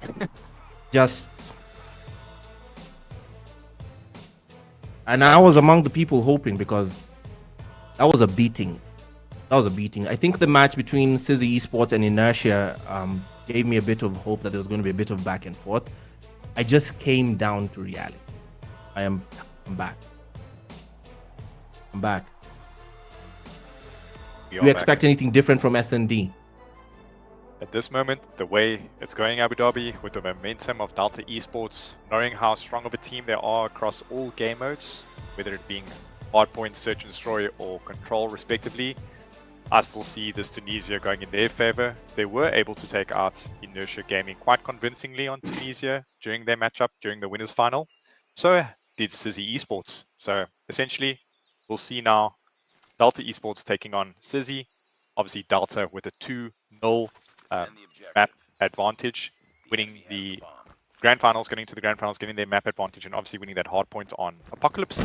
But we are hopping on board with Storm FPS, one of the best snipers in Kenya, opting to push top wines, just scoping out that A-bomb site. And he does take a quick scope, unable to connect with anyone. Your dad just hiding behind the box. Someone hopped onto site. Who is it? It looks like it's Michael, or Cozy, should I rather say, with the Type 19 in hand, pushing all the Sizzy Esports players back into their spawn, and just 2 players waiting there in archers for their chance to push onto the A-bomb site. Oh Lord. Complete violation. They had time to plant the bomb and... Wow. Oh my god. Shotgun to the face. Hello, sir. Welcome to the grand finals with that 2-piece. That was insane. Awesome shotgun gameplay there, executed by Cozy. I mean, that was the fastest takedown on S&D I've ever seen. That went down so fast, so badly, and now we're going for round 2. Chance for at least some redemption. The movement from Locks before he took down Miheso. In the meantime, 3 players fell in that little encounter. Are you joking?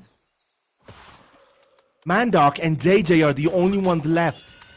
But what's left? JJ takes down Locks. Okay, JJ. step 1. Yeah. But you respond. Wicks playing ring around the rosy with each other down this mid map. But Cozy with the snipe on JJ, Michael with the marksman on the other respective player, and Abu Dhabi, we just see Delta Esports wanting to close this one out. I think perhaps it's been a long day for them. The boys are all ready to go to dinner or get into bed of some sort and just see this series out. Go to dinner. I think they are dinner. I think it's literally Sizzy Esports who's on the menu right now. They just don't know it. Yeah, they just don't know it yet. Oh my god. Oh my god. Storm. It's Storm. Of course Let's it's get Storm. his POV. Storm with the 3. Cozy with the 4th. And last left alive is Breaker, windmilling, unable to kill Locks there. 3-0 Delta Esports Abu Dhabi. What is happening? What are we witnessing? Absolute domination. Lord. Lord, lordy lord. Okay. This is we need down to to hop onto Cozy. Storm. Yep. Still Cozy carrying the bomb for Delta. They choose to go straight at the A side. I don't think they're even going to bother with the. They're going to bother with the objective because straight gunfight soon. I have to see Storm. Locks dropped by Breaker. Where's Storm? Cozy drops your dad. Storm still yet to snipe on this side. Oh, tries to catch somebody who's moving. Not this time. He seems cornered. It's JJ who's behind him. JJ will try to meet the challenge. Somehow he found his way there. SPR in tow, but nobody. It's Twix who slaps him back to reality. Miheso will spray and pray at the A side through the smoke, trying to hide there. Oh my god. Not even working out. Bit of movement from Cozy. Michael. 1v2. Michael picking up Miheso. Manages to turn on Mandok. No, he doesn't. Mandok. The savior for Sizzy Esports. Giving them a 1 map to the score point there. Or round, should I rather say. A little bit of a messy situation there on that A bomb site, Abu Dhabi. We see a lot of players just jumping out wines, running through mid, trying to flood that bomb site. Not really being clinical in that insurgence, should I say. But we do see now Michael with the Tundra. One of the best snipers. Does take a shot bottom archers. He notices bottom archers, but Storm, his partner in crime with that sniper rifle. Miheso getting the kill on Locks. Trying to take shots. Michael once again on that kill feed with the sniper rifle. This time with the movement, I mean, honestly, Cozy in that movement. Twix takes 2 for the price of 1. What's left? It's Breaker. The nightmare words. You're the last one. Complete the mission. 1v3. Can he? It's not an impossible task. We've seen it done before. But against who? Storm? Michael? Twix? I mean... You take 1. He sprays and hits him. But for the moment, Storm has evaded quite well. Remember, he's on the clock. 20 seconds left to defuse that bomb. Going to meet Michael, and Storm doesn't even give him a breathing chance. Not over yet. Ready up. At the moment, Abu Dhabi. A difficult task for the gents over from Sizzy Esports. Especially when you're coming up to the likes of that of Delta. Every single player, absolutely phenomenal in everything that they do and the way that they execute it. Love to see the numbers so far. Numbers so far. How many kills for Storm versus Twix? Storm sitting on 8. Twix. Storm make that 9. Twix increasing his kill count as well with 6. Michael on 4. Cozy on 6 as well as Lux on 2. Only 2 left alive. Breaker. JJ with the collateral. Oh wow. JJ managing to perhaps make a play here. Got the collateral on perhaps the bomb planter. We do see now Storm opting for that bomb plant, knowing that there's 1 minute, or rather say 45 seconds left. Bomb has been planted on A. It is JJ, the SPR master, versus Storm, the Tundra tactician. We are in for a great matchup right now, Abu Dhabi. Who will be the victor in this encounter? Lord, it's JJ versus Storm. The worst matchup here. Storm, counter sniper versus counter sniper. Who's gonna get the first? JJ! Oh my god! JJ! Well, that was a statement. That came out of absolutely nowhere. That came out of absolutely nowhere. JJ versus Storm. You beat out Storm.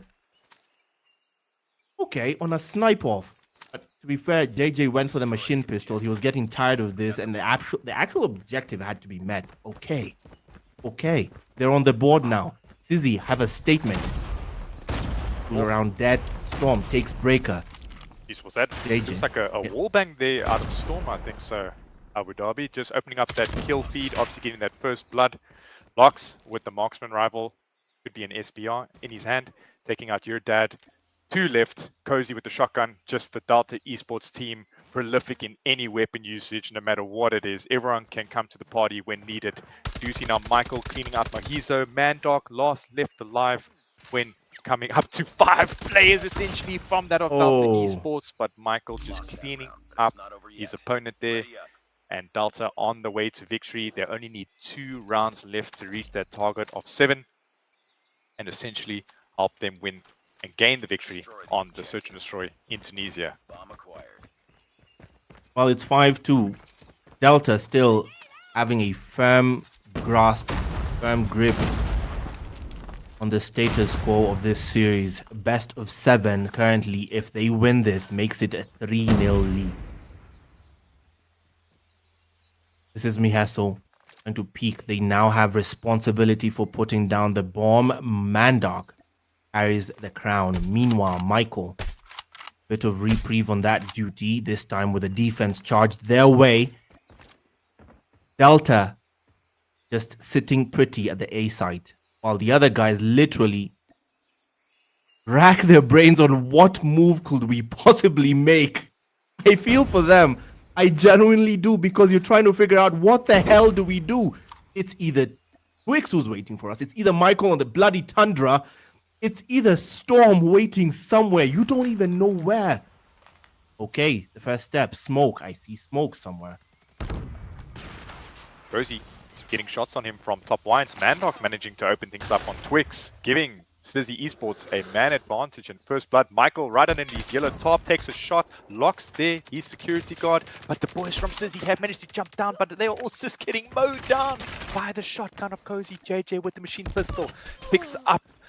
It looks like Cozy. Michael with the return, managing to take him out. That leaving Breaker, the man, the breaking factor into this game. But he's coming up on a 1 versus 3 situation against Delta Esports. And I mean, Abu Dhabi, you mentioned earlier, let's just see, Michael's waiting in a corner. Will he be able to pick up Breaker? Yes, he does. You saw the hesitation there by Sizzy Esports. You know, hesitation is the fall to their demise. They had absolutely didn't know what to do. I mean, all the strategies they had coming into this game, nothing came into peril, it has to be said. They waited for someone to make the call, and it seems like, you know, the nerves are there. They are playing scared at the moment. You ever gone to a fast food restaurant and just ordered for a quarter chicken, half a chicken? Yeah. They're just slowly frying it.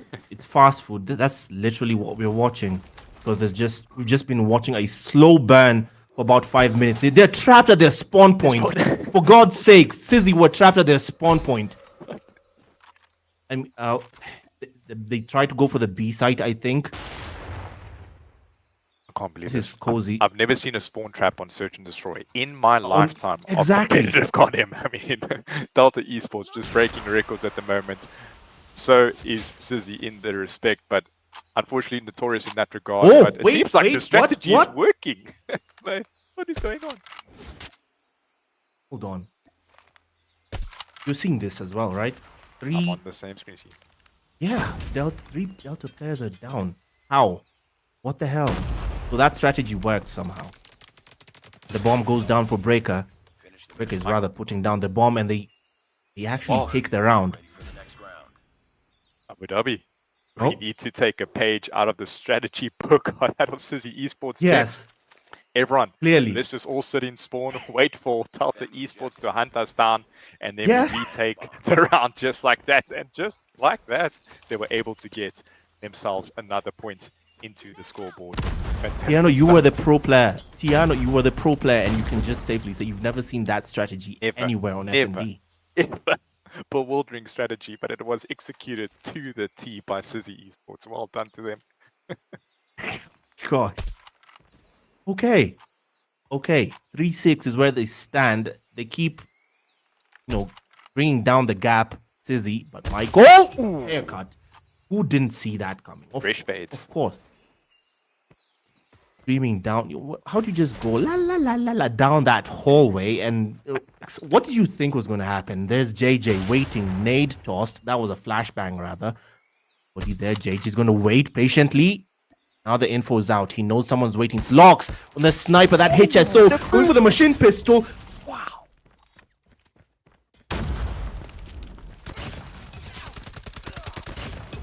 Oh, Mandark with a two-piece, but Michael reclaims. Winner, winner, chicken dinner. It's search and destroy for Delta. Okay.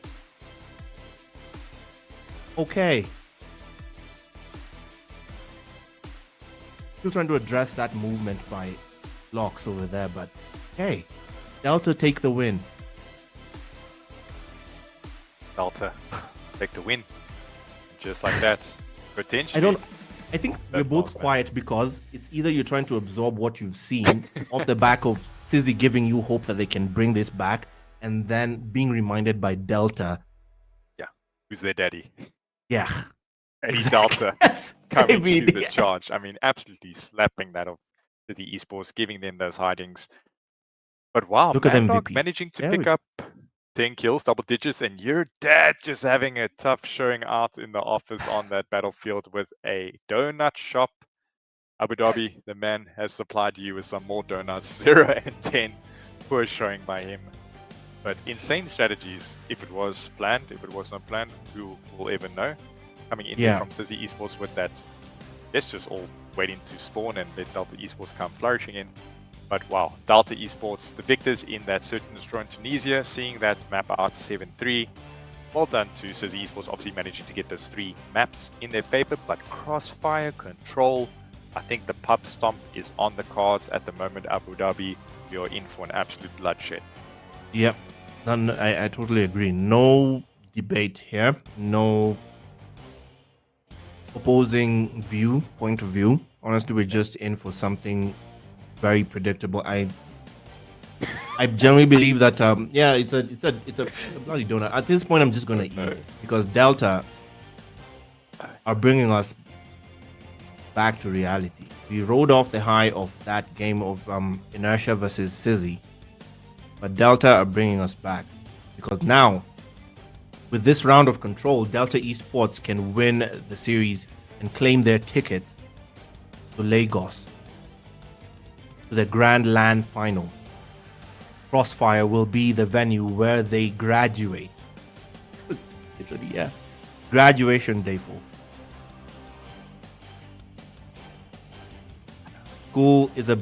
School's out, people. It's Crossfire that's about to be the venue for this. I don't know if Sizzy have it in them to hold their own. Maybe there's something they'll pull out because they've had moments of brilliance, and I say that truthfully. Like, Sizzy Esports have had moments of brilliance, like that strategy, that one round on S&D where they just outweighted Delta. We've never seen that before. I've never seen that in my life. But this is Control so far with a 3-round win. The 4th could be the nail in the coffin.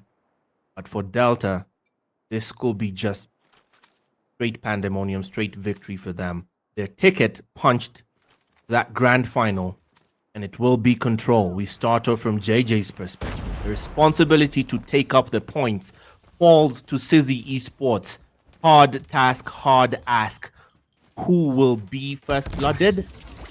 Bit of a retreat, but it's Mandark who gets first blooded. There was so much happening, we almost didn't see that. 28 to 25 lives apiece. such quick trade-offs as they try to approach the A site. Meanwhile, Sizzy, fresh off the respawn, they've just been sent back to the respawn point as a full team. And now that's Lox just playing the waiting game and taking them off one by one off the board. Hunter Killer Drone already, first 20 seconds of this game. Are you joking? It is absolutely insane. Lox, obviously, with 6 kills in his favor to rip things off from this control on the specific map that we are playing now. And it seems like going in the kill department, I mean, we are quite closely contested when it comes to the lives that are left remaining from either team. But it is Delta Esports sending this one through to their win and their victory. It is King Twix and the other players just absolutely spawn trapping the team of Sizzy Esports, mowing them down like sheep to the slaughter. I mean, streaks are being accumulated, a Hunter Killer and a Predator Missile equally accumulated there by Lox, or should I rather say King Twix. I wonder if you'll be able to use any of that now. Doesn't need to do so because the side of Sizzy Esports were not able to capitalize on any points. Someone cue Anti up on Spotify because Anti up cook those fools. That's what's happening. Gun butt those fools because Delta firmly, clearly in control at this point. That's a 1-round win taken for control. Now, just 2 more. Brick by brick, the responsibility to take the points falls to them. Life count, though, they've fallen behind by just 2 lives. Predator Missile will come through, try and even the odds. It does not meet any target. Meanwhile, Twix got dropped while he was dropping that Pred. The trophy system is down. JJ holding steady at the A site to try and clean it out. He does just that. Meanwhile, Michael and Co will lead the charge at the A site. Full send. They're in there. Lox and Twix, Sparrow in tow. Michael upstairs, just holding steady. They commit to the A site. JJ and Manda opposing ends to try and clean this out. They just do that. And Michael is still playing the waiting game. Mandark sliding through. Michael, cheeky bastard. This man just hit and runs left, right, and center. Michael being an absolute menace there. It has to be said, Abu Dhabi in that A building. And JJ with his midi, he's been utilizing that weapon so well. But once again, 18 lives to that of the 13 from Sizzy Esports. Delta Esports are running away with this. They've managed to potentially capture the A site. Yes, they have, with the alluring B site still at hand. Mahiso just a windmill of shots there, not able to connect with the movement of Lox. But we do see now Delta Esports has decided to push up the map. It looks like they're coming for a spawn trap storm with the double from the Predator Missile. What is happening? This is turning into a public game with only 3 lives remaining for Sizzy. Delta Esports are turning this into an absolute menace of a game. How sadistic do you have to be? How sadistic do you have to be to just go straight for the spawn traps? Breaker, how are you shooting body when you're losing, bro? Okay. Is this man insisting on shooting body? Sure is. I think he needs a prescription for that medication that you were the Deludium. Deludium Breaker, you need you a get, good, everyone on you get Deludium, you get Deludium. Abu Dhabi, I mean, we are nearing the end. Yep, this is it. Upon us. 30 lives versus 29. Delta Esports versus Sizzy.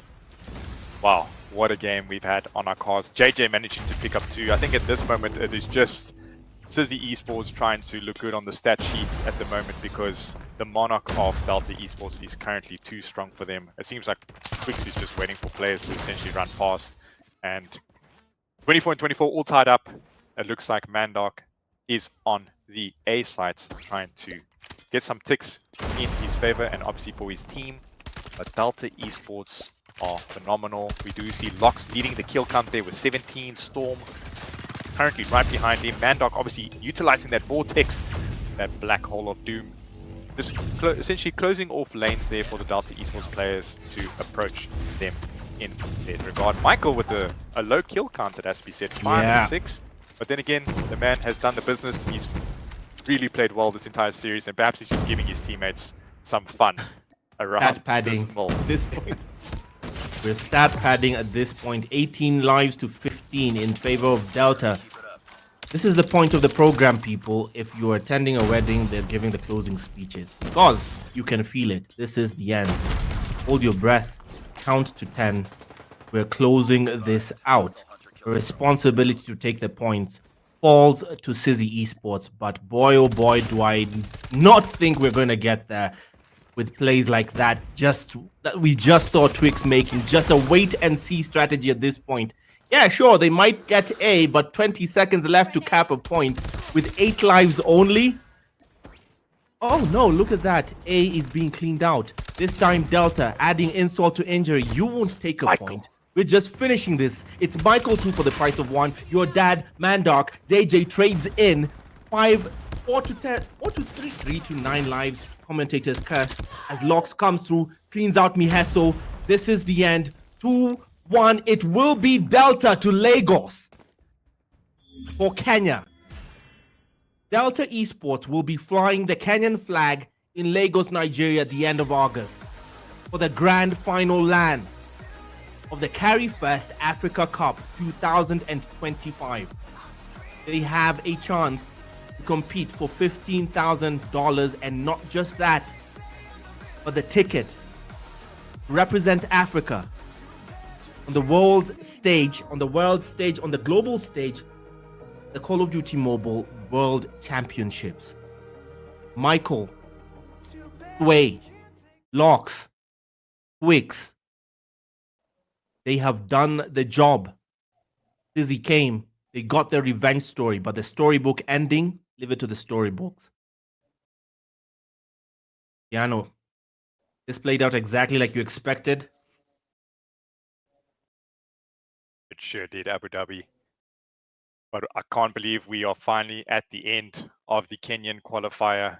I mean, what a fantastic day we've had, filled with excitement, filled with pure Call of Duty mobile gameplay. I mean, we saw everything from the spectrum of absolute domination, reverse sweeps, getting to those late rounds in the Search and Destroy. We saw even non-meta weapons breaking the meta of things coming from the Alk24 from Sizzy Esports. But today, that's all she wrote. Delta Esports are your champions and the kings of Kenya, finding themselves in a familiar position, wanting to revenge themselves from last year's Africa Cup, the first iteration, and hopefully, as you mentioned, fly the Kenyan flag and African flag high when it comes to the global stage of the Call of Duty Mobile World Championship. But man, what a series. GG's to them, and well done to the whole Kenyan community. We had a fantastic stream. I mean, the numbers were pushing far past 220 viewers. Essentially, for the last 4 hours, the stream's been live, and it has to be said, thank you, Carry1st. Thank you, Call of Duty Mobile. Thank you, Spotify.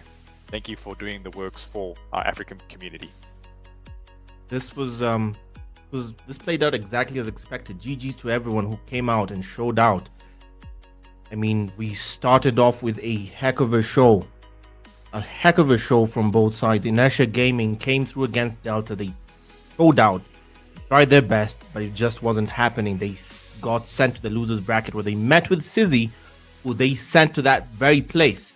Sizzy Esports found them there, and they got their storybook revenge story, and they found themselves in the final for this qualifier final, mini-final.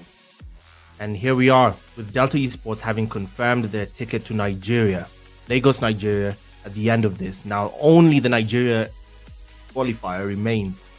We have Sage Gaming for Senegal, Nondescript for Uganda, Instinct. Nondescript for Uganda, Instinct for Egypt in North Africa, or a 233 for Ghana, Paradox Gaming for South Africa, Trinity Esports for Mauritius, and now we can lock in Delta Esports for Kenya. Delta Esports for Kenya. And remember, we still had a giveaway to do. We still had a giveaway. The first giveaway was for 880 CP. 880 CP. There were a couple of guys who won 880 CP. I'm certain they have already gotten messages from one of the Carry1st admins regarding that CP. regarding that CP. There was the question of who was the MVP in that Delta versus Inertia game. That was for 880 CP. The answer to that was obviously Michael. And a couple of guys got that 880 CP. They have gotten messages from the Carry1st admins. The MVP winner for 5K coming shortly. Yep. There's Sena's announcing the MVP winner should be coming in. That announcement coming in shortly. Meanwhile, thoughts on what you saw today? From my side, Abu Dhabi, I mean, yeah, just what a great showing we had from Kenya. Knowing how full the community is with great Call of Duty mobile players, experienced players, new players to the scene. Yeah, we saw everything happening. But once again, the story was written in favor of therefore Delta Esports being the kings of Kenya. They came once again, they saw and they absolutely conquered. There was no one there to contest them. They are the super heavyweight team of Kenya, and it's going to be so great to watch them in Lagos when they come up against the 7 other regions. The top teams from each region. There won't be any pub stomps. There won't be any free wins or kills, should I rather say. No. It's going to be the utmost best clinical Call of Duty Mobile that the whole African content cannot wait to see, and also for us to put on to the show, to show the global stage that we have what it takes in Africa to be sent to that global main stage to participate amongst the bigs around the world. So I'm super excited for that, and we're nearing the end for the road to Lagos, Abu Dhabi. The road is finally complete. Obviously, Nigeria being that last qualifier, which will conclude on the 3rd of August. Wow, man, this has been an amazing African qualifier for the Call of Duty community in Africa, and finally that LAN Grand Finals. I know. That wonderful event. Everyone in person playing in front of each other. My goodness, championship weekend. Energy, championship weekend, championship Sunday. I mean, 2 full days of just competitive mayhem and Call of Duty Mobile amongst the best. I cannot wait to see Abu Dhabi, what that day and weekend, shall I rather say, has in store for us. Well, it has one thing surely. Glory isn't given. It's the lesson we're about to learn in Lagos, Nigeria on the 30th and 31st of August as African esports takes proper shape. The house has a proper foundation now. Look at the house. Has a proper foundation. We started off in West Africa, Uganda, North Africa, Ghana to South Africa. Kenya completed it today. Wildcards went out yesterday, and now Nigeria left to answer the call. Pumped, man. I'm pumped. Because there's certain now it's which countries, man. There's certain countries I'm going to leave that for end of August. I'm going to leave that for the end of August. For now, we'll incite violence for Nigeria only. Let's just wait. Let's just incite a bit of mayhem for Nigeria, because they have their story to tell next week. And remember, this all made possible by Carry1st. 20% off COD points on the Carry1st shop. I already did that. I had about 16,000 CP last week. Did I buy it? No, someone was nice enough to buy that for me. But all that off the Carry1st shop, as the double COD point challenge also still goes on, courtesy of Activision themselves, and that has an additional 5% discount on the Carry1st store. Get your CP in now, and you'll find as many mythic weapons as you need, as you saw the pro players put on today. Delta Esports, of course, take the day for Kenya. 2 weekends from now, we will see same in Nigeria. One more qualifier. One more time. That's it. Yeah, as we're still waiting for the MVPs and the winners for the CP, we're just going to put that up when we're ready.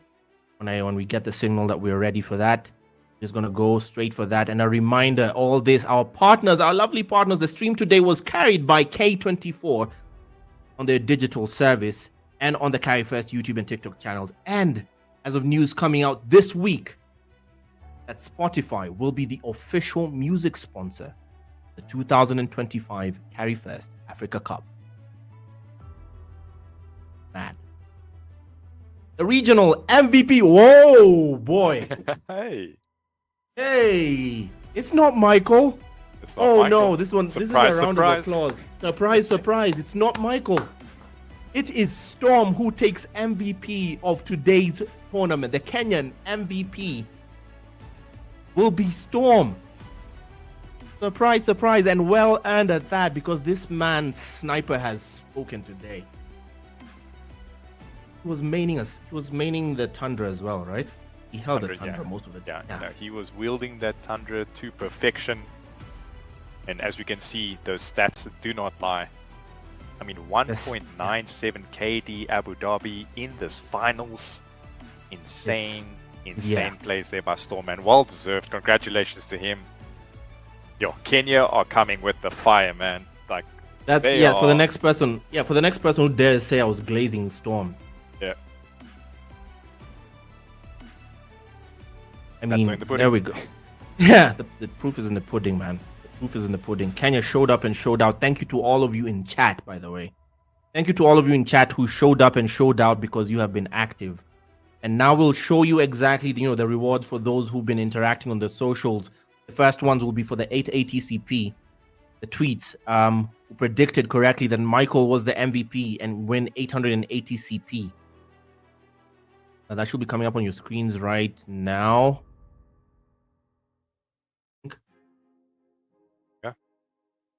Okay, this is Mahir, Mark, Anti-Sui, Mahir, Mark, Anti-Sui, Felix Omwenga.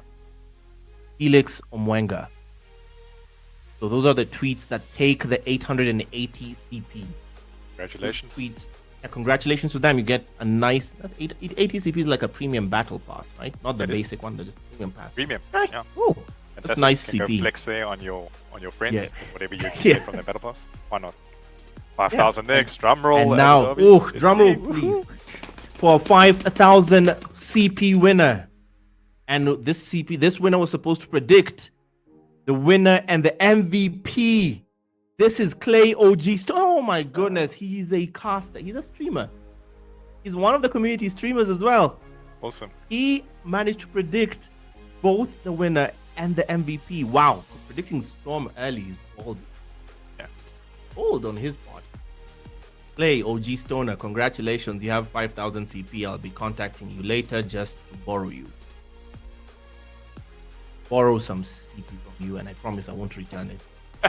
I promise I won't return it. Just 2,000, man. And I promise I won't return it. That's all you need. Yeah, that's all I need. Just 2,000, man. No, I will not return. I promise I won't bother you with returning that seat. Congratulations, Clay. Congratulations, guys. Thank you so much for joining us today. Tiano, you want to sign out first before I also close out? Yep. Just a huge thank you from my side, Abu Dhabi, to the team, technical team. I mean, what an absolute pleasure and privilege it was to bring to you the Kenyan online qualifiers, and yeah, just see everyone out in the chat through this illustrious day that we've had. I mean, fantastic Call of Duty Mobile played once again. We saw some clinical plays, some clowny, messy plays as well, but it was a good one nonetheless. And obviously, the story has been written as the way that we mentioned and the way that it's been seen out. And yeah, man, it's been an absolute pleasure from my side. Looking forward to see who qualifies from the Nigerian region. I mean, another one of the heavyweights in the African scene. Nigeria's been a staple since the last 5 years, it has to be said. And also, being noted that the Grand Land Finals will be in Lagos. I mean, they've also got a lot to play for. Bragging rights right there in their backyard. And yeah, thank you so much. It's been a good one. Thank you, Abu Dhabi. Appreciate it, man. I think mine is just to echo what Tiano said. Thanks, everyone. Won't take too long with the closing speeches. Live from the Kenyan capital, this is Eugene Abu Dhabi and Tiano signing out from the Kenyan Grand Final Qualifiers. Cheers, guys. See you on the next one.